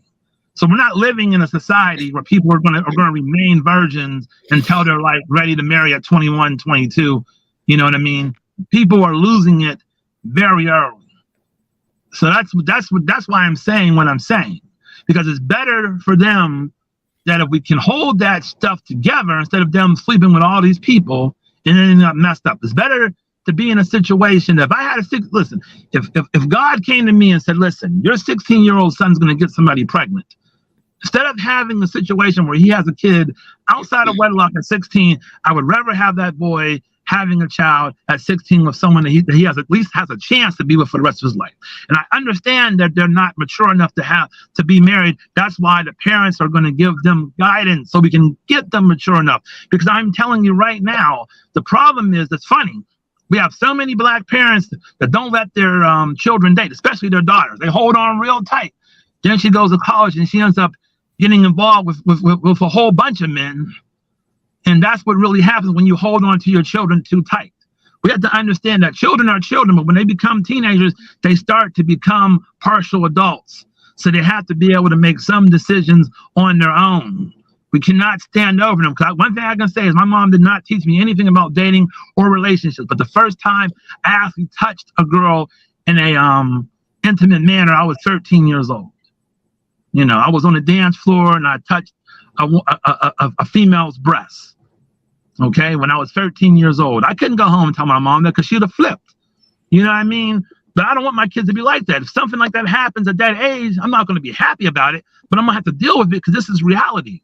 This is not the Truman Show where people were just going to wait until they get married and there's not going to be any sexual partners. No, people are getting busy at a younger age, especially we all now. agree with that. I think we all agree with that, Diamond. So what I'm saying is, so let me reframe what I said. I shouldn't say that people should be forced to get married at 16. I'm saying that if someone wants to get married at that young of an age, we should be at least open to discussing the idea. That's all that I'm trying to say. So I know people don't agree. That's fine. It's gonna be a short brother. I just think that we would all understand that we looking at our most of our children, they're just not prepared for that type of serious commitment, and so I think that's where we having the conflict there. But I'm sorry, let me defer to Patrice. Okay, so let me explain. Let me explain what I mean by that. I was gonna say I understand where you're going with it, because you're saying that it can help with the marriage rate and creating the Black nuclear family and the familyhood. If the woman get pregnant, at least she'll be a married one. I understand where you're going with the concept of that, right? And everybody is entitled to their own opinion. And I told you my reasoning for being against it. And I understand your point, because we live in a society where, yes, sex is put on the platform, with the women when it comes to the entertainment industry. What we're seeing, sex is selling. Black women are highly sexualized, and Black men even as well. So I get your point. You're saying that is a solution in your opinion, as far as what you would do in that case, in that scenario. And I can say that probably would be a case-by-case situation. But I do understand your point and reasoning for saying that and thinking it, because, and again, a lot of other countries, as we said, kind of following that outline. I don't know, but, we here in America, our thinking is totally different when it comes to marriage, children, even our connotation as a nation, right? We know that everything is highly sexualized here. So again, but when we talking about a maturity level of a 16-year-old in their psyche, in their mental, the brain is not fully developed until they 25. Like my son got married young. I think him and his ex was in their 20s, and I knew they were absolutely not ready. Her mother and me, we set them down. Y'all not ready for this. Y'all not ready for this. But again, you couldn't tell them anything. They were headstrong. They were in love and all of that. And they were over 21. So we had very little say in the matter. You have to let people live their experiences for themselves. But of course, we knew that they weren't ready. So even I think to kind of force the situation and what you're saying doesn't necessarily mean it's going to work, because you're saying that that's what you think the solution is, if that makes sense. Well, it's probably, with the way things are structured now, people are really messed up, so it probably would not work. But we have to think about it. Some people got married when they were in their teens back in the days, and some of the people were just fine. So and some people got married right now and when they're 30, and within 3 years later, they got 2 kids and they're divorced. So here's the thing: people should be trained for this. As soon as they get around 9 or 10, we should start training them on how to have conflict resolution, at least, so they can at least talk to someone. Because what I'm telling you, from what I know, is listen, especially if you have a daughter, if she's pretty, a dude is coming anywhere to get some. Period. I don't care what anybody says. It could even be a grown man. But a teenage boy is coming. He's cutting school. He's missing basketball practice. Simple as that. No, I agree. Now, for a little boy, it might be a little bit harder. But still, if he gets a girl that likes him, she'll miss cheerleading practice to go be with that boy. And the problem is, the first time I did something with somebody, I didn't have anybody to talk to about what happened. I was ashamed and I was embarrassed. And I would hate for my child to be thinking that I can't talk to my father. He's going to put me out the house because I did something. But Diamond, like I said, that's too late. Why are you wait till they're 16 to have the conversation? No, I'm not waiting, my brother. I've never said that. I never said that. What I'm saying that's something I'd be talking to them about the whole time. I never said wait. The only thing I said was 16 is we have to look at the idea that if people wanted to get married at that age, we're trying to help them develop themselves, and we're not just going to send them to their own place. We're saying they're going to stay under your roof so they can learn from you and your wife. I'm just using you as an example, my brother. They're going to learn from you and your wife on how to do it right. Because let's say they wait till they get 25 or wait till they get 30. If they don't know anything, there's still a chance of failure. So it doesn't really matter. Brother, I'm not talking about marriage. I never said that. I never even discussed that. I understand what you're saying. So I do agree. If you should start teaching them how to interact with the opposite sex as soon as they get out the womb. Okay, I agree. There's no argument there, my brother. I agree. All right, guys. We're gonna move on.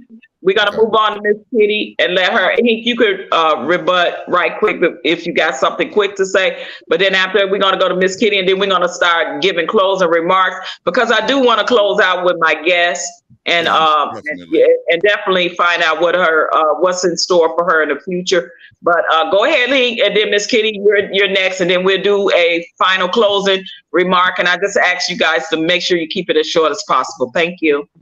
Okay. What I'm saying is, you should talk about your kids about sex as early as possible, probably as early as elementary age. Agreed. I agree. The language accordingly to that age and their mental maturity. And if it means the when they get to middle school, you could be a little bit more graphic, a little bit more I guess hip, or use a slang that they may use. And because I taught my son how to put a rubber on in middle school. He was in 6th grade. I taught him how to put a rubber on with a banana. Now, I didn't want to do that. I promise I didn't want to do it, but I knew I had to because of what's going on around him, what's going on in the world, and how fast this thing is coming for him. It's coming at him automatic. Even in middle school, I was an elementary teacher. I was a substitute teacher, and we found used condoms in the elementary bathroom. Right then and there, that scared me. I had to have a conversation with my son about sex. Yeah. That's what I'm talking about. That's all I'm saying. I'm saying that a lot of people want to live in this fantasy that the people aren't going to get down at a young age, because that side of you wakes up at a very young age. The first time I ever had an erection, I was like 9 years old, but I didn't know why I was having it. I didn't know anything. No one told me anything. And I was 5 years old the first time a girl exposed herself to me. I was like 9 years old the second time that happened. A girl pulled up her dress, pulled down her underwear. This was like a little girl who was like 7. So what I'm saying is these things happen, but I was ashamed to tell my mother this happened because I felt like she was going to beat me. It's like, what are you doing with that little girl? Like she was just going to go off and take my head off when there's something that just happened. So I'm just saying that that's all I'm really trying to say. And I do agree with what you're saying, my brother, that we should start talking to our children about these things at a very young age. Because when that happened, when that first girl exposed herself to me, I thought all people had a penis. When I realized she didn't have one, I was totally scared. Diamond again. Just to be short and quick with this, because I see that Miss Kitty keep having technical difficulties, and and then if she come up, she can talk at the end. But we're gonna start the round robin. But I get your point. Just to say again, because America is so highly sexual. When you got female rappers like Sukiyani twerking on the 10-year-old, I get it. Because we can't sit up there and say that 10-year-old boy probably didn't get some type of erection or feel some type of way. So when we see these things happening in society at a younger age, I get your point in saying you would rather see them at a younger age get married than to see them get pregnant, have out of wedlock, and not be married. I get that. I get what you're saying. But again, we have to be realistic as to the mindset of the youth and where they are maturely, where they are psychologically. And we know that a lot of these people that we see, including these female rappers, they come from families of trauma, decades of trauma in their families, trauma in a lot of the black male families as well. So even putting that together to try to create that in that sense, if they're not seeing the black nuclear family as a whole, they may be living in a household with their parents. But if their parents is toxic, guess what they're gonna see? They're gonna see toxicity, because a prime example of that is Krishan, what she's going through with Blueface. Both of them come from toxicity. She saw toxic her whole life, from her mother getting beat by her father to other relationships. Her mother was in with men, so it was normal for Krishan to get with a man that cheat habitually on her, beats her, lie to her, and do everything else nefarious to her, right? So again, these vicious cycles, we become a product of our environment. So I'm not sure if that, your point, I get your point, but I'm not sure if that is the end all be all for the solution, is what I'm saying. Okay, Miss Kitty, go ahead, honey. Why, before you go out on us again, I'm gonna let you give your point of view. And hey, Emil, shout out to you, sister. My phone is cutting up, but so I think my bottom line is, and I can kind of relate to what he's saying as far as the 16-year-olds. Now, 2 points. So the first one would be, these 16-year-olds today, absolutely not. They have no values. They have zero respect. And that's because they didn't have those fathers to treat them things growing up. Because if you have a man in the house, your father in the house, and he is teaching you respect, he is teaching you how to labor, he is teaching you how to be an adult before you're an adult, then those things would absolutely work for you. But these kids today, even though they're having babies, they should not, because they don't know these things. And that's because we don't have community no more. See, the grandparents, the great-grandparents, all your great-great aunties and uncles, they had that. And they actually, we have some in our family that they married young. How young, I don't know. But they stayed married. Those were their only marriages. And they stayed married 60, 70 years up until they passed. Okay? But today, nobody is teaching these kids anything. Because the parents, they want to hang out with the kids. They want to party with them. They want to drink and smoke with them, and all of this not going to work, but the community. So you can't step in on another person's kid today. You don't know what you're going to get from that. But we had that growing up, so.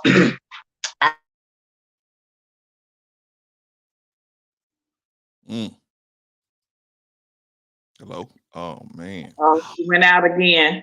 Dog. But I mean, I get where she's coming from. She's making good points. Let's get to the round robin closing remarks so I can make sure that I close out with my guest up here, please. Okay. So let's start with Diamond. Let's go from Diamond, Hink, then across to the home team, and then when we get done with Hink, we'll go to Evan and let her do that, because we got the home team up here. Diamond. Okay. The other thing I'm saying is I don't want to force people to agree with me. I just want people to begin to think outside of the box, because if we're going to rebuild the black family, we're going to need a lot. But at the end of the day, let's just minus all the young people getting married. Children are going to have to be taught how to become husbands, fathers, mothers, and wives. We're going to have to create a program that's going to be able to teach people how to do that. Okay, agreed. Because if we don't do that, then we're going to continue to be the same way that we are now. And we're the low person on the totem pole. And to be frank with you, I'm just sick and tired of seeing us be the bottom in everything we do and everywhere we go, for the most part. So what you said about the schools, people are already doing things. I didn't realize people were doing it at that young of an age. And we're not talking junior high, we're talking grade school. I'm like, that's scary. So something has to be done. We cannot keep doing what we're doing, and we can't do this whole thing about don't have sex and don't kiss a boy, don't have a boyfriend, because that goes in one ear and out the other. Because I'm just saying that, listen, if a pretty girl says, let's go, that your son's going. He'll deal with the beat down he's going to get later. He's going. That's just what it is. If he likes her, unless he's super duper Christian or Muslim, that boy is going. So we need to do something. We have to change something. So maybe what I'm saying is wrong, but we got to do something. We cannot continue to do the same thing that we're doing right now. And I think once we, just like what the other sister that said that came up here, is we don't have a community anymore. So but the people did get married at younger ages, and some of those marriages lasted, and they were just fine. So I think what everybody's saying is right. We got to rebuild community first, and then we can incorporate that in there. But we got to do something with our youth, because if your daughter wants to get busy, she's gonna get busy. That's just what it is. And that's how I'm looking at it. Because you can't stop. You can't stop, especially a little girl. If she wants to get busy, she's gonna get busy. Okay. And that boy is coming. Trust me. If she says meet me on top of the Empire State Building, he'll be there in 5 minutes. I know I would be when I was 16. That's just what it is. Okay. I land my plane there. Good stuff, Diamond. Good stuff. Thank you, brother. Appreciate you. All right. I'm gonna pull you down, man. But thank you, brother, for coming up here. Appreciate you. You're always welcome. Come up here. Okay, that was our brother Diamond Axe. Okay, we're gonna go to Hink. Hink, what do you think, man? I'm not muted. Okay. No, you good. No. Now you asked me what I think about the conversation you were having with him, or about we were talking about fathers in general, or whatever you want to land your plane with. What do you want to put your last comments out there? Well, it's interesting. We had this discussion because what I'm going to talk about on Wednesday is something along the lines with this, and that's about stepfathers. So that's what my show is going to be about Wednesday. So I'm definitely going to refer back to some of these things of the importance of fathers being in home. But yeah, I think it was a good discussion, Brother Clarence. So I appreciate you even having me. Look, my last closing remark is this, man. Black man, please protect yourself at all times. Do what you got to do. Whether it's your mental, get on somebody's Zoom meeting or on somebody's couch. Get your mental right. Black men, get your blood work done. Diabetes and heart disease, two amongst biggest killers amongst black men. So make sure your A1Cs or get your blood work in order. Make sure you get your doctor visits. Do that. Another thing is for a man of my age and Brother Vaughn and Brother Clarence, we all old heads. We got to get our prostates and our colonoscopies. Those are very important. Colon cancer is a mother, man. I watched my great grandfather pass due to colon cancer. Something that could probably been prevented, but he didn't take care of his business like he should have. But guys, do that. That is a must. So I landed there, brother. All right, brother. Appreciate you. When's the next time we can catch you going live, Hank? Man, I'm going live. On Mondays I do my little sports show on Mondays at 7 p.m. Eastern, 6 p.m. Central. But on Wednesday, like I said, I will be having this discussion, and the title of the show will be Stepfathers, and that will be on Wednesday at 7 p.m. Eastern, 6 p.m. Central in the basement. Okay. All right. Shout out to you. We try to put your we're gonna put your channel out there in the chat before we close out, man. All right, thank you, brother. Appreciate you. If you haven't already subscribed to Hink in the Basement, go over there and check him out. Hink in the Basement, man. His channel's blowing up, and good dude, man. Good dude. All right, I'm gonna pull you down, Hink. All right. Plus, man, me and Hink used to talk to the kids. We're gonna get back to it. We just had a little break in it right now, but the people, the nonprofit we were working with, kind of had going through some things. So, but anyway, we're gonna get back to that. All right, let's see. Now, what do we want to do? Do we want to let anybody else go? Or we want to let Ebony go first? What do you want to do, Patrice? If Vaughn or any want to say something right quick to Ebony, they can. But I want to close out with Ebony, giving her final remarks, and then we'll close out with her. Okay. Right. Well, listen. Oh, you know what? Ladies first. Go ahead, NA. I'm sorry, I was trying to put Hink's thing in the chat. Listen, I'd love to hear your voice anyway, NA. So go ahead. I want you to go first, and then I'll go after you. Okay. First of all, Ebony. Yes. Thank you. Thank God for you. please keep OG Patrice updated on whatever is going on. I would definitely support you and your purpose in this mission. I'm praying over all the finances that are needed, all the recognitions and all the souls and families that will be saved because of your inspiration and your resources and you making this available.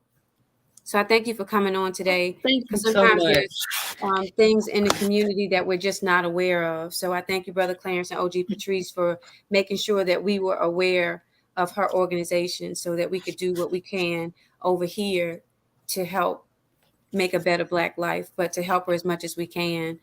I think that it kind of grew or it birthed out a few very interesting and good conversations. It is very important for us to remember the importance of fathers and father figures in children's lives, not just as kids, even as we grow. Like, don't drop the child off or think that they're ready and they're ready to go out at 16 or 18. They still need you. They still need you. So that's why I'll make mine quick because I'm actually still in here cooking.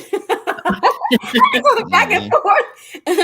Thank But I you. just wanted to say thank you, and I just wish so much success for you. I really do. Thank And you so much. now you're in the love circle. And I love you and love y'all. Thank I love you. you, sis. Appreciate it. Thank you. All right. All right, I'm gonna bring her down. Excuse me. All right, I'm gonna bring Satiti down. Vaughn, you got anything you want to add to that? Yeah, just real quick. This was a very enlightening show today. And I appreciate everybody that was on the panel. You know what I'm saying? There's such a what could I say? There's some type of cohesiveness that we have together when we all get together. You know what I'm saying? And I really like it. I think it's awesome, actually. But what I would like to say to Eboni is this. I really definitely appreciate everything that it is that you are doing, or striving to do for the community. You know what I'm saying? And I just want you to be encouraged, because you see what I'm saying? He that began a good work in you will perform that work. Do you see what I'm saying? Yes. And you're very well capable. And I don't know why I want to keep telling you that, because sometimes the enemy will come to you and say that you can't do this and you can't do that, and you're not qualified enough. But I hear God telling me to tell you that you have everything that it takes to pull this off. You see what I'm saying? If you seek ye first the kingdom of God, all of his righteousness, then all of these other things will be added unto you. See what I'm saying? Your gift will definitely make room for you, my sister. Just put God first. Put God first. Put God first. Put God first. Put God first, and watch him work on your behalf. Because what you're doing is a good thing. Now, are you going to stumble along the way? Yes. Will there be some mistakes made along the way? Yes. Listen, many are the afflictions of the righteous, but God delivers them out of all. You see what I'm saying? Absolutely. Not some, but all. You see what I'm saying? So if you're faithful over a few things, he'll make you ruler over many. And with that, I just wanted to close on that, and appreciate you, OG Patrice, my sister from another mister, my brother from another mother, Brother Clarence. Thank you all for having me up here today, and God bless everybody. Peace. Thank you so much. I received that. Yes, thank you so much. We always appreciate your commentary. Anything before Vaughn leaves, you guys have anything on the stove? Anything like that? Vaughn, anything cooking? Definitely. My wife is in the kitchen now doing some stirring up some stuff. All right. And that's what it is. All right, now tell Mama to save the plate. All right. You heard that, Risa. You heard that. All right. I'm gonna bring you down, Brother Vaughn. Thank you for coming up here. Thank you, brother. Appreciate your perspective as usual. Always. Okay. Now what we doing, Patrice? All right. I cannot tell you how very proud I am of you, Eboni. And I want you to see my eyes because they watering up. Oh. Watching you grow up Mm-hmm. from a baby, literally a baby in Pampers, when I met your family. And watching the young lady, the beautiful young lady that you have blossomed into now just warms my heart to know, because I know your journey. I know your story. I know a lot about what you went through. I was there. And to see that you are an advocate now, you're a survivor and you're an advocate now, and you giving back, that speaks volumes as to the heart of you. That speaks volume as to your commitment to build and to never forget where you came from, because you see others that have been in your position where you were. Mm-hmm. And you know, not having certain avenues, you know what that feels like.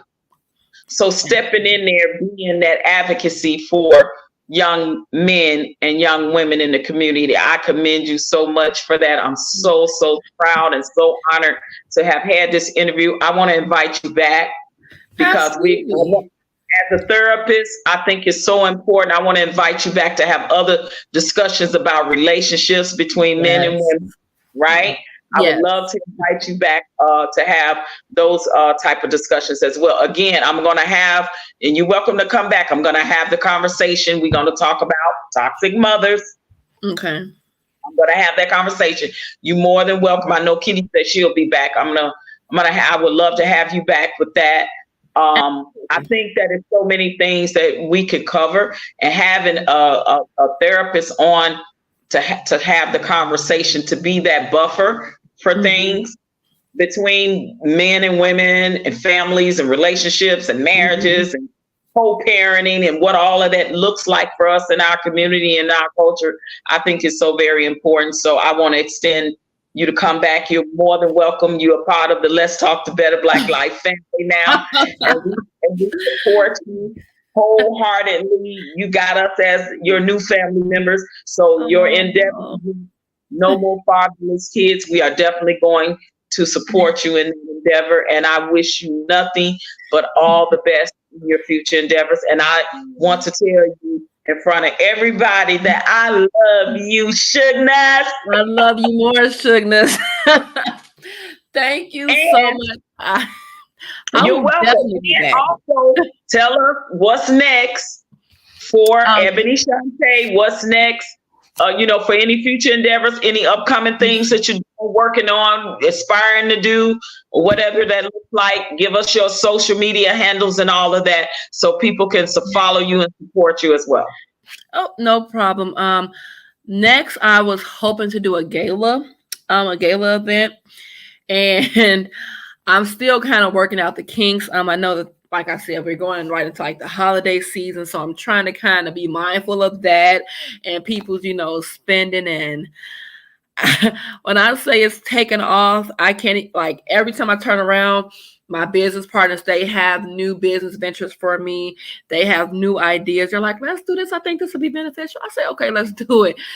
It's so much that I want to do and so much I'm going to do, and I receive everything that everyone has said. I thank everyone so much, because Brother Vaughn, thank you so much to Ms. Ari, everyone, for the well wishes, because it's not easy. It's very taxing on my mental, but there has to be a change somewhere along the way. I appreciate the open dialogues. I appreciate the different perspectives. It was very much so enlightening and refreshing. And I think panels like this is very therapeutic, because as adults, we still have things that we go through daily, things that we go through. And I think having these dialogues where we can kind of hear, various perspectives on things, and topics, I love it. I love it. I thank you all so much for having me, for welcoming me. I would love to come back. Just let me know when. I am on Instagram. No more _fatherless kids LLC. I'm not necessarily on Facebook with my business, but Instagram I am. Okay. And make sure, you send me the information of where we need to make any type of donations, to the organization as well. So be sure I to make sure sure that I will. have that information so that we can make sure that we are going to be promoting it over.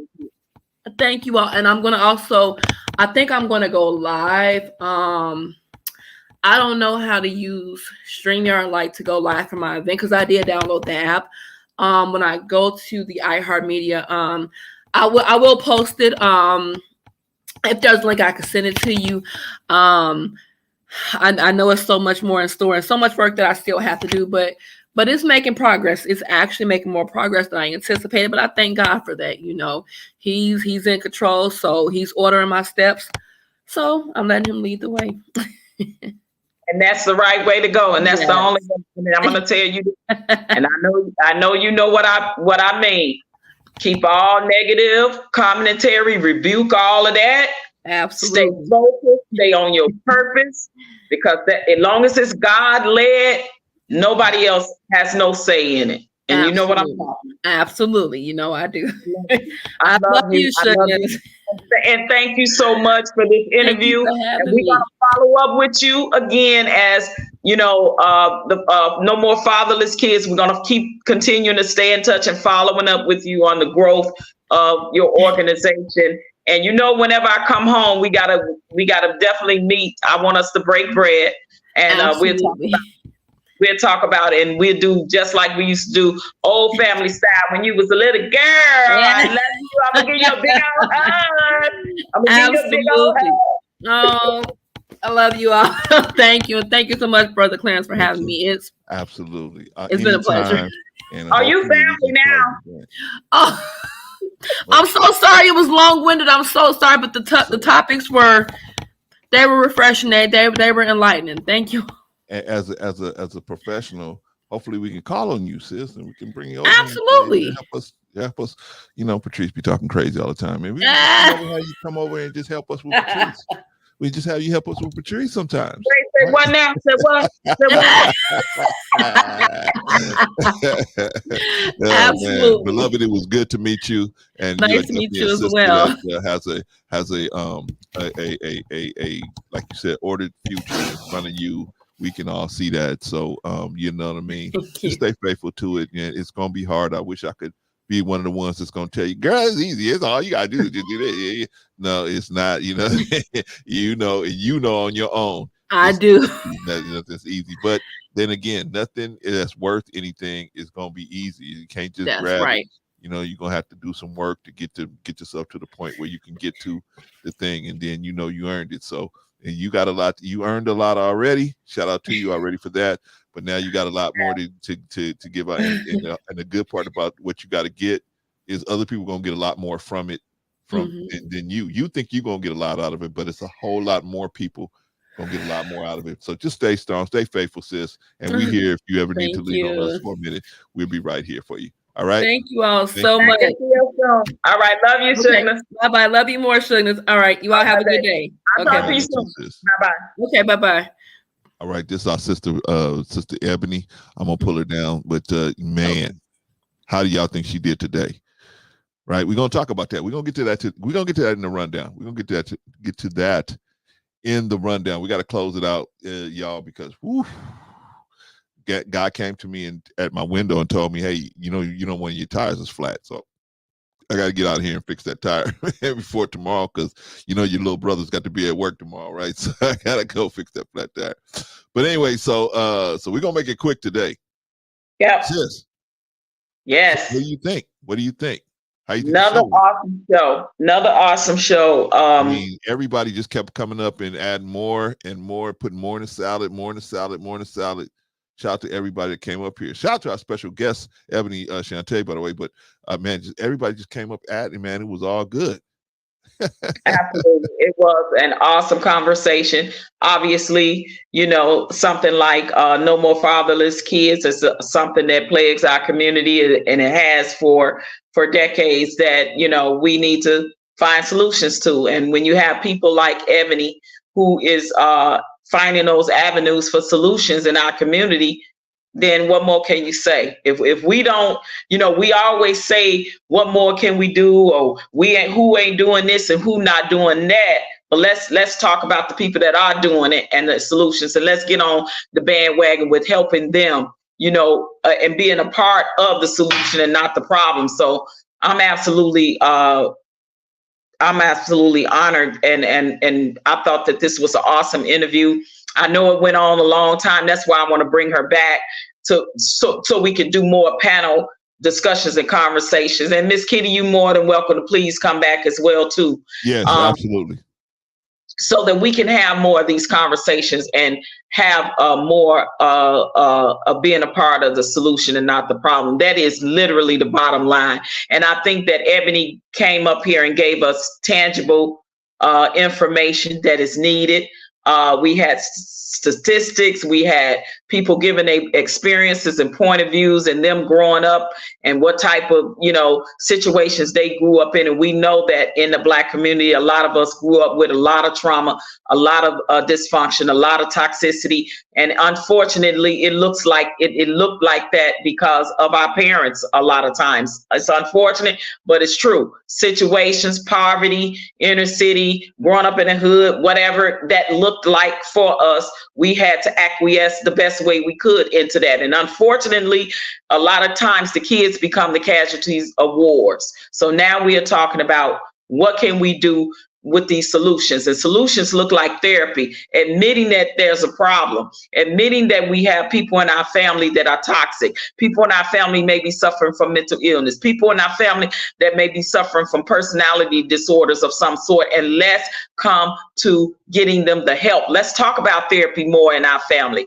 Let's talk about this more in our communities. Why is it still continuing in 2023 being shunned, being swept under the rug? We have to stop this, Black family, and we're wondering why that is so much of the nefariousness that is going on.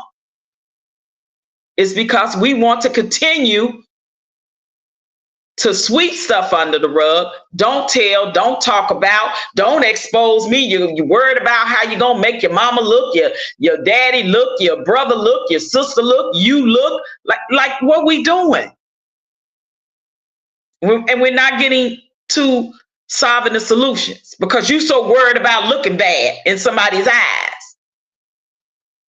But guess what? It's a mess. It's a buffoon. And we at the bottom of the totem pole when it comes to that. And now we saying we got to do something about it. So let's do that. Black people, let's do that. Let's talk about it. Let's find the solutions. Eboni is a therapist. Let's talk to a therapist that can give us the solution because she's a human being that went through it herself. So what better person there is to say this is real. This is real life's experience. Real things are happening in our communities and in our families, and we have to start talking about the solutions. And if that solution look like therapy, then guess what? That's what it is. I just wanted to say that, bro, because we have to stop spinning narratives. We have to stop trying to change people's narratives and perspective of things to satisfy you, because you afraid of the big elephant in the room that you don't want to address.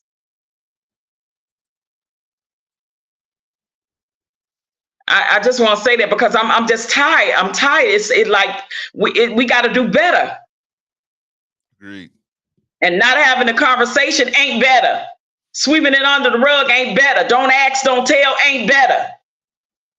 People are hurting out here. It's real life experiences. People going through things. People are self-deleting themselves. They self-deleting family members.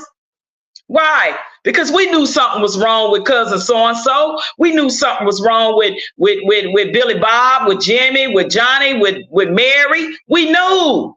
And we said and we did nothing. So yeah, enough. So we got to have the conversations. We grow up with toxic parents. And you're right. We always could shame the daddy, and the daddy was no good this, no good that. No, but let's be real. We got some toxic mothers. We got some toxic women that were mothers that raised kids in toxic environments and made toxic ass choices. Agreed. It's just real. That don't mean we love them any less. That part. But it is what it is. Yeah. Right? Right. So, brother, thank you again for another awesome show, allowing this to be on your platform, to have these conversations and be a part of the solution and not the problem. I appreciate it. Love you, Nisi Pooh. Love you, Sugnas. Love you, Kitty. Thank you, guys. Please come back, hit that like button, subscribe, and share to Let's Talk the Better Black Life, guys. We are trying to be a part of the solution and not the problem. It's time. We see enough nefariousness in these YouTube streets with people being a part of the problem. We need more panel discussions on being a part of the solutions. And I land my plane there. Thank you, brother. All right, girl. Go ahead and close the show out. I love you. Thank you so much. All right, love you too, girl. All right, I'm gonna pull Patrice down. All right, y'all. Real quick, we're gonna end it. We're gonna wrap it up real quick, man, because I gotta get to take this car and go get the tire patched up while these people are still open. All right, let's do the roundup, y'all. Well, first of all, what y'all think about the show? Let us know in the comments. Give us a like if you like the show. You like the way we handle stuff over here, right? Clarence, y'all don't have no drama. Yeah, I know. What you mean y'all love each other when y'all get off the... I know. It's crazy, huh? I know. It's crazy, right? We supposed to be saying F you, or F you, Vaughn, F you, Clarence, F you then. F you, Diamond, F you, Clarence, right? That's what we supposed to be doing when we get off here. F you, Hink, F you. Nah, man, we just don't roll like that, man. We here and we doing what we can. We can't solve every problem, man. And we don't have the solution for every problem. We don't have the solution. We just try to provide some solutions, right? Some of these solutions gonna work for some people, right? We don't have a cookie cutter here. We don't have a silver bullet here. But we just trying to put some solutions out there, man. You know what I mean? In a world where, you know, most of these shows, most of these panels, they really want to invite a bunch of people up here and watch them fight. That's really what a lot of people want to do.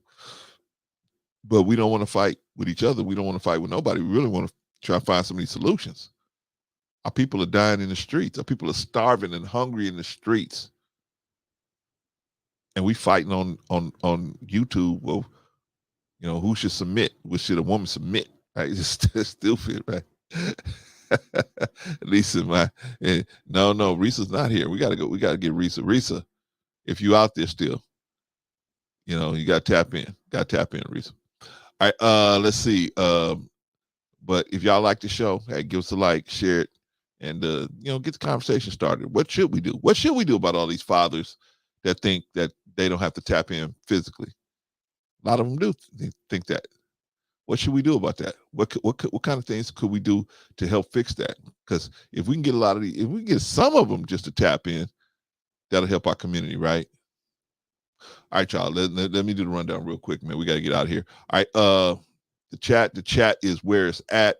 The chat is where it's at, right? Shout out to the chat, man. We got our snipers in the chat. We got Risa Neal plus M Mills in the chat. Man, I mean, when you got two snipers in the chat, man, but you have to have that. You have to have the enforcers in the chat, man, because they're the ones that take care of the business in the chat. When somebody start going off the rails, they give out the warning, and then they pull the trigger, man. And then they pull the trigger, right?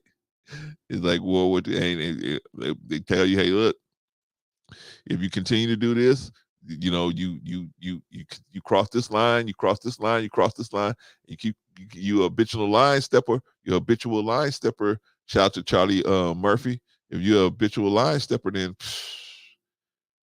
that's when they load up on you, right? So we got our snipers here in Mills and Risa, the resident snipers that we got here, and we got a lot of other people in our chat too that keep an eye on you too. But you know, Risa and Mills, man, you know, they got free hands. They do whatever. Right? I'll just tell you, hey, you can email me. Let's talk about it. But I mean, you know, I'm never gonna tell them, hey, don't do what you're doing. Keep doing what you're doing, right?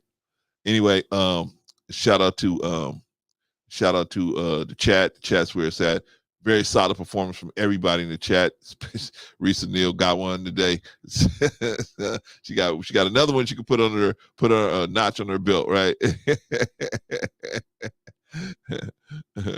Right. Today's victim count is one for Risa Neal. But shout out to the chat. The chat's where it's at. Everybody did a great job in the chat. Asked great questions. And well, almost everybody. How about that, right? Almost everybody, right? But we got to understand that, if we get a warning that, hey, look, you're going over the line, you've been warned. You've been warned, right? So we had somebody out there that got warned. They didn't listen. Poof, right? Poof. And it was not Simon, right? It was not Simon this time, right?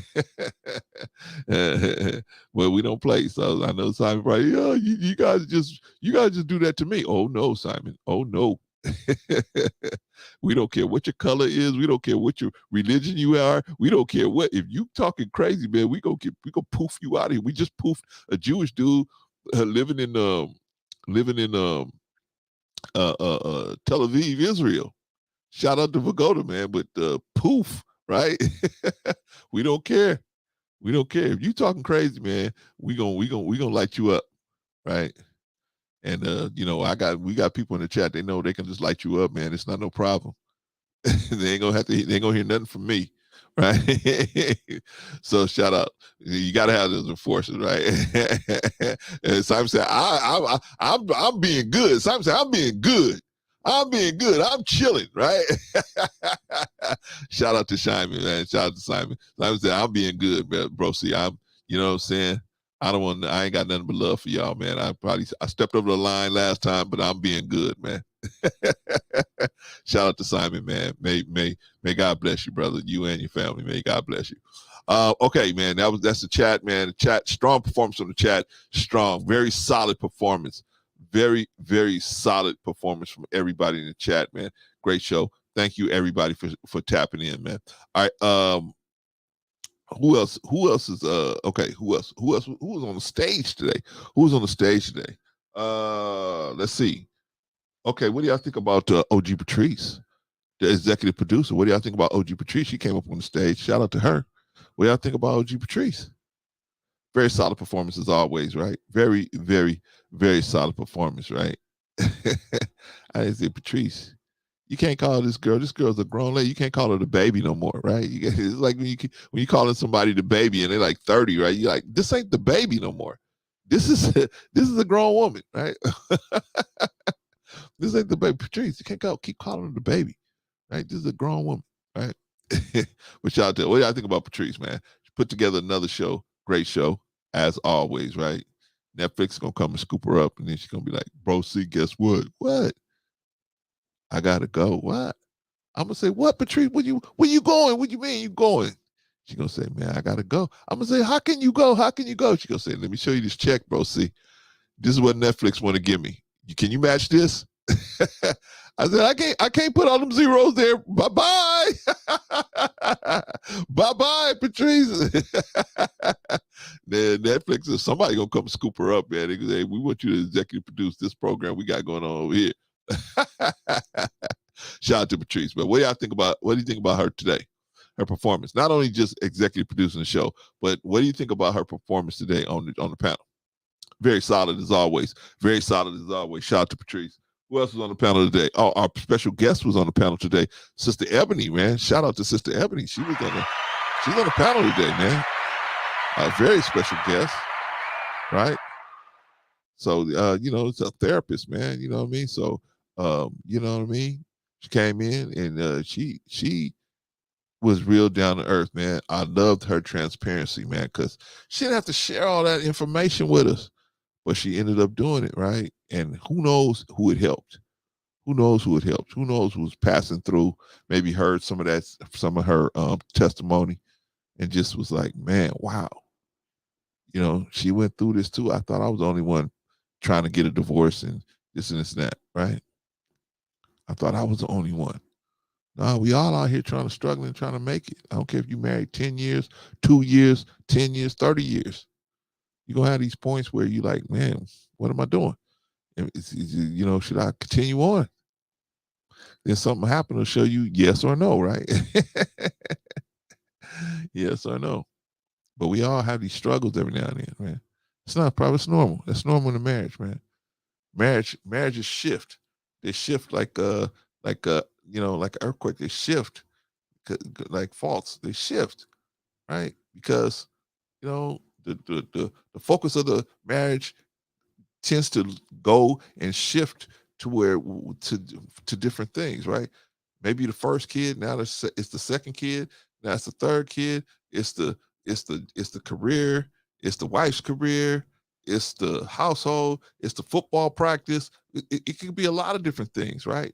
A new business got started, it could be a lot of different things, and everybody has to kind of shift with it, right? Everybody has to just kind of shift with it.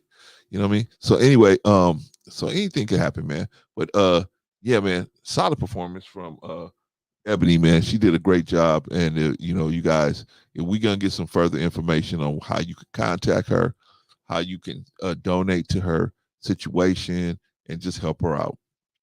Shout out to the sister.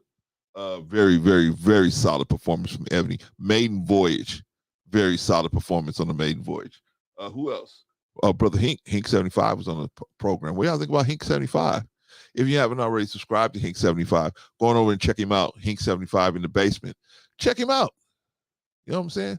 Subscribe to him, give him a shot, and then you check him out, right? I think it would be a great thing if Hink and Diamond Axe, did a show together, right? They did a show where they kind of talked about each other and talked about, not each other, but talked about each other's perspective on certain things. I think that would be a great show. I'd watch it, right? But both of them were like, man, we don't. Yeah. But I think it would be a great show. But shout out to Hink, man. Solid cat, man. Solid dude. And what do y'all think about his performance today? Very solid. Very solid. And Hink is a real solid dude, man. Now, Hink don't always agree with me, right? So I can't, say we can't say, oh, can I you cape for Hink? No, I do like Hink. I do like Hink a lot, but I don't. I'm not caping for him because he don't always agree with me, right? He's one of them dudes like Diamond. He don't always agree with me. I like the dude, but he don't always agree with me. But I think he should at least listen to him. Very, very capable person to put out his opinion. So what do y'all think about Hink? Very solid performance as always. Shout out to Hink. Who else is on the stage today? Brother Von Bryant.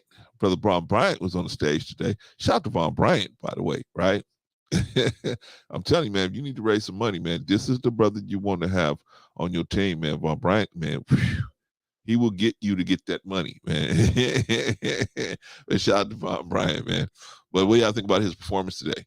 Very solid, man. Very solid, man. And Vaughn is just one of those type of dudes. When you look up at the panel, you see Vaughn up there, okay, something good is going on, right? Something good is going on. Because, Vaughn don't play that bull, right? Vaughn don't be on those panels where everybody's throwing rocks at each other, right? So, you see Vaughn, you say, okay, Vaughn, they must be talking about something of some importance, of some value, right? Shout out to Von Bryant, man. But a very solid performance today, as always. Who else is on the stage today? Miss Kitty. What about Miss Kitty? Maiden voyage. Shout out to Miss Kitty. She came up here, man. I'm very impressed with her transparency, right? Came up here to tell her story, right? Shout out to her for her transparency. You know what I mean? So I wish we could have got more out of her, but she was having some issues, technical issues. But she'll be back. I think she'll be back for sure. But very strong performance from Miss Kitty. Absolutely.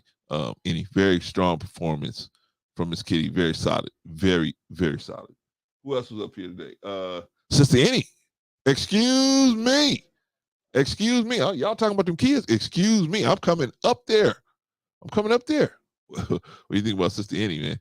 Sister Annie is always that one that's gonna ask a lot of.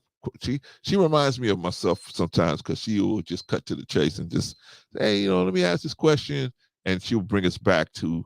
She'll kind of bring us back to the topic and ask a pertinent question concerning to the topic.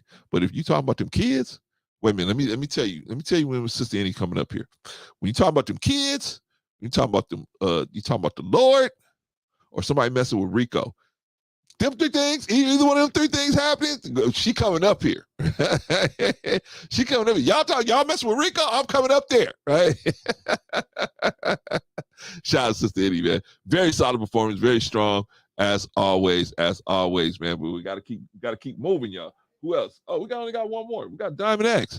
Diamond X. Shout out to Diamond X. Diamond X came up here. What do y'all think about Diamond X? Right? Diamond X is the conversation man. Well, we got to have more conversations.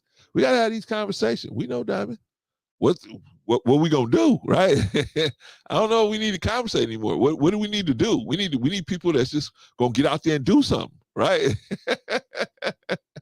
But it is true. He makes a lot of good points. Diamond makes a lot of good points. You know what I'm saying? And unfortunately, a lot of us already agree with that. It's just the hard part is how do we make that work? What does that look like in real time? How can we make some of that stuff work? And I think Diamond would have a lot more people going along with it if he had you know, something to make people say, oh, okay, that's what it looked like. What you're talking about, that's what it looks like. Okay, in real time. Okay, they got something to look at and or see in their mind's eye. Okay, this is what that looks like. You know what I mean? Because I think we've all heard a lot of the stuff that we all say around here. But what are we gonna do? What are we gonna do? And this channel, we're about solutions. Yeah, we want to hear the problem too. Want to hear the problem, but we're gonna give you a solution. And you may not like that solution, but we're gonna give you some solution, man. But anyway, shout out to Diamond X. Good job, man. Great job. You know, always strong performance from Diamond, as always. Shout out to everybody that came up on the chat, did a great job. Everybody came into the everybody came up on the panel, excuse me. Everybody did a great job. Everybody in the chat did a great job. Almost everybody, right? Shout out to Pagoda. You gotta swing better. You gotta swing harder next time, man. Gotta learn. But I think most of the things with Diamond, most of the things with Pagoda, I think it's just a cultural misunderstanding and thinking that you know, not knowing how to approach certain situations. But because I don't think he has an intent to be out of place, but I don't know. We can see. I'm sure he'll contact me and then we'll talk about it. All right. All right. So we will see y'all next week. Now, I think it might be Tuesday. It might be Thursday. We're going to talk about this dude, man. This dude that, what is the guy's name? Let me look it up here. The guy that is not accused. He's convicted of unaliving his son's mother's other daughter, right? They wake up in the middle of the night and this dude is gone. The daughter is gone, right? He took the daughter out of the bed. She was sleeping with her half brother in the bed. Henry Dinkins, thank you, Sistini. And he just takes the girl out of the bed. He comes back by himself, sweating like a slave on Monday, right? So you know what I mean. Anyway, he just got convicted, but we're gonna go through this story. I think it's gonna be Tuesday. We might move it to Thursday, but definitely we're gonna talk about that next, man. So we're gonna talk about some of this stuff, and how can we protect these kids? How can we protect these kids better, man? Us as men as well, but the women, the mothers as well. Everybody as a community. What can we do better? What can we do better? All right, y'all. So we're going to get into that. I will see y'all on the next one. Yeah, I think it's going to be on Tuesday, but I think I'm going to move it to Thursday, man. I think I'm going to rest on Tuesday, and I'm going to move it to Thursday. All right, but anyway, we will see y'all next week. All right, y'all be good, and we will see y'all later. Peace.